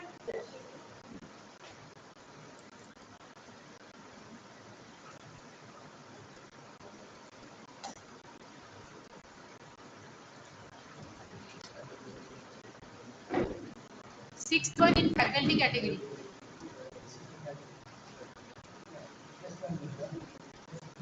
Sure, sir.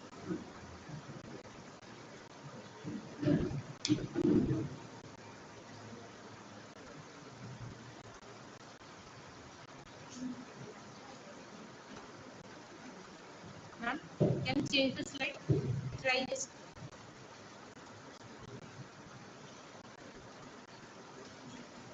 Okay. Okay. Just wait 2 minutes when the judges give us. It's okay, it's okay.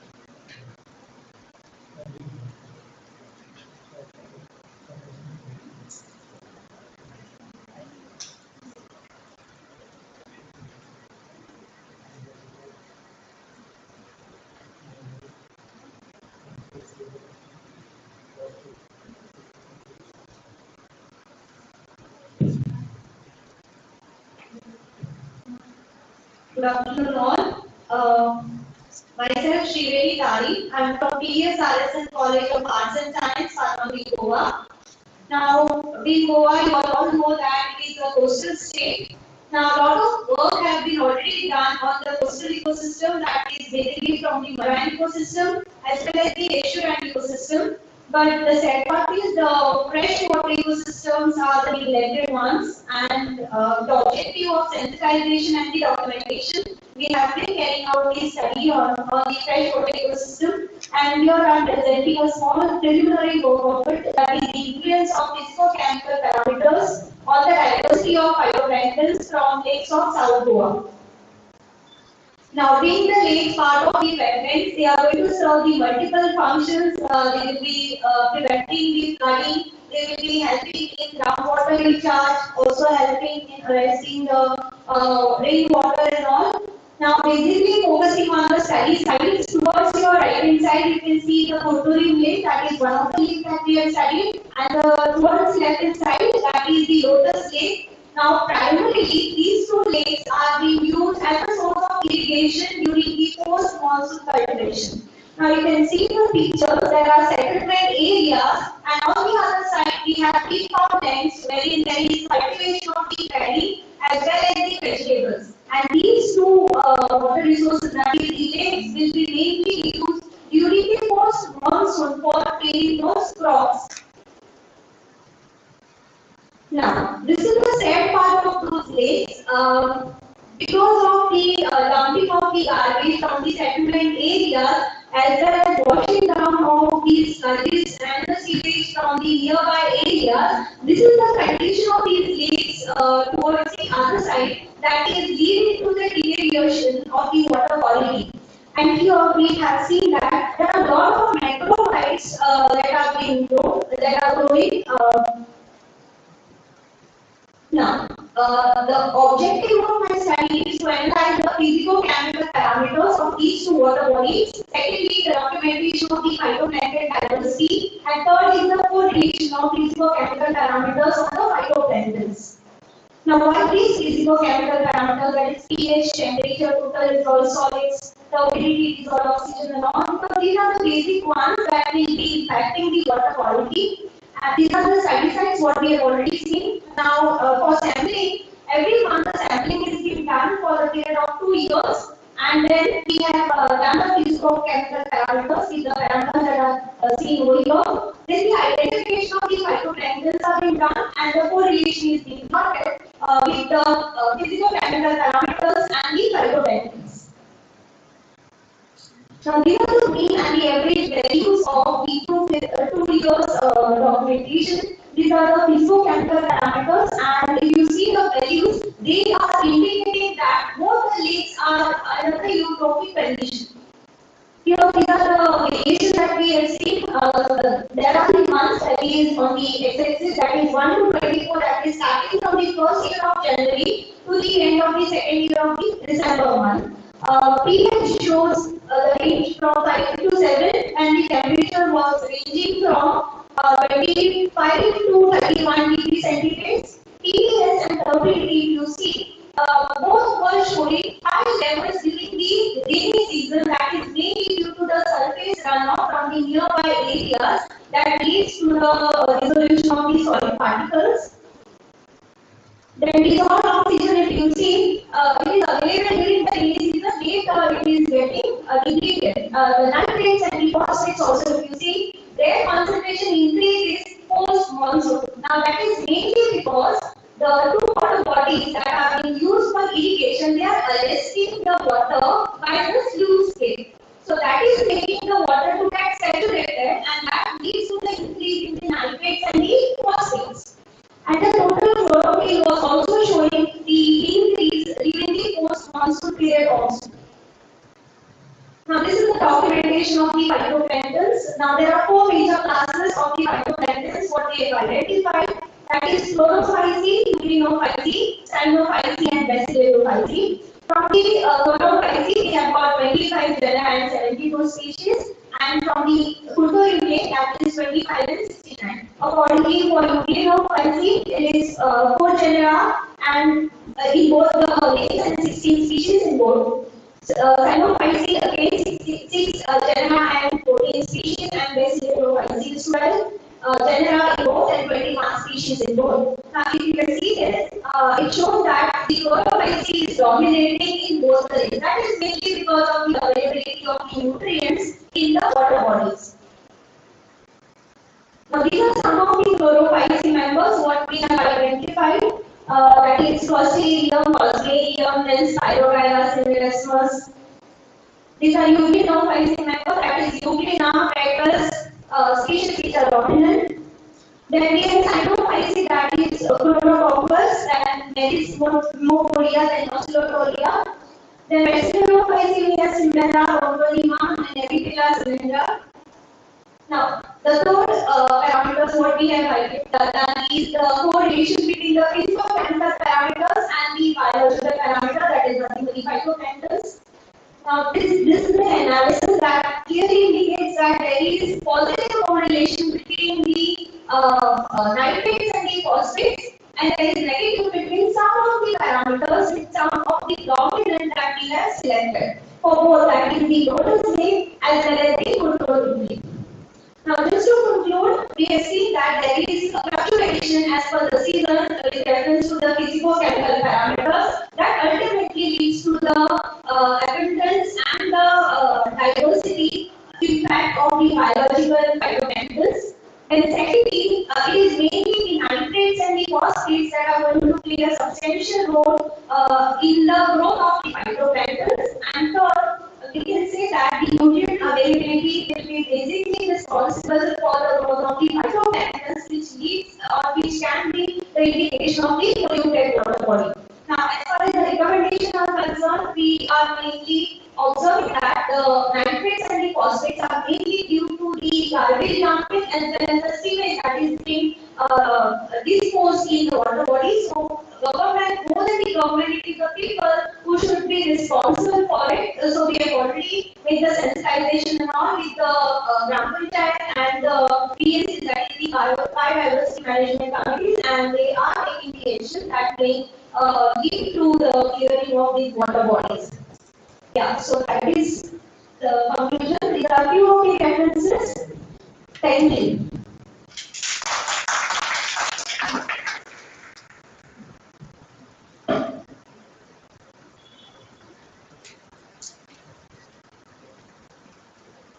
Randy ma'am.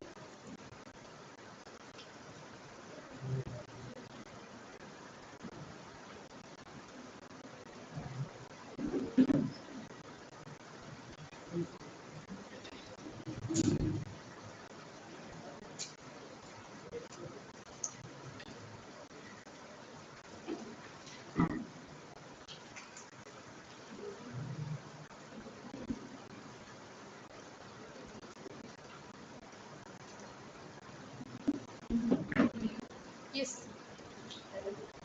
I'll it's okay, ma'am. I'll change the slides.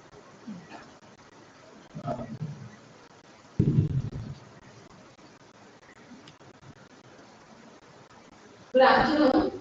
I'm Ali Rani from AK English High School, Gattur, Bangalore.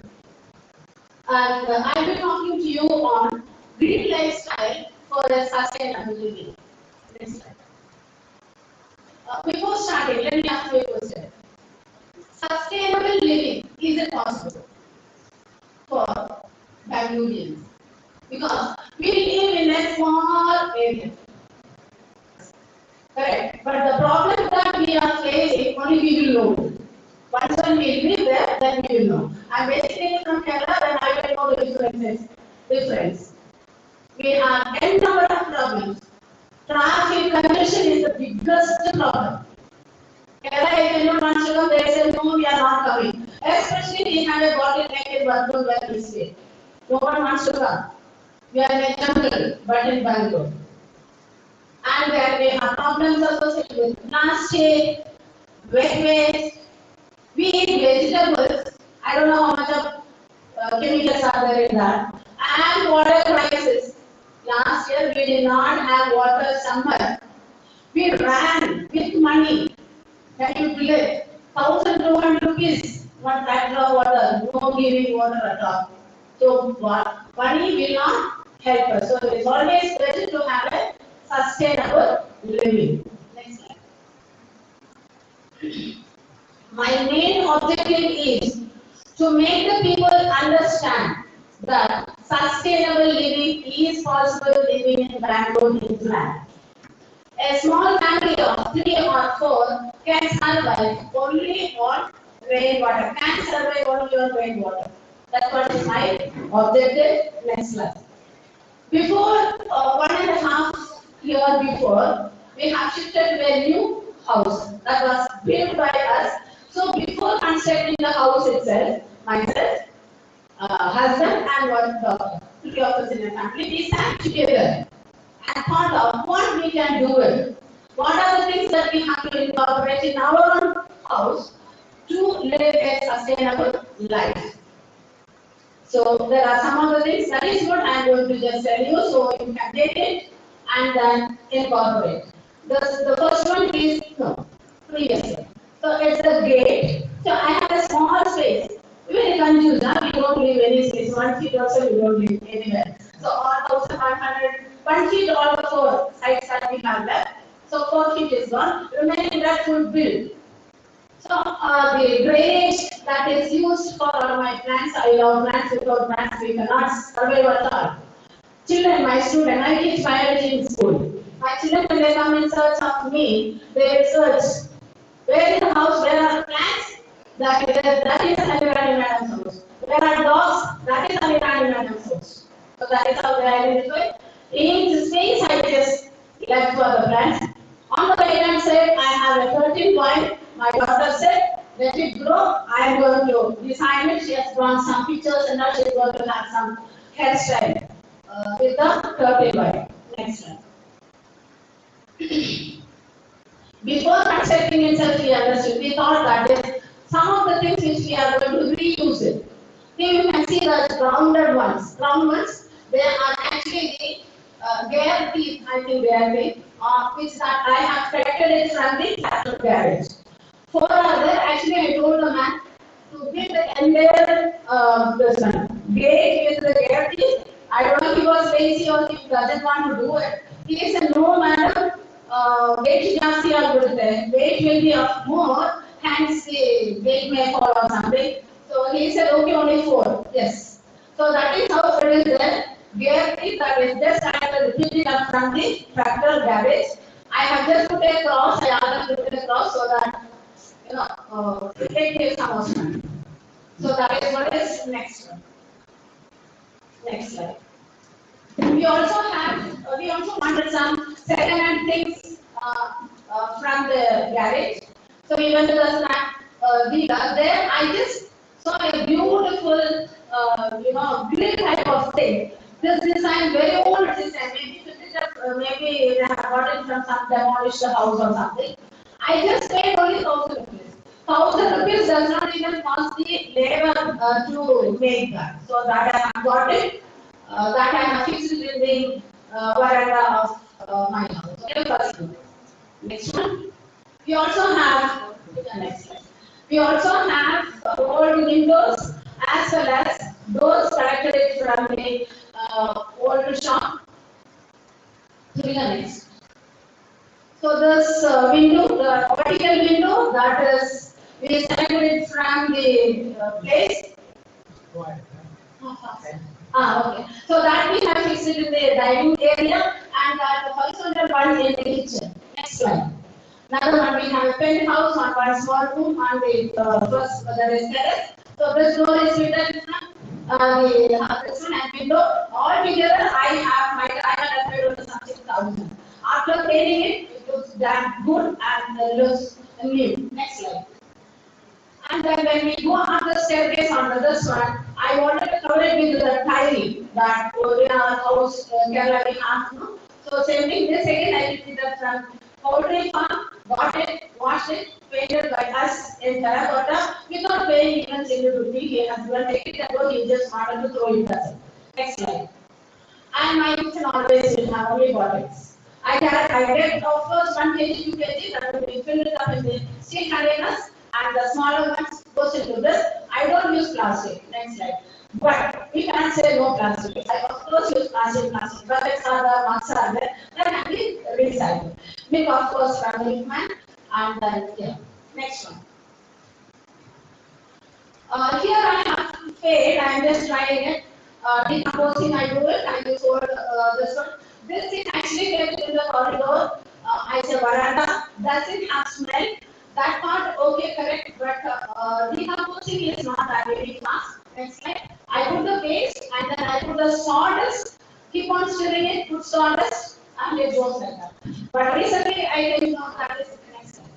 Recently, I came to know that is this particular one in this Telegram.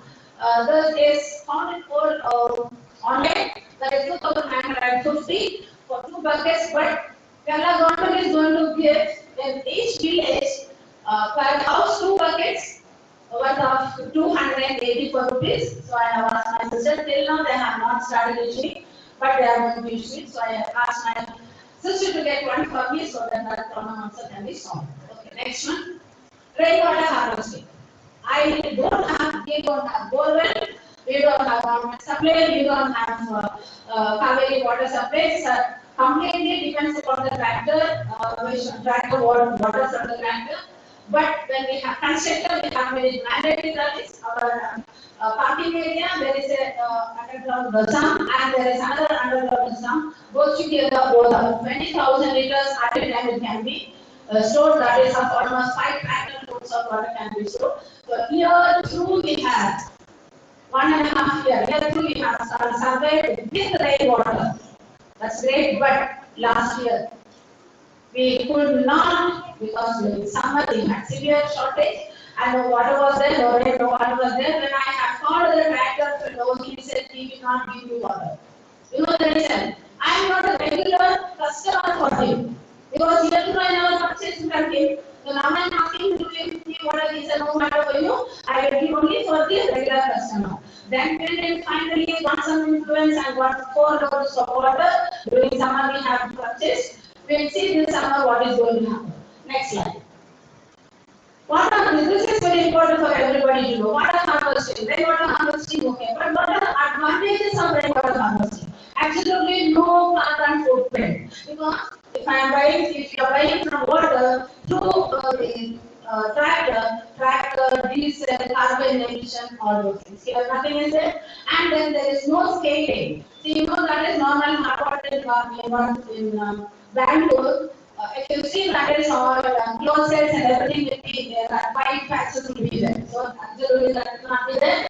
And that of course when we are calculating it per month 2 loads of water for me, 15 days month, very confusing using water. Very miser using water. 15 days, once I take tractor engage if I take. So that will be of I say 1,200 and into 12 months, 14,400 rupees I have already saved taking the summer thing. Okay, that's a great amount.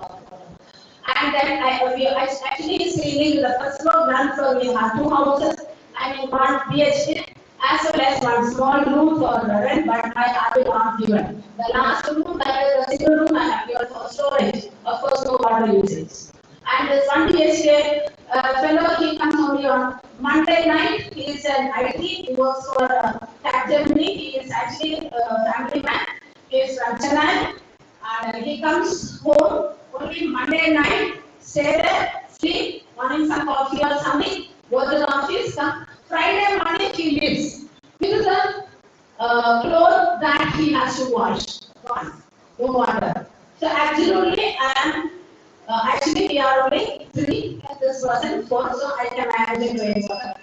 Next one.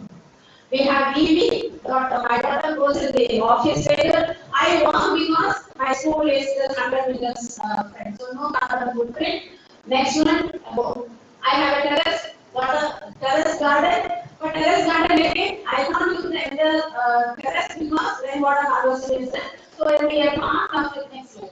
Only a part of it I have raised it, and then I put to the drums where only I have the live worms. So when water falls on this area, the it will go outside to a pipe. It doesn't come to the terrace and go to the water tank. Hence I am managing it. I have to see. Next one. Yeah, always TVR says. TVR says that is, present situation, present children are very arrogant because of pizza and all those things. I said that arrogancy we can reduce it by asking them to have pets at home. Okay, see here, dogs and cats will never sit together. No? My cat is sleeping with the dog. All these are rescued ones. I am an animal lover, and then people sleep at night. I go by night by 11 o'clock, feed 20 dogs every day. Come back by. Yeah. There is no one for me because I believe that is this world, this earth is what us as well as for them. I am not behind all the fancy ones. I am behind the streets. I take care of them. Yeah. Next one. So sustainable living is possible. Only the thing is that is people they may call it madness. It's okay, let them speak it is. Their energy is being wasted. I am not going to waste it. I am not going to lose anything at all. I will not lose it. They call me mad. What? I will not lose anything. They are only losing their energy. It will only go. If I call someone, it will go outside that. It will go bounce on the roof. Hit to you only, not to you. Anyway, so we all should have always a positive attitude. Do whatever you want because we have only one and only one beautiful earth and only one life to live. We don't have another life. Right? So do it when you say it.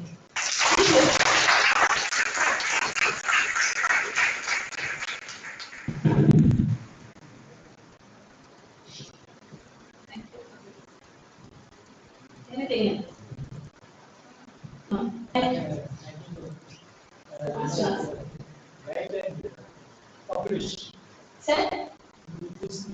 Write and publish. Sir, I have some more corrections on this terrace gardening. For perspective and the right step, you must write for the benefit of the public.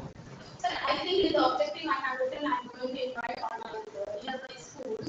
Every year they have to come and see what is happening. Yeah, but I forgot to read it. I have to go there and they have to the objective. That's it. We also have 5-6 jobs in the cats. So that happiness when our vehicle goes to the food, they all will run and come and catch us. So that happiness we want it.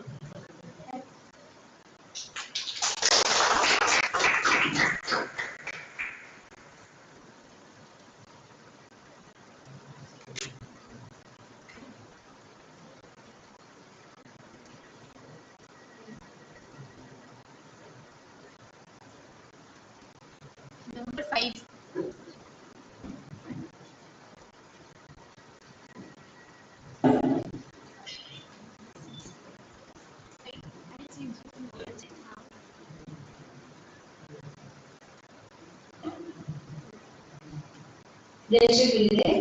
Namaste to everyone. Myself Chitralekha. I am from PGS National Public School, Plymouth, Bangalore. I am a science faculty over there.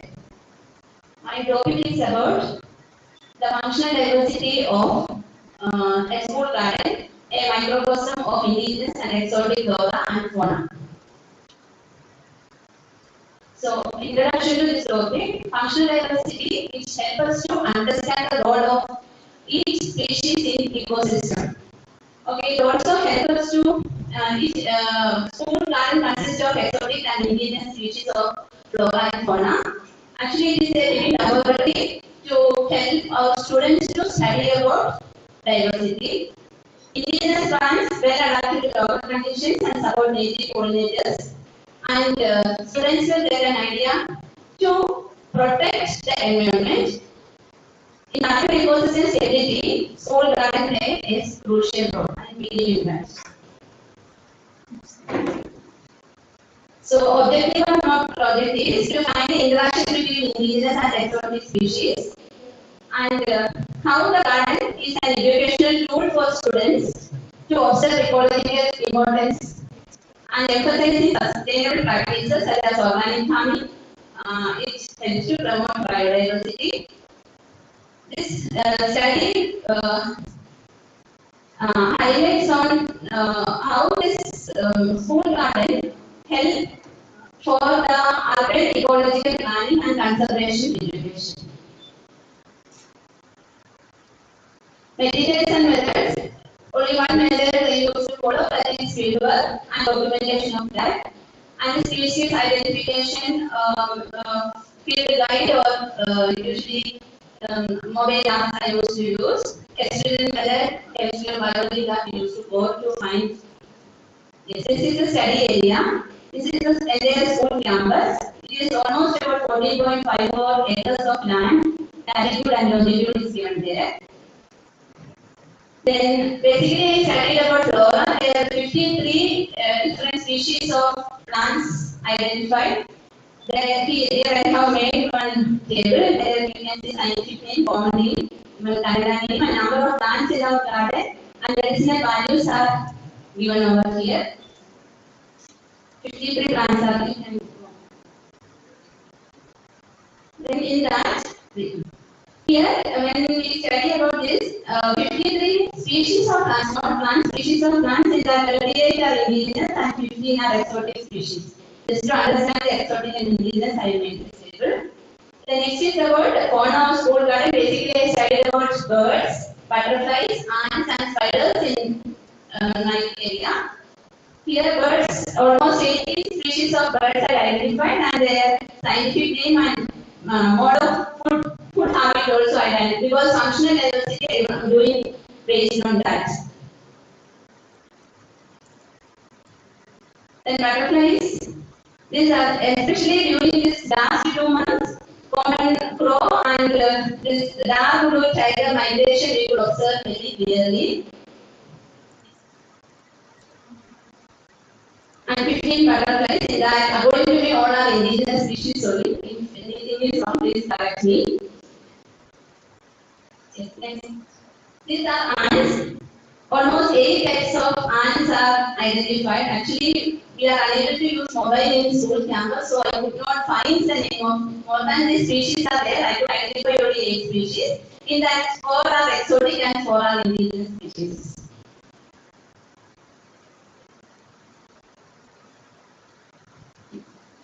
Then spiders also. Here, giant spider, signature spider, the jumping spider always will come to classroom as well. Then in that, one is exotic, only remaining all are indigenous species. 8 are there.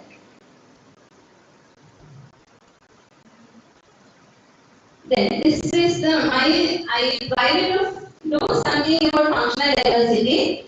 Functional diversity we can find by 2 methods, that is functional richness or functional divergence or functional evenness. There functional richness we will find using Python. There we have to make the convex hull. I am not knowing how to do the coding, so I tried with this Excel. Okay, their functional diversity. Here food code and their body size are the 2 parameters we have taken. Here you can see that blue dots are food code and body size is identified by or noted by these orange dots. So from this chart we can identify that this bird's insectivorous plant's body size is too small. Then herbivore size are moderate in size and omnivores are varying in size of the body. Then this is about the functional diversity of plants. Here mapping is done using growth forms, leaf time, root type, lifespan, nitrogen fixing capacity and drought tolerance. Here each one is given one code number as well. When we are doing this plotting graph in Excel, we will get like this. From this graph we can identify that here the colors are it is clubbed over there. So diversity is there. More diverse plants are present in our school garden. This is about Functional diversity of ants. Body size is noted by blue dots and food type is by orange dots. Here also we can note down out of 8 ants it is male. Then functional diversity of 2 species I tried. There one is ant and bird. Blue dots are ants and orange dots are birds. Bird size are varying in size till 18 centimeters with dots, right? That having its own ecological role. More of ecological role they are doing than ants. Next. Then recommendations. I told my school management to plant more of indigenous plants to attract more birds and butterflies. Then gardeners also told them to use more of inorganic pesticides. You don't use more of inorganic pesticides, use more of organic pesticides. Then during summer season, our school is situated in a hilly area. So in summer season, sometimes we will get water scarcity. So we have a lake in our school garden. We have a plan to illuminate the school garden. That's the next conclusion. Yeah. Okay. Please. Yeah, in conclusion, flora of school garden consists of medicinal plants, herbs, shrubs, trees, and big canopy that provide oxygen, food, shelter for ants, different organisms. Birds, butterflies, bees, they have their own ecological role. Flora helps in carbon sequestration. Exotic and indigenous species of flora and fauna enrich functional diversity of our school campus. And even that one exotic species of planted for landscaping purpose, the Arabella palm, but that also has its own ecological role. They reduce urban peat dryness. Then symbiotic relationship between algae and fungi lichens can be seen in many of bark of the tree that indicate that our school garden is not much polluted though it is in the urban area. These are the photo galleries. Some of the pictures I have clicked recently. That photos only I added. Next. These are the birds or some of the species we can see lichens. Yeah. This one I used to go with students for field work whenever we are able to do.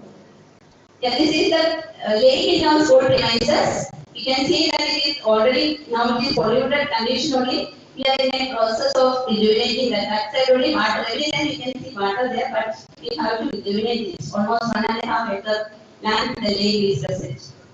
This is the organic farming we are doing. This every time it is happening. These are the references I used for completing this. My sincere thanks to Dr. T.V.R. sir and his team, and my principal Dr. Malini Detta, and my family and my friends for supporting me to complete this project. Thank you. Small suggestion. One of your slides, I could see Osman Center.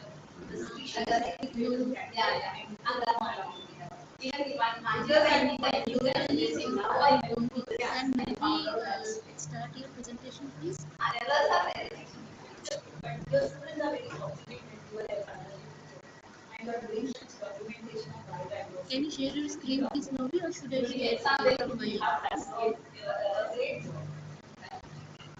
I hope you are students.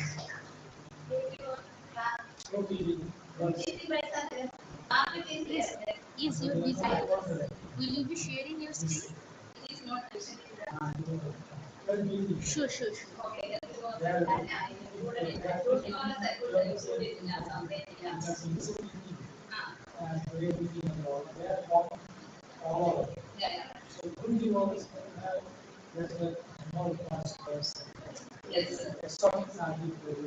Yeah.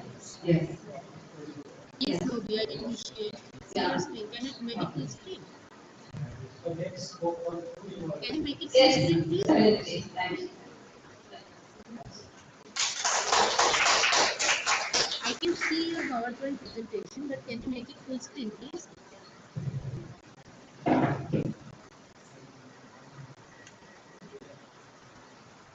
Put it in slideshow mode.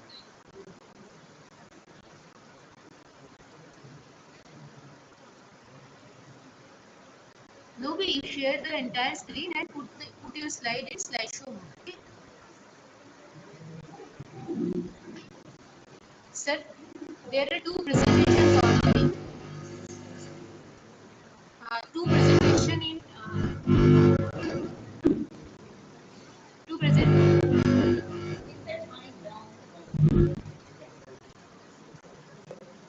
Mic off.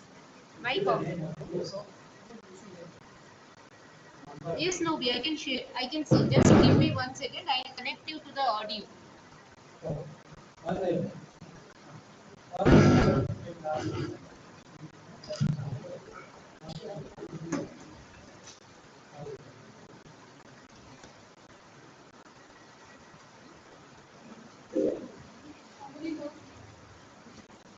One more online, no, two more online, and one ma'am is there.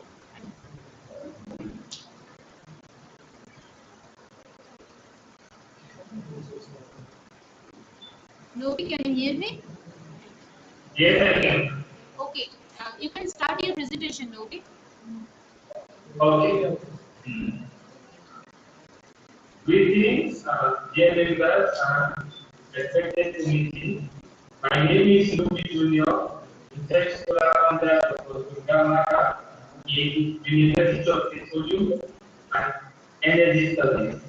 My work today is on the exploration of urban aspects, urban aspects of the in their potential as in sustainable development and our progress. The content includes the introduction, where we found the genetics of the adaptive, duration for examination of citizen conduct, valorization of active biological consideration, or generators for hydrocarbon free water, conclusion and treatment. Research scholar number 10. Research scholar number 10. The events of other group are often carried in the process are not smart where we need to visit the gradual growth of the rate of other groups across various urban lakes and coastal areas in India from the last 10 to 20 years. Macrocalci is known for its richness in carbohydrate content as well as protein and lipids, with macrocalci showing disponible carbohydrate content ranging for more than 50 to 70%. Macrocalci are almost and very known for their ease in cultivation and storage, and also they are not a consistent food form, especially in India, and they show low cost in their application for all process.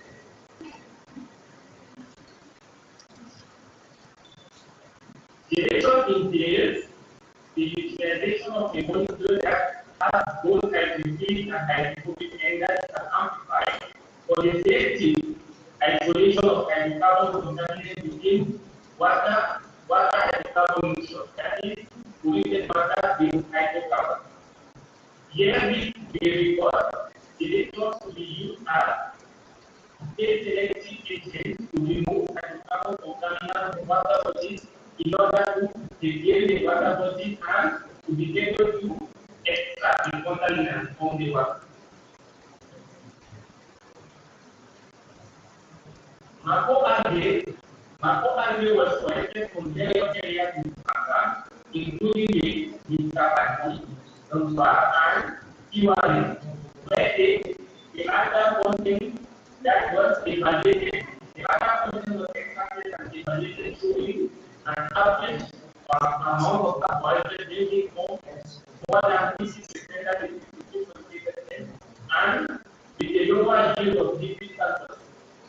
The extract was modified, that is, the hydrophilic compound was modified for the formation of the gel.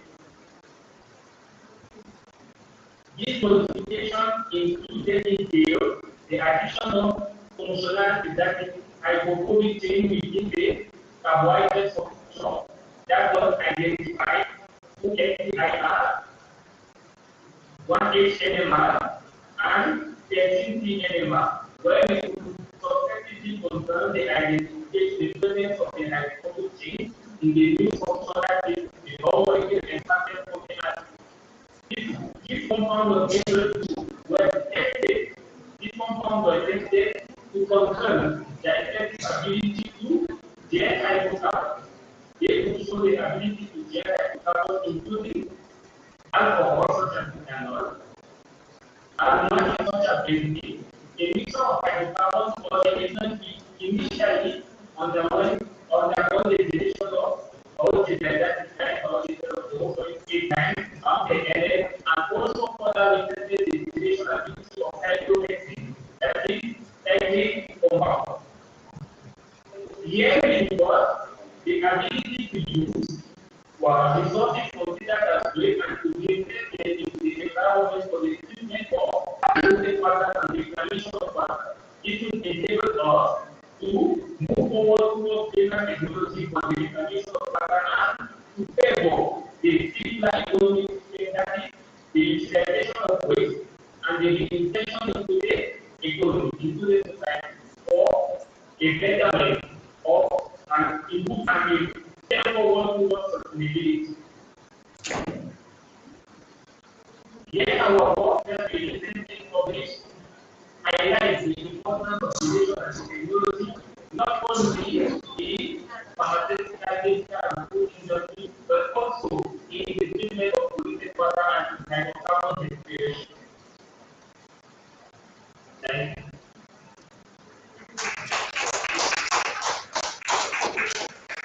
Hello.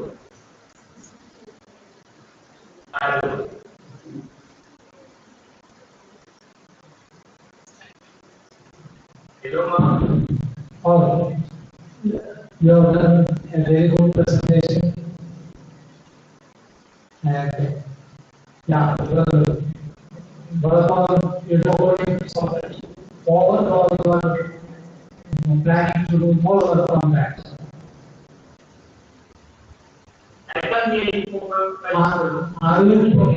Are you planning to do more work on this alga, recording? No, I don't think there is a problem. No, are you planning to do more work on this? Yes, I am planning more work on this because the research paper itself has not yet been published. A couple of work has been done and work is actually going on, and we are planning to do further analysis and experimenting and having a more larger process.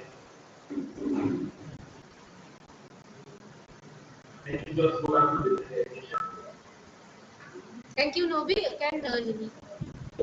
Lolali, can you join please and share your screen? Good evening. Can I say now? I cannot see your screen. Can you share it in?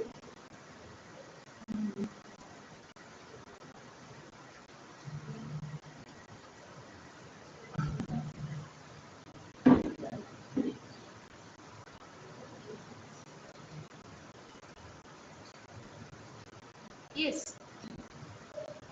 Please open your PowerPoint. Please open your PowerPoint. No, then you have shared the wrong screen, Lolali. You should share the entire screen, then select your presentation. Please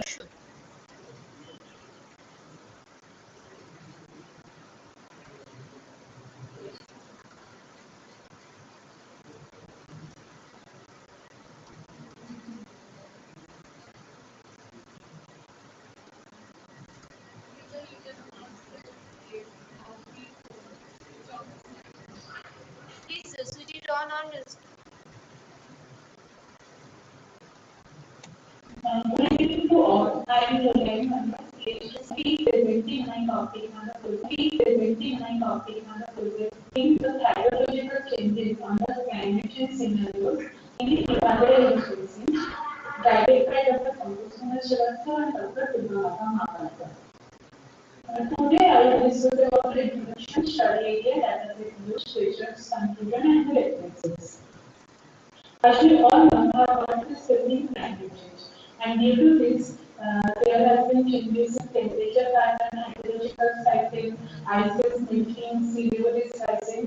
These This has adverse effect on causing several natural hazards like drought, flood, landslide, forest fires, avalanches, flood, etc.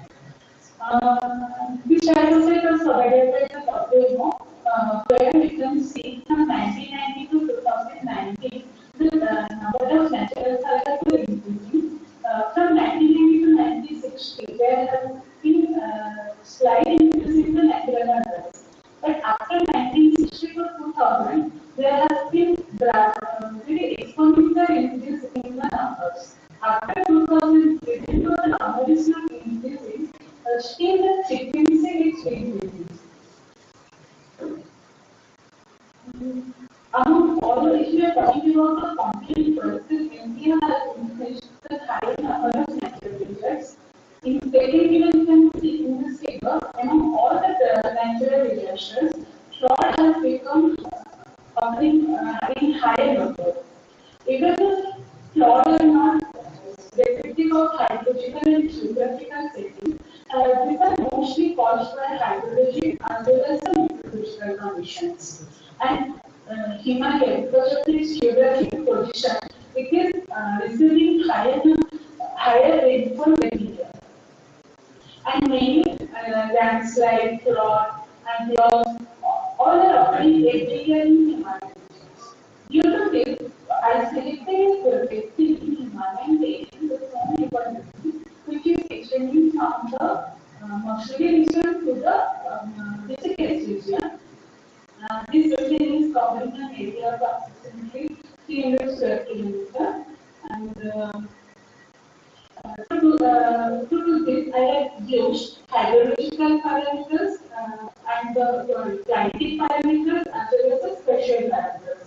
And these are the data that I have used. For spatial data, I used the DN, stream order, language number, soil slope, and for the general data set, I have used daily data for rainfall, temperature, solar radiation, electricity, and electricity. The definition of all these data sets I have already mentioned. First, I have declared the water delineation map. You can see at the northern side, there is a higher slope. While we are moving from north to south, the slope is quite decreasing. And after that, I have declared the slope map. This is also shown the spectrum that is in the northern side, the slope is quite high. Then I have prepared the soil map. Basically, two types of soil is found in this region, that is clay loam and loam soil. And then I have prepared the land use and cover map for 2023 and classified the area into 7 classes, that is water, filter area, vegetation, start vegetation, crop, floodplain area, and drainage. By using these 4 parameters, I used the SWOT model to classify the area basin into various number of subbasins and finally the subbasins into number of HLUs. HLUs are basically the smaller units of the solution. And in each HLU, I have investigated the hydrological parameters. I have basically calculated the surface on the water level, percolation, and the groundwater recharge. You can see in the first figure, I have calculated the surface runoff from 2003 to 2023. You can see in 2003, the maximum surface runoff was 671 mm. But in 2023, the surface runoff has increased by 1130. Which is around 50%. And the water level was also increased from 874 mm to 1300 mm. The population was also increased from 483 mm to 650 mm, and the soil water content was decreased from 3340 mm to 2630 mm. And you also can see in the southern subdivisions, I have 28 subdivisions, and you can see around the major river channel in the southern subdivision side, the value is quite increasing. You can see this red circle value is increasing compared to the higher slope region. So, since from 2003 to 2023, the surface runoff and corporation and the water in it has intake and the soil water sampling has taken. So it may cause, due to the increase in the surface runoff, it may cause flood or flash floods. In 2022, flash flood has already occurred in the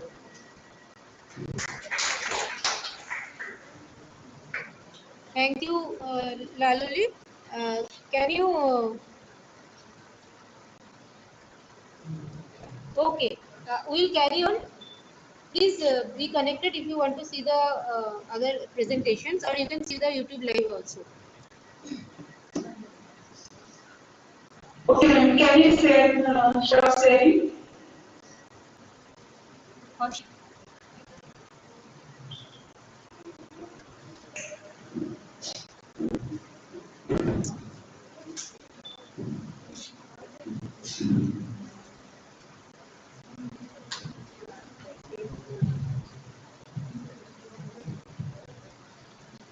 Good evening, everyone. So my name is Roshan Shetty, sir, which is occurring frequently nowadays. A huge loss of life and a huge loss of property nowadays. So we plan to generate or plan to propose a early warning landslide early warning different areas of the key areas.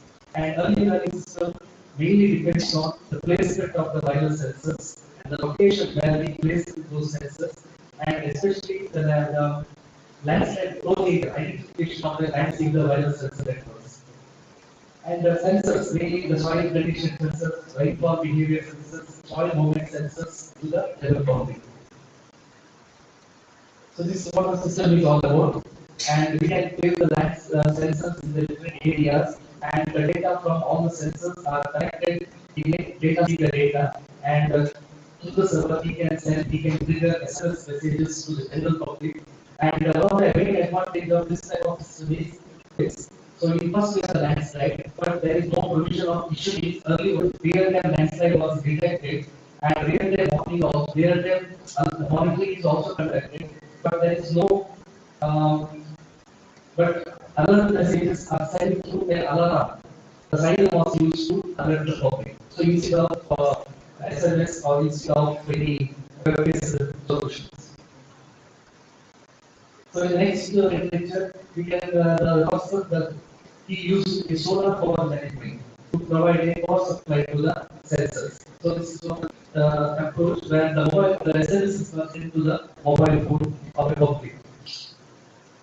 And this is the ideal represent network. So you can see that in each node supply audio device and also ZigBee for wireless communication, and node is going to communicate with the sensors, and information from all the sensors or all the nodes are collected and it is sent to the remote control station. The remote control station is going to process signals from all the sensors to the node, and this microcontroller unit is going to process data, and depending upon the predefined limit, whenever sensor is going to send the landslide warning alert to the general public. And the controlling can be done with the help of a desktop or in mobile or by using his laptop. And operator can sit anywhere, not only in the control center, he can sit in the home, and he can check the landslide as well as he can make changes depending upon environmental that he used with Microsoft Visual Studio IDE and exam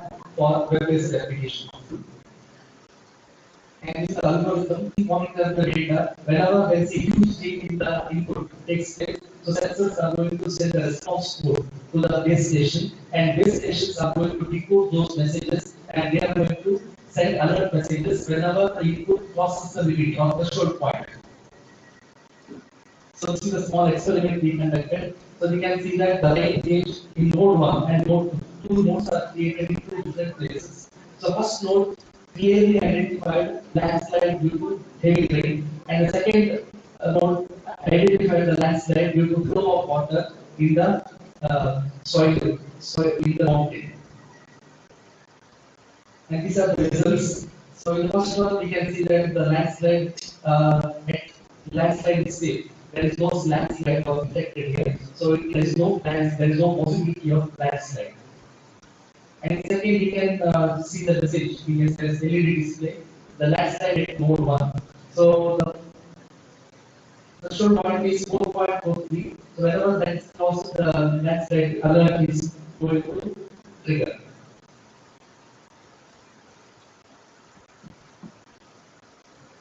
And these are the readings, and these are the three zones we created. One is safer zone, middle zone, and danger zone. So depending upon these readings and threshold point, the instrument or the control system, control station is going to send the messages.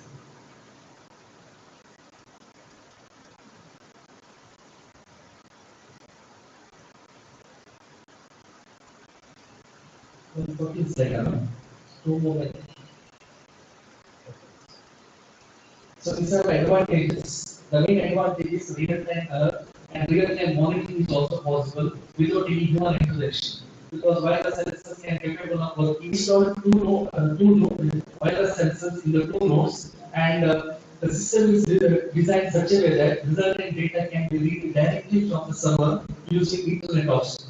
The device is successful in gathering the data in real time and generating automatic alerts in LCD display as well as SMS in mobile phone. So this web-based interface makes the device simple and with the help of a laptop. The main limitation we observed is, so this landslide detection system is mainly used to only for rain-induced landslide. The landslide occurred due to the rain, but there is no provision of identification of a landslide due to earthquake or some other problem. So this is due.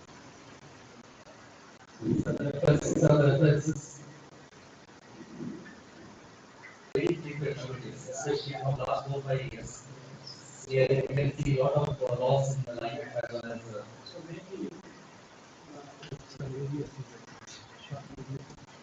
You are considering three factors. One is the rainfall, second is the moisture, and third is the vibration. Understand? So we also see the what kind of structure of the soil, whether it is laterite soil, granite soil, or the kind of vegetation factor.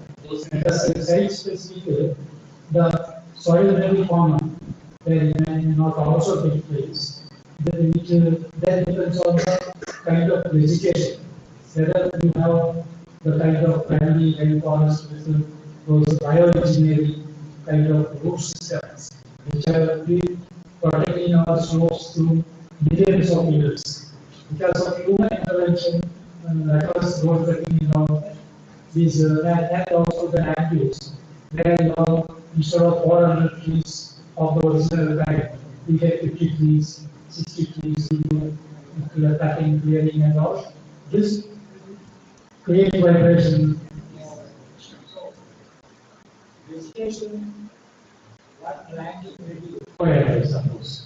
Whether in the same situation, these three factors, if it's a fourth factor, they can the primary vegetation.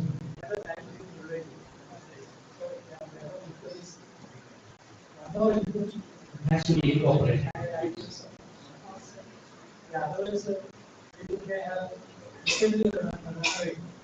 Get the warnings frequently, they have to run away from home. Yeah, so it's okay. Preparation that will be test.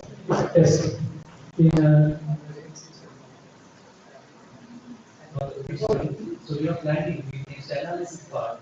So AI tools can be used. AI tools, so that we can do much more analysis.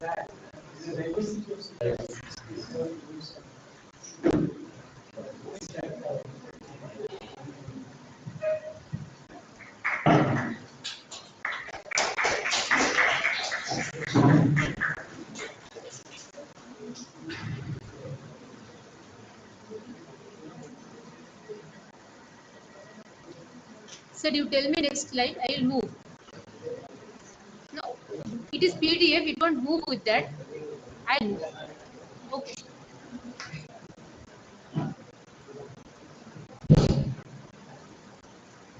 ಎಲ್ಲರಿಗೂ ನಮಸ್ಕಾರ. ನನ್ನ ಹೆಸರು ಮಹಾದೇವಿ ಗೌಡ. ಹೆಸರು ಗೊತ್ತಾಗಲ್ಲ. ಇಂದು ನಾನು food press water tank ಕಾಲಿನಿಂದ ಒತ್ತುವ ನಲ್ಲಿ ಈ ಯೋಜನೆಯ ಬಗ್ಗೆ ಪ್ರಸ್ತುತಪಡಿಸುತ್ತೇನೆ.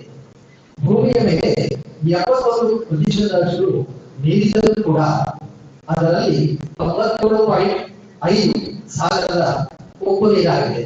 ಉಳಿದ 2.5% ನೀರಿನಲ್ಲಿ 2% ನೀರು ಮಂಜುಗಡ್ಡೆ ರೂಪದಲ್ಲಿ ಹಾಗೂ ವಾತಾವರಣದ ಆರ್ದ್ರತೆಯಲ್ಲಿದೆ.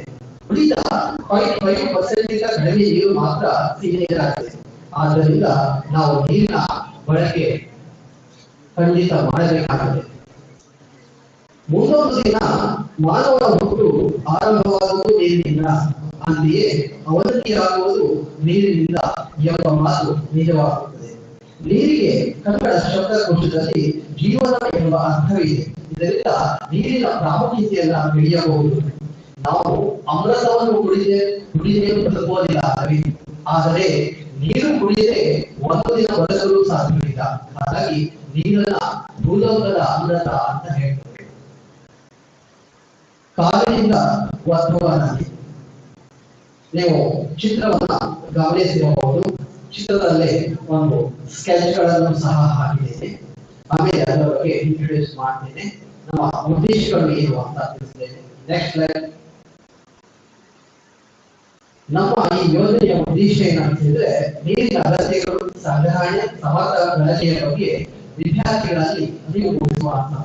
ವಿದ್ಯಾರ್ಥಿಗಳು ನೀರು ವ್ಯಯ ಮಾಡಲಾಗದಂತೆ ಎಚ್ಚರ ವಹಿಸುವ, ಪರಿಸರದಲ್ಲಿ ನೀರಿದ್ದರೆ ಮಾತ್ರ ಜೀವಿಗಳ ಉಳಿವು ಎನ್ನುವುದನ್ನ ಅರಿವು ಮೂಡಿಸುವ, ಜೀವ ಸಂಕುಲಗಳಿಗೆ ನೀರು ಮುಖ್ಯ, ಅದನ್ನು ಹಾಳು ಮಾಡದೆ ಬಳಸುವಂತೆ ತಿಳುವಳಿಕೆ ನೀಡುವುದು, ಅಗತ್ಯವಿದ್ದಷ್ಟು ಮಾತ್ರ ನೀರನ್ನು ಬಳಕೆ ಮಾಡುವಂತೆ ತಿಳಿಸುವ, ಮಂಗಳದ ಅಂಗಳದಲ್ಲಿ ನೀರನ್ನು ಹುಡುಕುವ ಬದಲು ಮನೆಯ ಅಂಗಳದಲ್ಲಿನ ಸಮರ್ಥ ನೀರಿನ ಬಳಕೆಯ ಬಗ್ಗೆ ಅರಿವು ಮೂಡಿಸುವುದಾಗಿದೆ.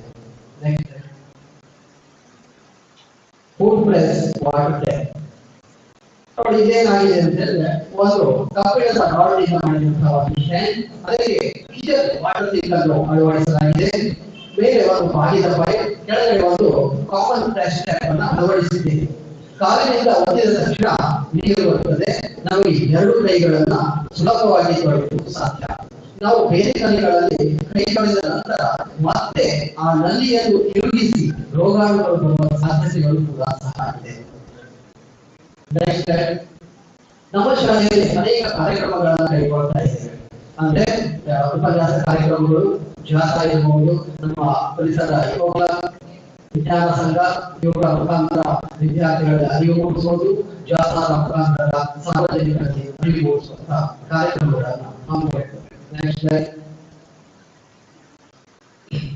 ನಮ್ಮ ಈ ಮಾದರಿಯ ನೀರು ಉಳಿತಾಯದಲ್ಲಿ ಸಫಲವಾಗಬಹುದೇ ಎಂಬುದನ್ನು ಅರಿತು ನಾವು ಪ್ರಾಯೋಗಿಕ ಸರ್ವೆ ಕಾರ್ಯ ಕೈಗೊಂಡೆವು. ಅದರಲ್ಲಿ ಸುಮಾರು 70% ಜನರು ಒಂದು ಕೈಯಿಂದ ಟಚ್ ಮಾಡಿ ಕೈ ತೊಳೆಯುವುದು ಕಷ್ಟ ಎಂದರು. ಸುಮಾರು 20% ಜನರು ಸಾಧ್ಯವಿದೆ, ಮಾಡಬಹುದು ಅನ್ನುವ ಒಂದು ಅಂಶವನ್ನು ತಿಳಿಸಿದರು. ಸುಮಾರು 10% ಜನರು ಅದು ಯಾವುದಕ್ಕೂ ಪ್ರತಿಕ್ರಿಯೆ ನೀಡಲಿಲ್ಲ.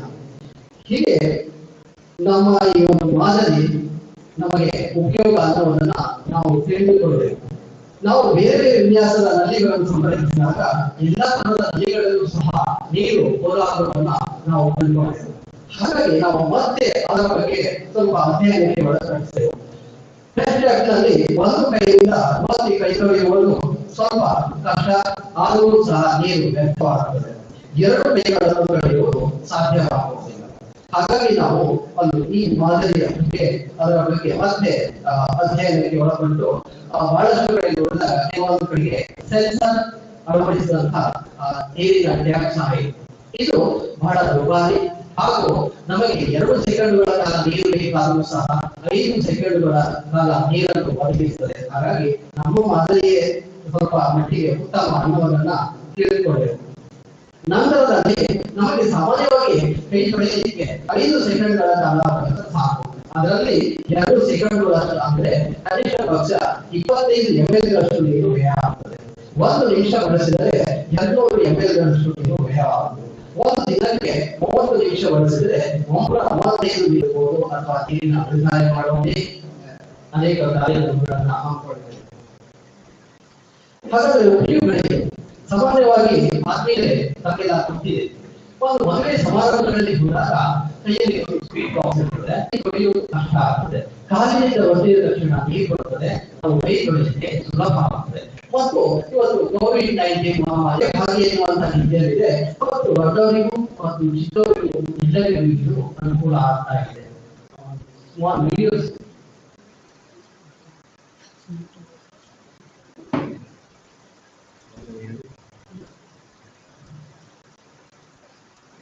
ಶಾರ್ಟ್ ವಿಡಿಯೋಸ್ ಇದೆ. ವಿಡಿಯೋ ಕಾಪಿ ಆಗಿದೆಯಾ? ಮಹಾದೇವಗೌಡ ವಿಡಿಯೋ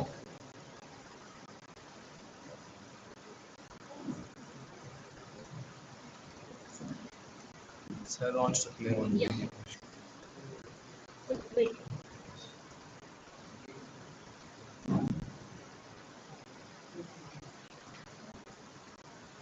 ನಮ್ಮ ಶಾಲೆಯ ವಿದ್ಯಾರ್ಥಿಗಳು ಈ ಮಾದರಿಯನ್ನು ನಾವು ಉಪಯೋಗಿಸ್ತಾ ಇದ್ದೇವೆ, ಅದನ್ನ ನಾವು ನೋಡಬಹುದು.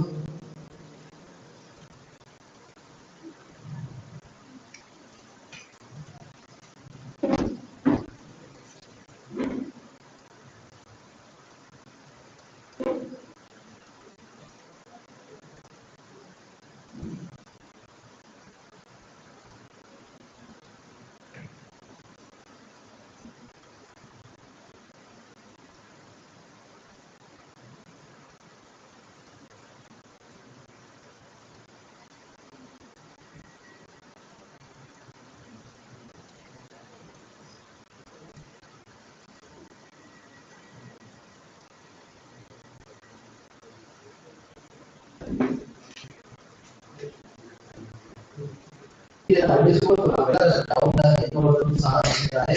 ಪರಿಸರದಲ್ಲಿ ಏರಿದ್ದರೆ ಮಾತ್ರ ಮನೆಯುವ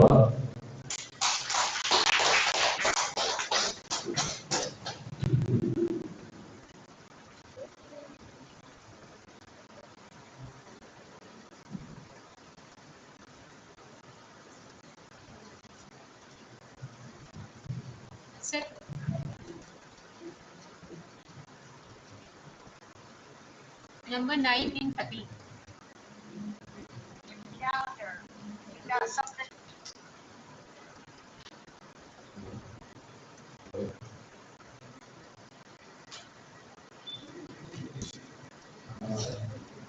Good evening, respected juries and all my IISC faculties. I'm here to present a biodiversity study report about my school campus. I come from a small taluk, Humsur taluk, which is very close to Mysore district. And this is all about my biodiversity studies from past 5 months. First, when it comes to introduction part, our school is really lucky to be on the banks of Lakshman Tirtha river. We have also the plantation, and also we have forest tracks very close to our school. Our school is Shastra Public School in Mysore taluk. So we have diverse habitats very close to our school. Having this diverse vegetation and habitat, let's all see what all we could see. This is an overview of my biodiversity study. Documented 18 bird species and also 75 butterfly species, 65 moths, and 13 rodents. Africa found 22. Both African and reptiles are included, and it is coming to 22 species. Spiders 31 and others 90. Totaling to 411 species in just 5 months. When it is coming to birds, birds are the only organisms to have feathers and feet, and they fascinate humankind from our ancient ages.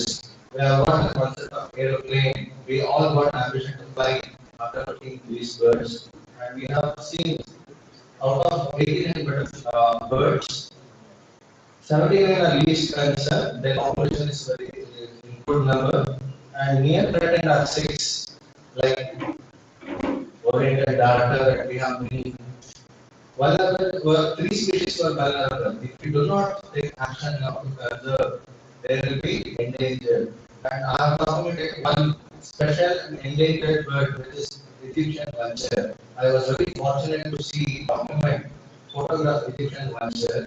Out of my 10 years of biodiversity studies, after 3 years I am seeing this Egyptian vulture.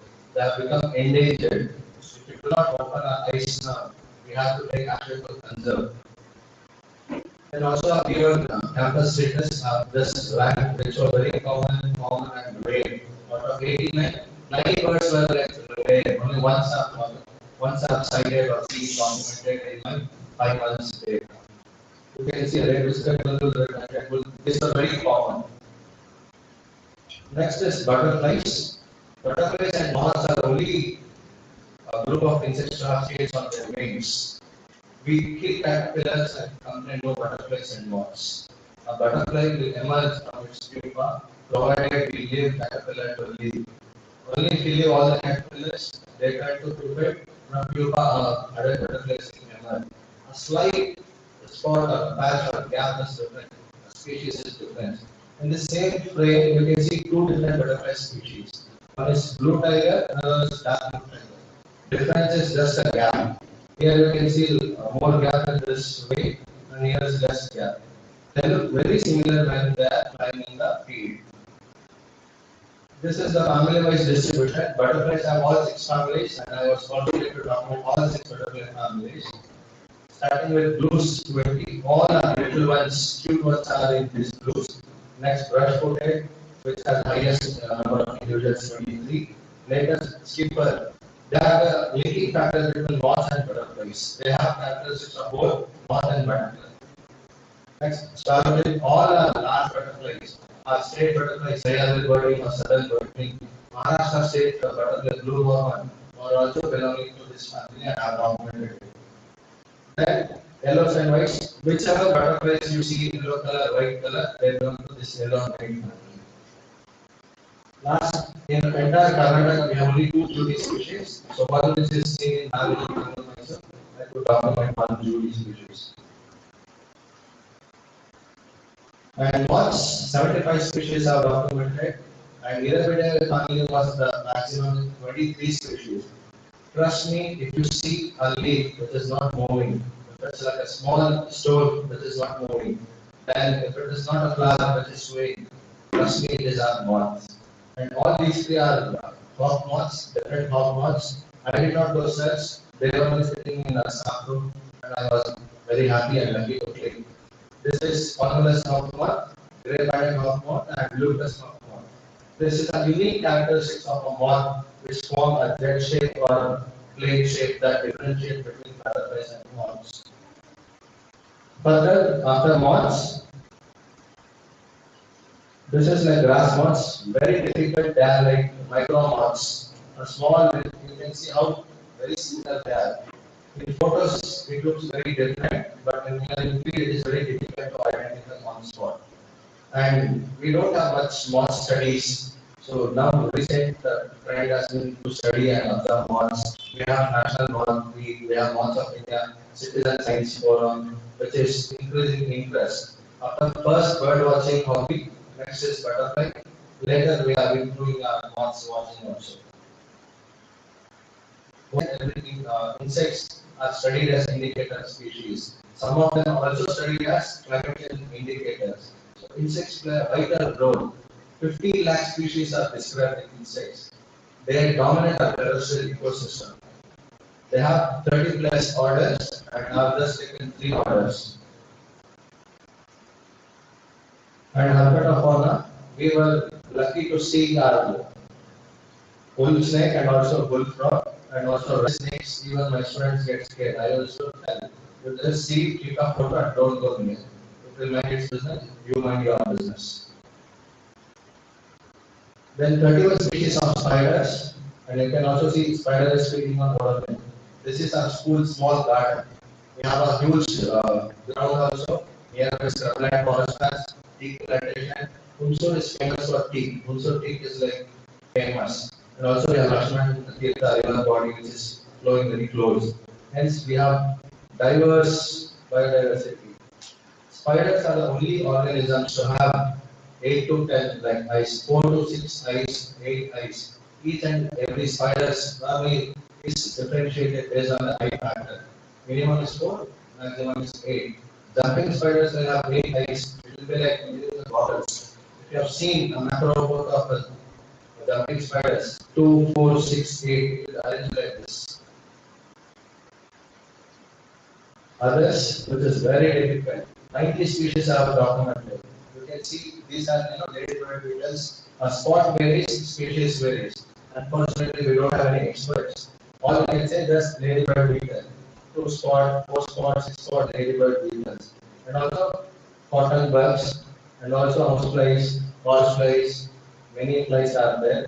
Even butterfly is also there. Then these jewel bugs and beetles. In insects, this order Coleoptera dominates. After that is our Lepidoptera, butterflies and moths. They say 140 plus species of Lepidoptera are there. In Greek, Lepis means scales, Terra means wings. That is how butterflies are classified. And all these are bugs and beetles. You can also see here different Hymenopteras and weevils. These are like other species what are documented. Recommendations, only 5 months data was collected. I need further time for more collection of data to analyze species richness, season wise, habitat wise, for further statistical calculations, and also for data calculation. Next scope is to study floral aspect of the campus as well. I've documented all maximum possible fauna from marine. So next step is to document flora also. Conclusion, our campus is very rich in terms of biodiversity, I can say. I'm very proud of it. Within a span of 5 months. Recently, I shifted to Husserl. So, the minute I started shifting and working there, I started observing the campus. I'm not explored complete Husserl. We have beautiful places, lakes also, which slowly I will observe.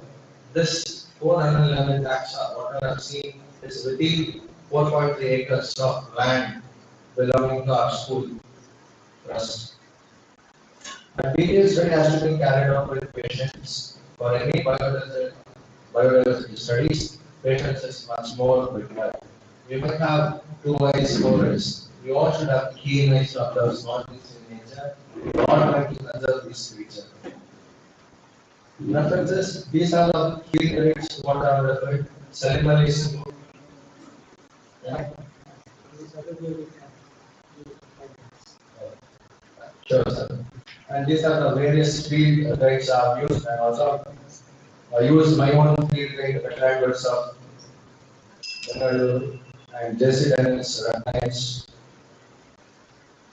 Any questions? That's it. Thank you, folks. Thanks for your patience listening. Judges, senior scientists. Any doubts? Now it is time for discussion. I want to dedicate this talk to my mentor, Harish Bhatt sir, who has always fascinated, inspired me.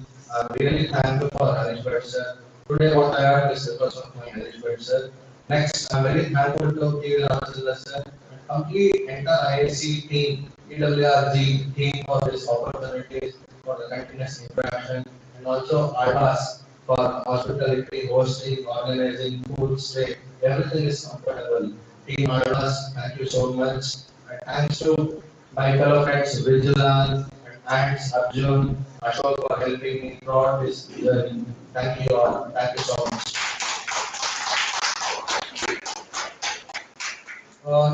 With small note, I would conclude.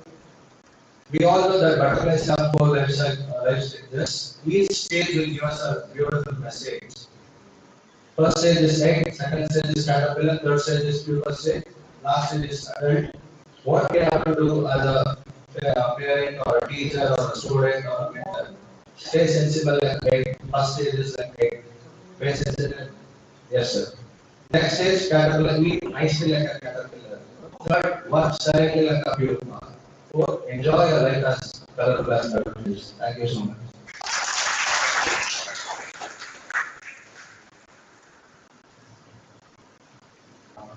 Urban media lands, I have taken 2 areas of study. So they are very close to me since I know those places, I have chosen those places. So one of the places is Chick, which is quite well known for its sea effects and also. So most of us know that near the lakes you find either presently the temperatures are quite low. So I wanted to really analyze what is really happening in data collection. So I can collect the data using Google engine. So the tutorials to learn the code. So I use one of the tutorials to get these codes. And the area of select is mine. So I've just modified that data.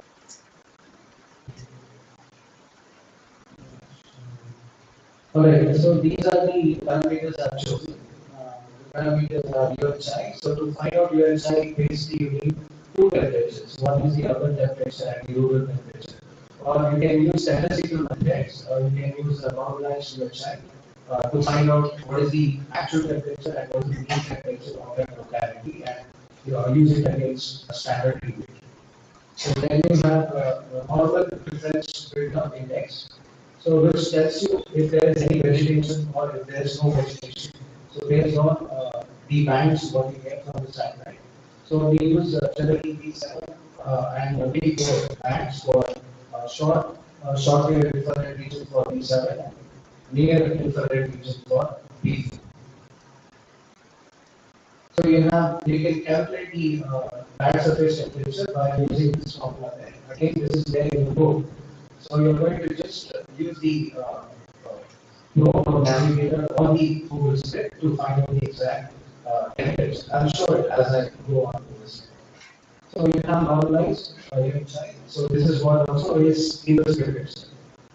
So same goes to the normalized reference vegetation index. It specifically tells whether that region has enough vegetation or not. You have near infrared region and red wavelengths. Generally, red wavelengths are somewhere close to 0.6 micrometers, and near infrared is 0.8 micrometers around.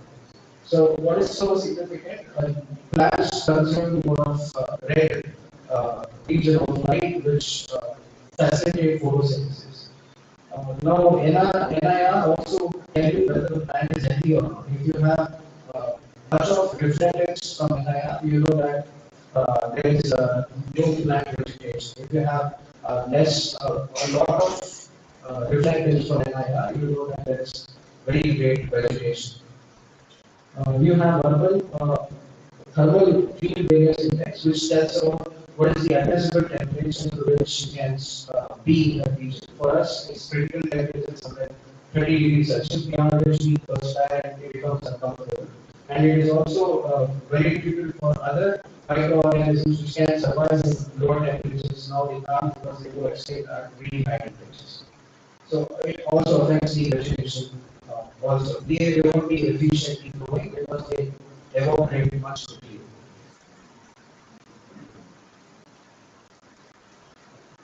So I have used the secondary data, which is basically cloud cover, humidity, rainfall, and visibility. So visibility tells you whether it's foggy or if it's having a rainy condition, and also rainfall it tells you whether there's precipitation, and humidity it will tell you whether there's heat reduction in that region. So these are my objectives. Actually, I use these parameters to analyze the two areas. So this is the area of circuit. So this is also the main. I've given the maximum also that. Sales was also. Now, source of data collection, satellite data, and also weather control websites. Now, this is how we use the Google Earth engine. I use this way. So these are the regions in the Google Earth engine. They are quite close. Now, this is the blue color of that region through the satellite imaging.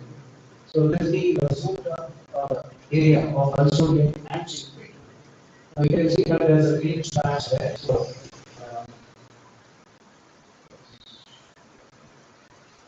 yeah, this is the lake. That's the Alsonian. Now this is the land surface temperature rate for which is 30 by 30 pixel size, 30 meter by 30 meter. There we can see a small box there. This is the area of interest which I've chosen. Now this is the Alsonian and this is the for surface temperature. You can see that in the Alsonian we have more bluish regions, while in the Chickpea is quite reddish and yellow. Basically, it has high temperature. So now you have normalized vegetation, which tells you how far is the vegetation in those areas. So this is the imaging for rural areas. They're sparsely having some vegetation, not rampant. Now this is urban heat island effect. So this is what is of major importance. You can see that there is cooling effect going on in around Wilson Lake, while in Chicken there's no cooling effect at all. You have much higher temperatures. Same goes to critical temperatures at those areas. You have much higher temperature in Chicken, while in Wilson it's slightly reduced.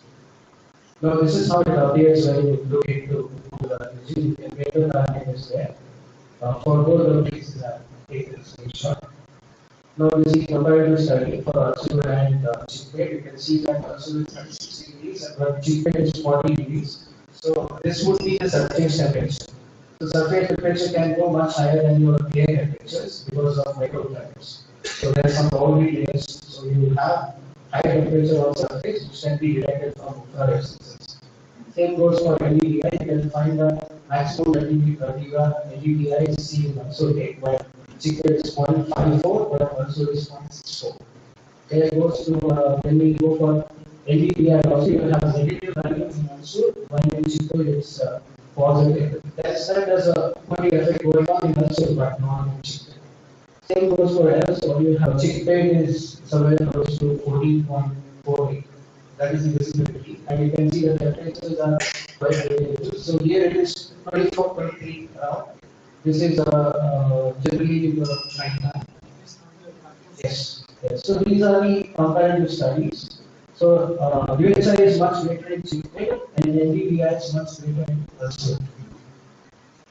So from these studies you can see that there is definitely Artsur. So air quality is bad. Vegetation is quite good also, and also you can see that control limits are quite clear. Now, what are the recommendations? You can have green spaces, you can have sustainable landscaping, and also you have cool roof methods where you can have concrete or reflecting surfaces which can be used for cooling the surface. And also raise public awareness. And like right now, how I did, you can do consider monitoring and evaluating of these parameters. So this is the same thing. You have your child going on. So these are the references I use. This is the tutorial which I have authored. And I would like to thank TVRAMACHANDRA and his entire team, and also I would like to thank my institution, Vidyanagar Public School, for giving me this opportunity to present myself here. Thank you.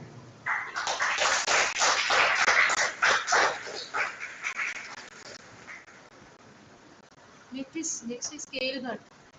Scale bhat sir.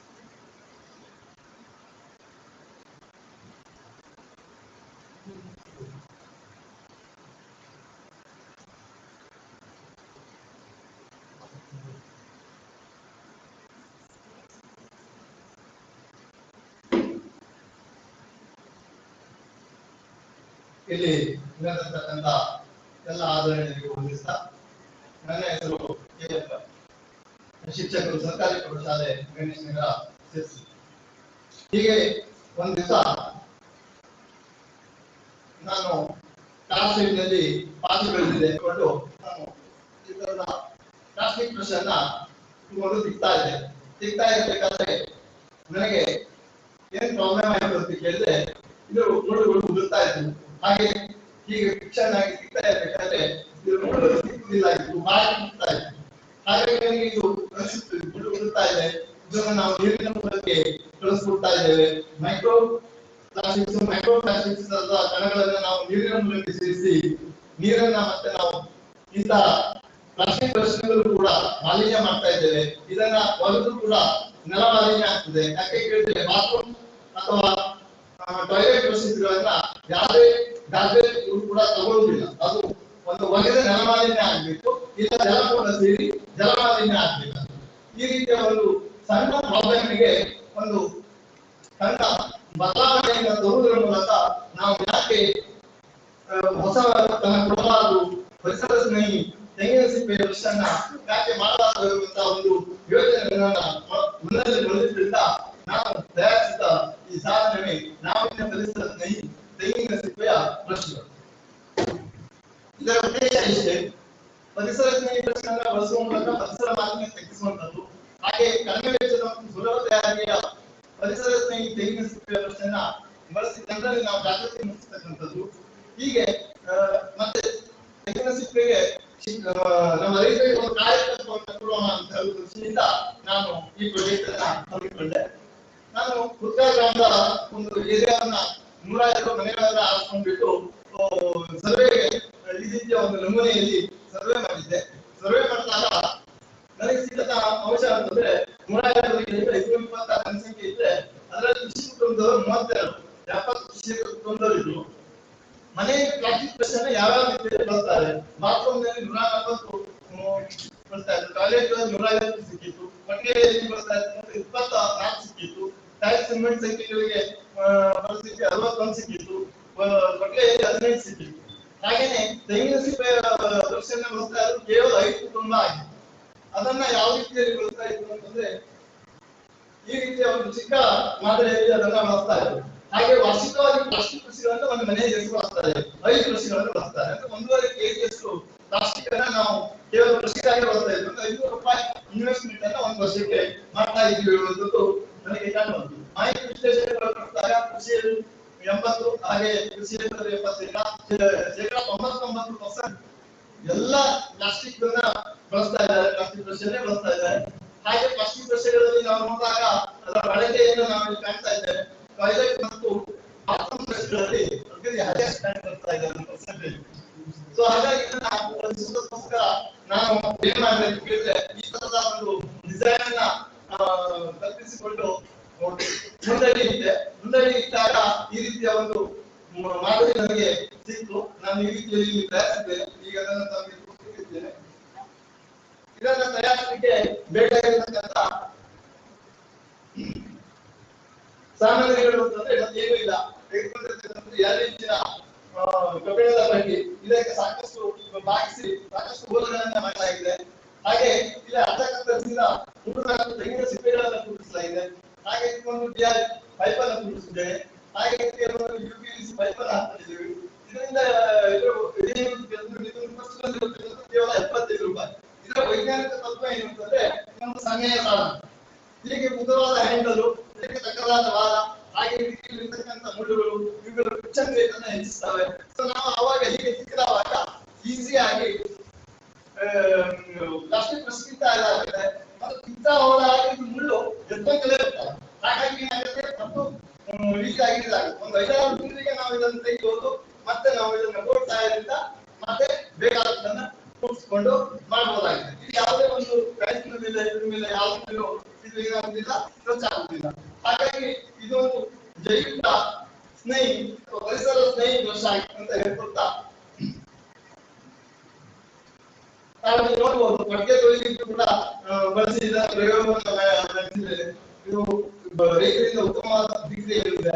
ಹಾಗೆ bathroom ತೊಳಿಲಿಕ್ಕೂ ಕೂಡ ಅತ್ಯುತ್ತಮವಾಗಿ ಆಗುತ್ತೆ. ಯಾಕೆಂದ್ರೆ brush ನಲ್ಲಿ ಕುತ್ಕೊಳ್ಳೋದಕ್ಕಿಂತ ಅಲ್ಲಿ ನಮ್ಮ ಕೈ ನೋವು ಜಾಸ್ತಿ ಆಗುತ್ತೆ, ಇದರಲ್ಲಿ ಕೈ ನೋವು ಕಡಿಮೆ ಆಗುತ್ತೆ. ಯಾಕೆಂದ್ರೆ ಹೆಚ್ಚಿಗೆ ಒಂದು ಟೈಮನ್ನು ಕೂಡ ಹೆಚ್ಚಿಗೆ ಇದಾಗುತ್ತೆ. ಕಡಿಮೆ ಟೈಮ್ನಲ್ಲಿ ಅದನ್ನು ಮಾಡಬಹುದಾಗಿದೆ, ಅಂಗವನ್ನು ಬೆಳೆಯಬಹುದಾಗಿದೆ. ಇದರ ಒಂದು ಕಾರ್ಯಕ್ಷಮತೆಯನ್ನು ನಮ್ಮಲ್ಲಿ ಇರತಕ್ಕಂಥ ಬಯೋಟೆಕ್ನಾಲಜಿಯ ಸಂಪರ್ಕಿಸಿ ಅವರ ಪ್ರಯೋಗಾಲಯದಲ್ಲಿ ನಾವು ಇದನ್ನ ಪರೀಕ್ಷೆಗೆ ಒಳಪಡಿಸಿದ್ವಿ. ಪರೀಕ್ಷೆಗೆ ಒಳಪಡಿಸಿದಾಗ ಮಾಡಲಿಕ್ಕೆ ಇದರಲ್ಲಿ 3 ನಿಮಿಷ ಬೇಕಾಗಿತ್ತು. ಸಾಮಾನ್ಯ ಪ್ರಶ್ನೆ 1 ನಿಮಿಷ ಸಾಕಾಯ್ತು. ಅಂದ್ರೆ ಯಾರು ನಿಮಿಷ ಉಳಿತು. ಹಾಗೆ ನಾವು 20 ಸ್ಕ್ವೇರ್ ಮೀಟರ್ ಏರಿಯಾವನ್ನ ನಾವು 60 ಮಿನಿಟ್ಸ್ ನಲ್ಲಿ ಸಾಮಾನ್ಯ ಪ್ರಶ್ನೆ ಬೇಕಾದ್ರೆ ಕೇವಲ 20 ನಿಮಿಷ ಅಂದ್ರೆ 40 ನಿಮಿಷ ಉಳಿತು. ಇದಕ್ಕೆ ಬೋರ್ಡಿಂದ ಗ್ರಾಫ್ ಕೂಡ ಮಾಡಿದೆ. ಸೊ ಈಗ ನಾವು ಕಂಪ್ಯಾರಿಸನ್ ಮಾಡ್ತಾ ಗೊತ್ತಾಗುತ್ತೆ 1 ನಿಮಿಷದಲ್ಲಿ 1 ಸ್ಕ್ವೇರ್ ಮೀಟರ್ ಏರಿಯಾವನ್ನ ಇದು ಮಾಡಲಿಕ್ಕೆ ಸಾಮಾನ್ಯ ಪ್ರಶ್ನೆಯಲ್ಲಿ 3 ನಿಮಿಷ ಬೇಕು. ಅಂದ್ರೆ ಫಿಕ್ಷನ್ ರೇಟ್ 1:3 ಫಿಕ್ಷನ್ ರೇಟ್ ಅಲ್ಲಿ ಮಾಡುತ್ತೆ ಮತ್ತು ಅಷ್ಟು ಸಾಮರ್ಥ್ಯದ ಶಕ್ತಿಯನ್ನು ಕೂಡ ತೋರಿಸುತ್ತೆ. ಸೊ ಹಾಗಾಗಿ ನಮಗೆ ಆಪ್ಟಿಕಲ್ ಮಿತವ್ಯಯ, ಸಮಯದ ಮಿತವ್ಯಯ ಮತ್ತು ಬೇಗ ಆಗತಕ್ಕಂಥದ್ದು ಇವುಗಳನ್ನ ನಾವು ಅವರಿಗೆ ಮಾಡೋದ್ರಿಂದಾಗಿ ಅದನ್ನ ಒಂದು ಪ್ರಮಾಣವನ್ನು ತೆಗೆದುಕೊಂಡಿದ್ದೇವೆ. ಹಾಗೆ ಇದನ್ನ ಇಲ್ಲೂ ಕೂಡ ಇಂಪ್ರೂವ್ ಆಯಿತು.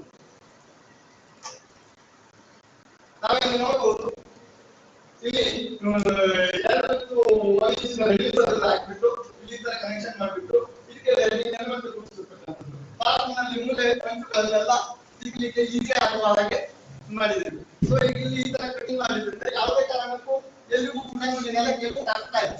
ಎಷ್ಟು ಈಸಿಯಾಗಿ ಎಷ್ಟು ವೇಗವಾಗಿ ನಾವು ಇದನ್ನ ಮಾಡಬಹುದಾಗಿದೆ. ಹಾಗೆ ಇದನ್ನ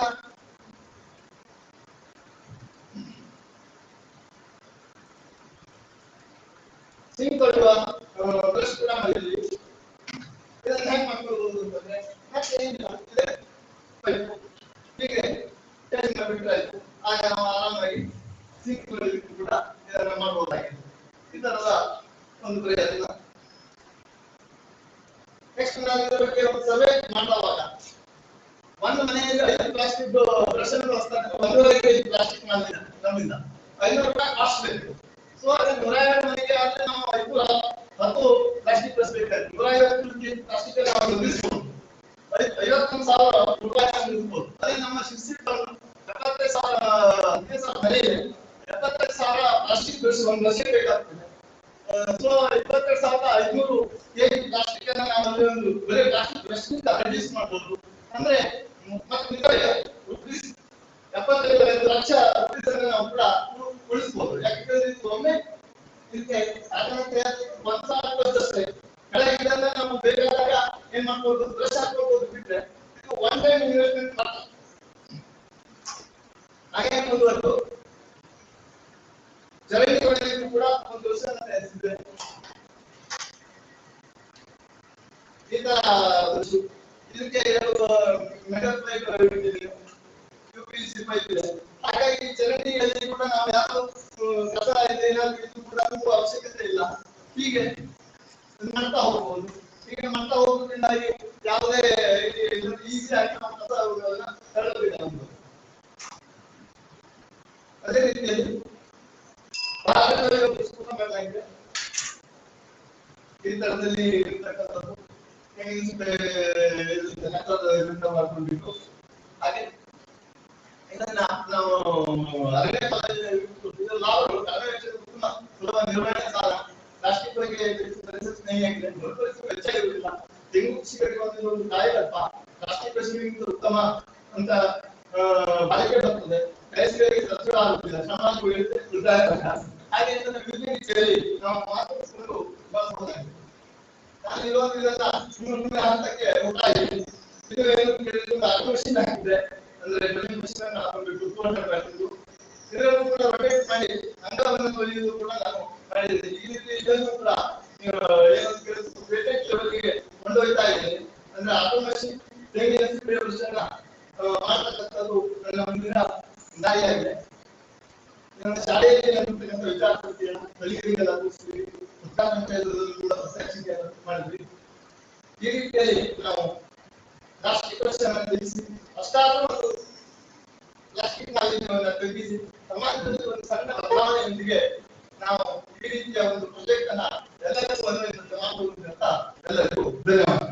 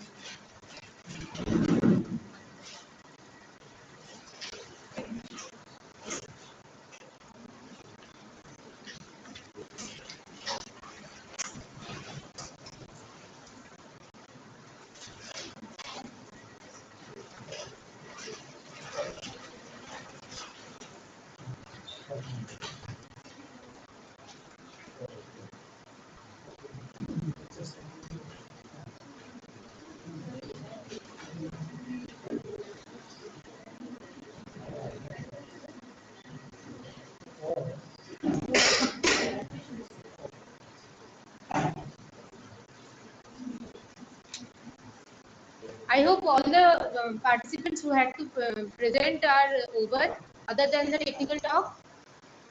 Over, right? Then, ma'am, you can present your, give your technical talk.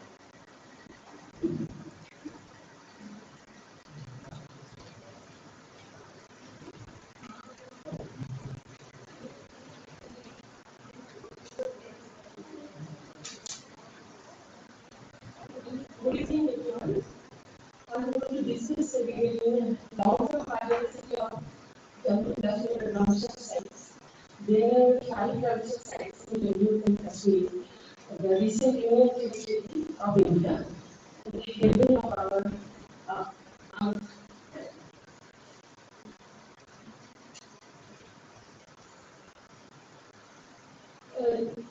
so few words regarding Jammu and Kashmir Union Territory.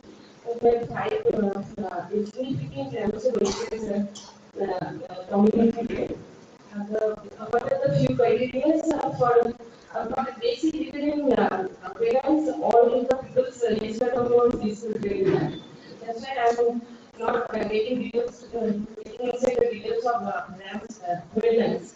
The Ramsar wetlands should be some criteria that major key criteria are it should be always dominated with some hydroponics for the few throughout the year, and it should be hydrated soil.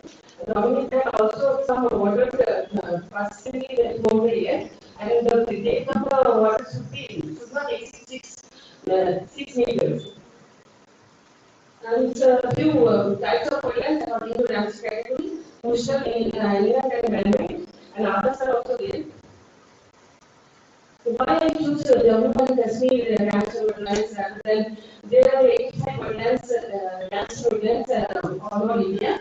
Because Jammu and Kashmir is globally have significance. It's national tourists are coming here, and it's the beauty and all due to these beautiful places. Whenever we are waiting place or any situation, people are visiting there, and it's an economic support to India also for tourism, and lots of buildings are there. That's why I chosen these 5 natural wetlands of Jammu and Kashmir. These are the few ranks criteria of making coastal wetlands and inland wetlands and man-made wetlands. I'm not giving details in that. Ranks of few sentences I would like to discuss regarding Ramsar website. Ramsar Convention, that is 1971. It occurred in Iran University, Ramsar. That's why it's convention name as Ramsar Convention, and it come in force in 1975. After that, 1982, India also come as a party in 1982. During 1913, 2013, there was 26 cancer wetlands. Gradually, that is aggregated to 2014 to 2022. New wetlands in 49 new wetlands, natural wetlands added to that. And the next, during 2022, there is a remarkable day that 2nd February, World Wetlands Day celebration going on every year from the year of 2022. It is significant what that day. And then 1982 to that 41 wetlands was covering area 71,861 hectares area. And 2022 that increased 75 wetlands, and now we have newly added 10 wetlands, Ramsar wetlands. Now it's 85 Ramsar wetlands within India. These are the newly added some Ramsar wetlands within India. These are the treaties signed by India during the Ramsar Convention in India. Significance, wetland significance and importance of the wetlands. There are lots of people discussing yesterday onwards. Still, I am saying economically, and cultural and all respects wetlands have significant values. And there are details are listed there. So, my starting areas are 5 types of wetlands like Muketsar, Hiram, Salbag, Surinsan, Mansan, and Ular. Ular is the second largest freshwater lake of the Asia. These are the type of mainly they are the freshwater wetlands, Ramsar wetlands. This is a long-term review, so elaborate searching data on the basis of the Google and available different literatures and also websites for every funnel group, birds, amphibians, reptiles, all the funnel groups and all the floral groups are search all the literatures elaborated search for last years, and we accumulated the data on the basis of the literatures. And after accumulating that data, we made this checklist for 5 Ramsar wetlands. Our faunal checklist and floral checklist we made, and then depending on the literature survey, we also sorted what are the dominant species and what are the extinct and endangered, conservation significant species are here. For that, we use IISC rate list website where we search all the species, what is the conservation status of it.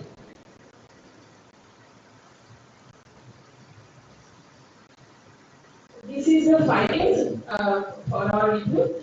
There are 672 total fauna found in 5 Ramsar wetlands of Kashmir. Among the 5 wetlands, Students and Mansa have highest amount of flora and fauna together.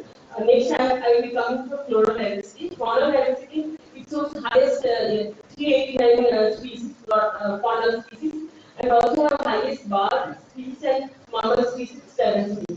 But there is a lot of gap for diversity studies. Other groups such as amphibians and animals, arthropods, molars and reptiles and other zooplankton, bacteria, all those we still are not studying all 5 Ramsar wetlands. Few of the wetlands is studied and we are listing few of the wetlands according to them. Actually, we find a total more than 1,000 publications are there, but among that, only 100 is related to biodiversity. And among that, 79 papers only related to directly to the biodiversity of the 5 Ramsar wetlands. And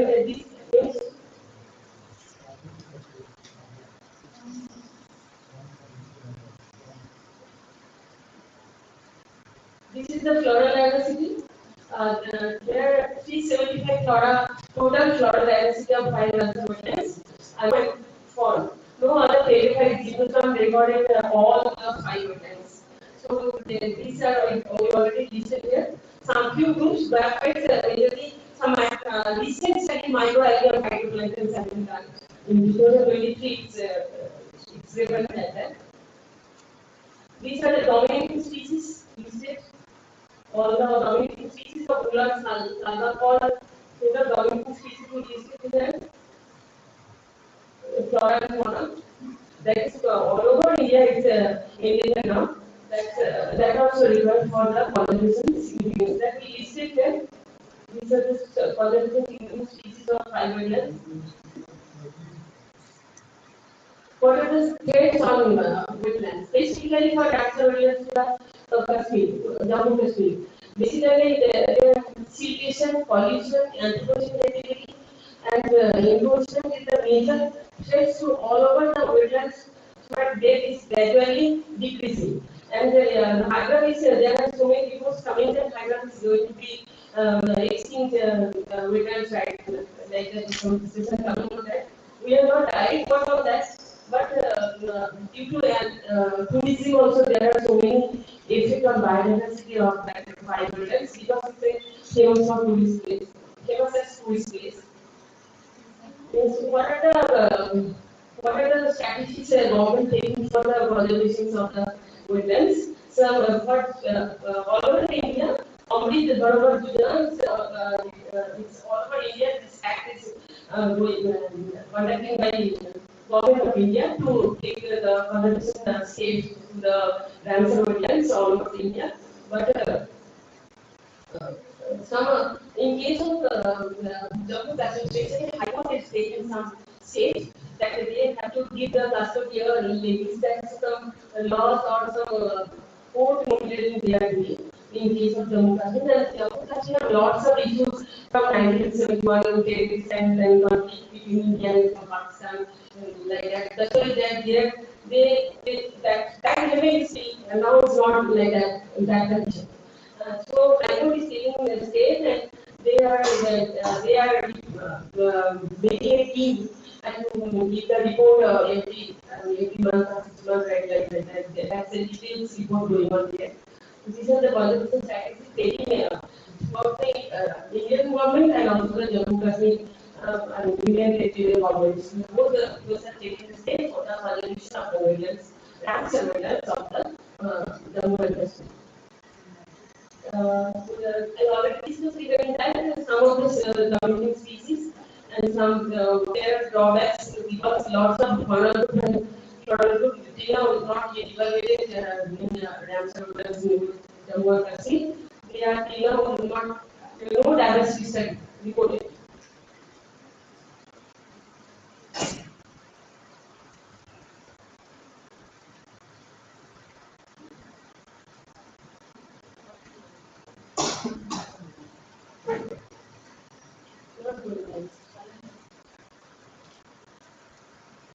My conclusion is that lots of 50 species, 57 species are critical and very least. That should be immediate measures should be taken for conservation of these species. Not only Ramsar wetlands of Jammu Kashmir, all over India, 85 Ramsar wetlands are there. Lots of species are gradually, lots of species of flora and fauna are gradually extinct and going to be vulnerable or it's not existing at all. That's why some steps should be taken or public awareness should be done for future conservation of this. Basically, today's whosoever are going to visit this Kashmir case should be aware. Public awareness program, leading all those things should be done for conservation purpose of the diversity and the beauty of the Jammu and Kashmir. I would like to acknowledge this Chennai for thank you for supporting funding support and all support for visiting here. Thank you.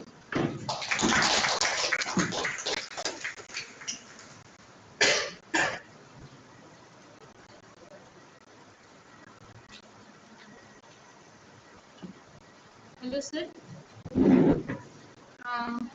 Can you hear me, sir? Can you please share your screen?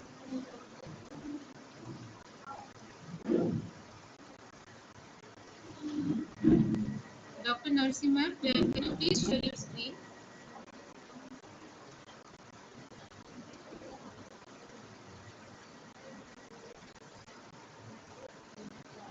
Can you please put it in full screen mode?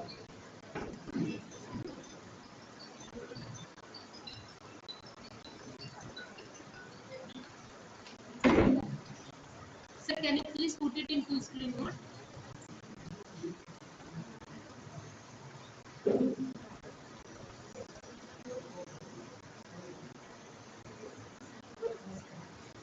Sir, you can go to the slideshow option and start slideshow. Yes.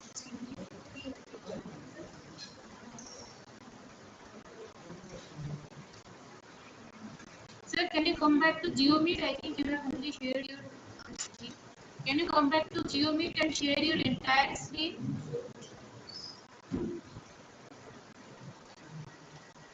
Hello? Sir, this changing slide is not visible.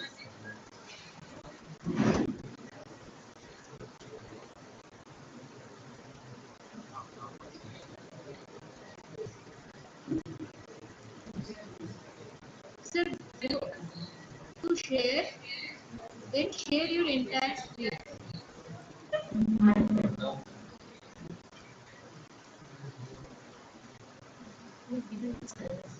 Thank you.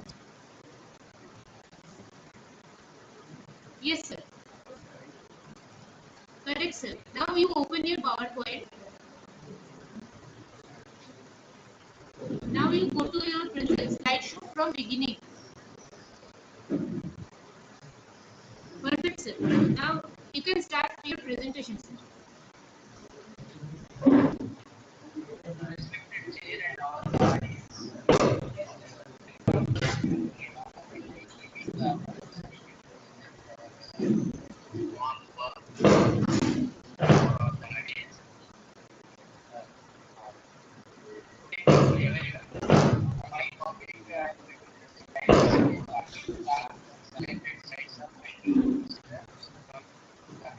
Sir, please pause for a second.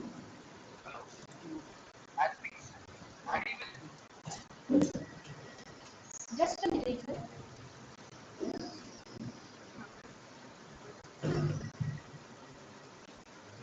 Now okay, sir.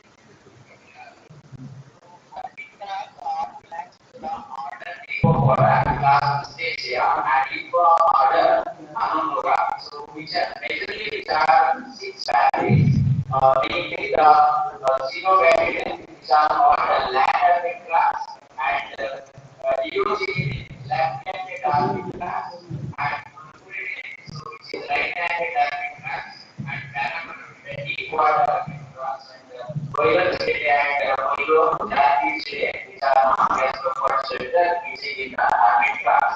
So this is the general morphology of the army class. You see, which are very fascinating and interesting aquatic organisms. So the antenna is outside the eyes, and seal, which is also called as barbus, which are there are 5 legs, three are larger, and the last two the major objectives we have chosen for this preliminary survey target class is presented in the select and also to study the species diversity of arctic class in the selected sites of the 94. So these are the simple sites we have selected in the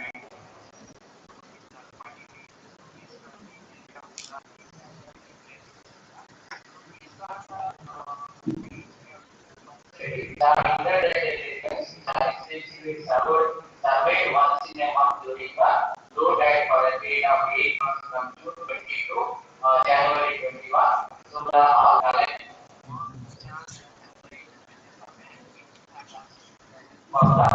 picture when they are collected with their legs.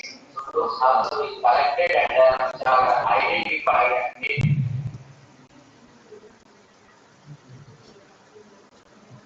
Course we have chosen Talpadi and also Soneshwar, Dalgis and also Mangalore.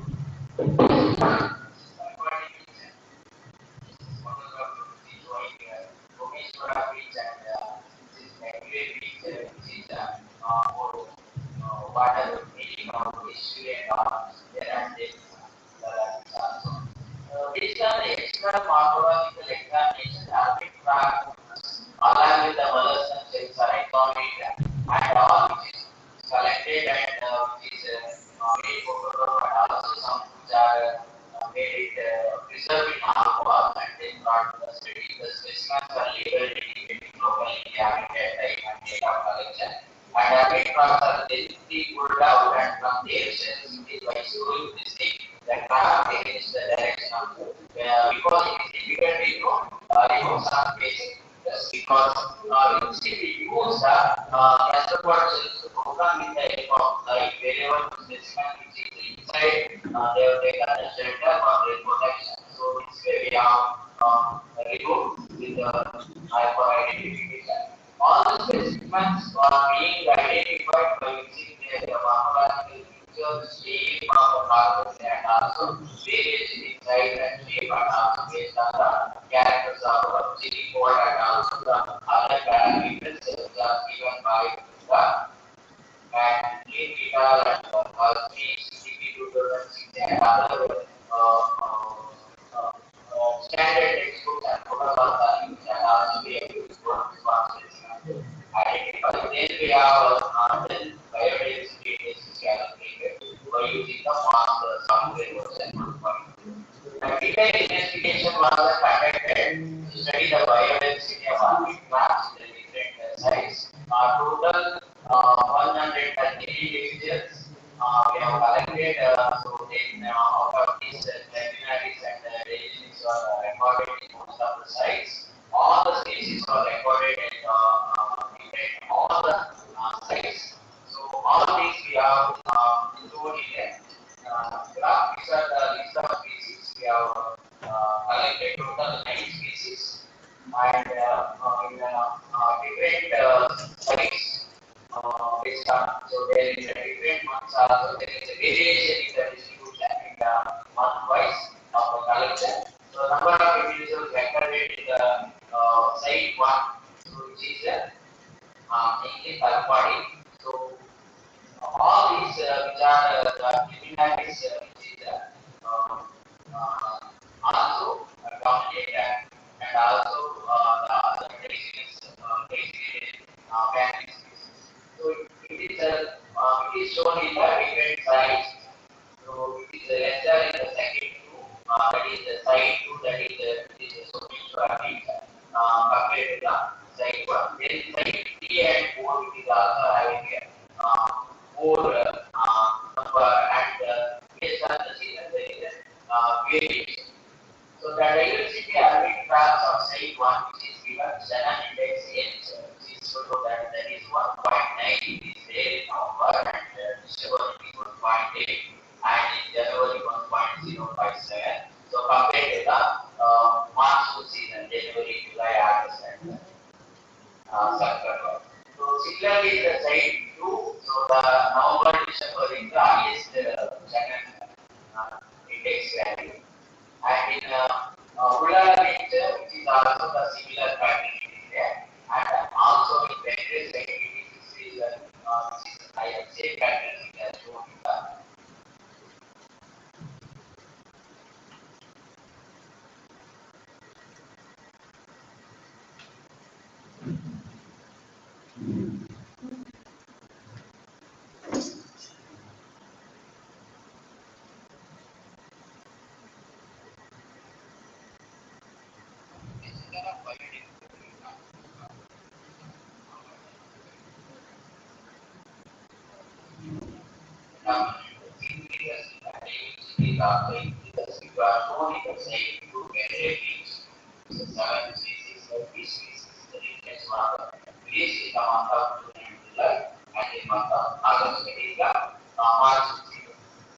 so therefore, species abundance increased after monsoon season in all the study sites. The species we also taken rank abundance for season to obtain the native species abundance. But the total number of species obtained in each species is taken to the account. This is the graph shows the rank abundance. Planted against the native abundance of the species. So which is here the India is the last species given in the first rank because it is the abundant species and the species Diogenes which is the given last it is compared for all study sites study area.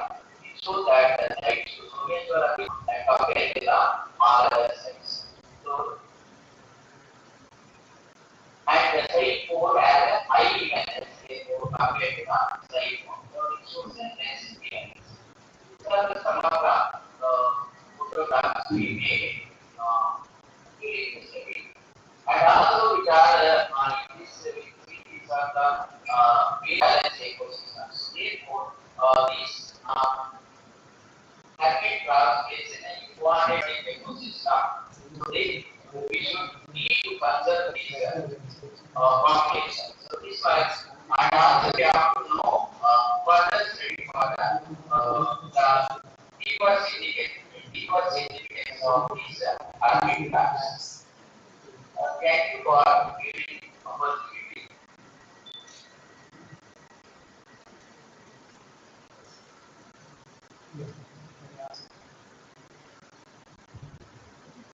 Thank you, sir.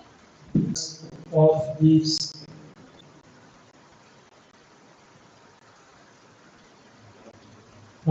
here.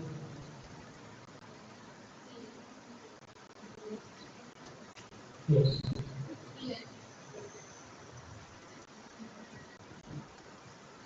Thank you for your patience and thank you sir, thank you ma'am for evaluating the entire session. And now I would like to request you to come up on the stage and hand over the participating certificates to the candidates. Thank you.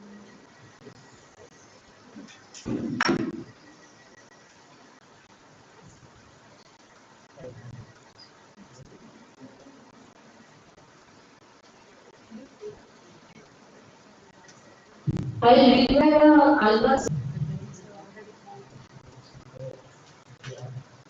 Please.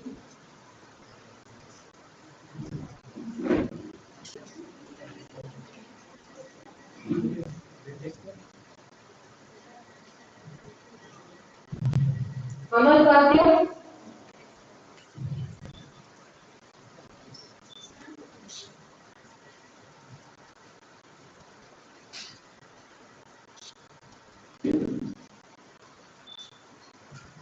Next category is Sunita Bhattacharya and team.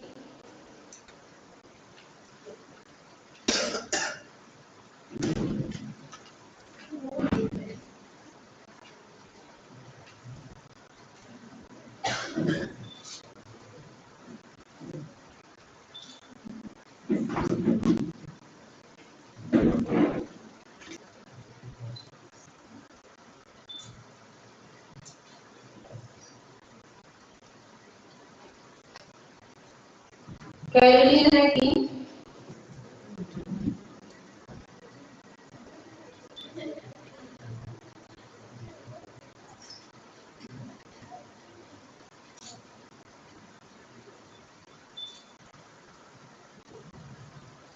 Zivik and his elder team.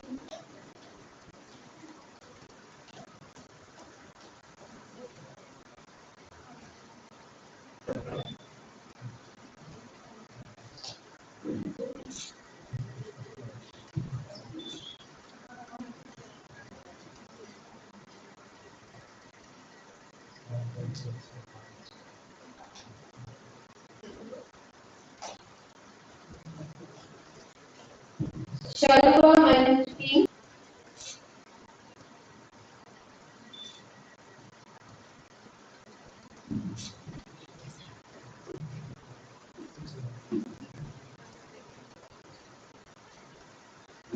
Devika Das and team.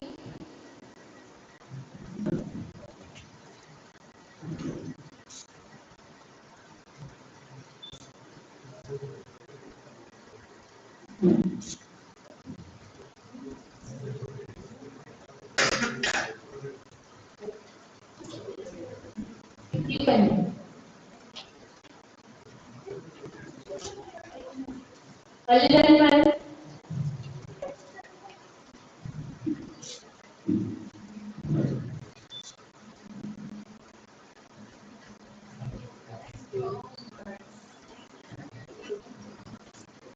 Chidileka ma'am.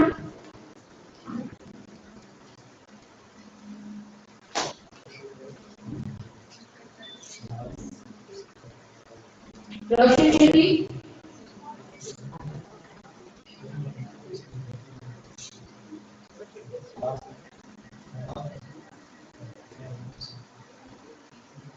Roshan Shetty.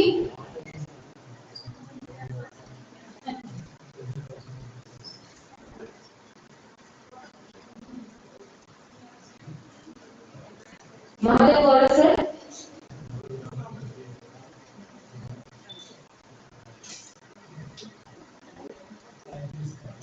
KL Bhatt. KL Bhatt.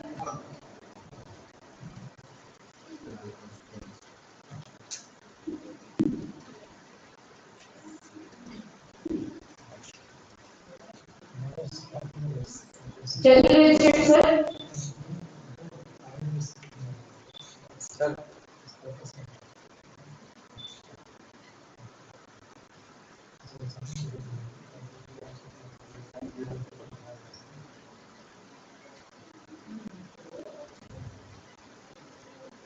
Remote 3.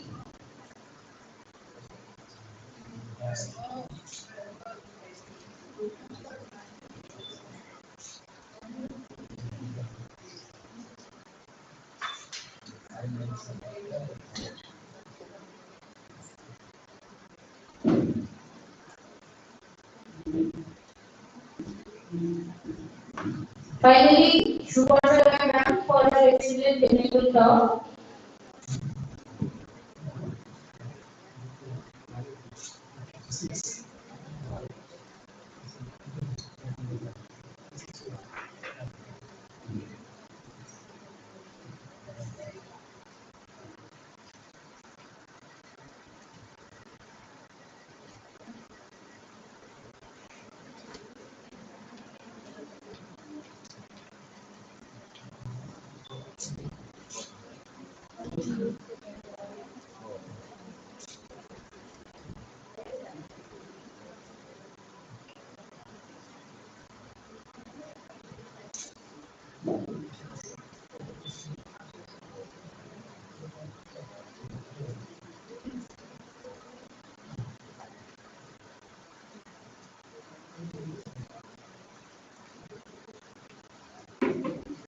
Thank you all. We can all assemble at BA Secretariat main hall for our further programs. Thank you all for your patience. Thank you. Thank you, sir. Thank you, ma'am. Thank you, sir, for excellent work. Thank you, Tulakama, for your wonderful coordination and cooperation.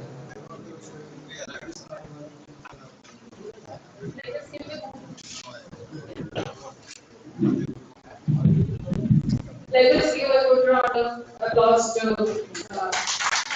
my dear girl who has done very, very well and brought the whole team single-handedly to this training as well as multiple tasking. And also thanks to Red Shankar also. Thank you, Red Shankar. Thank you to you.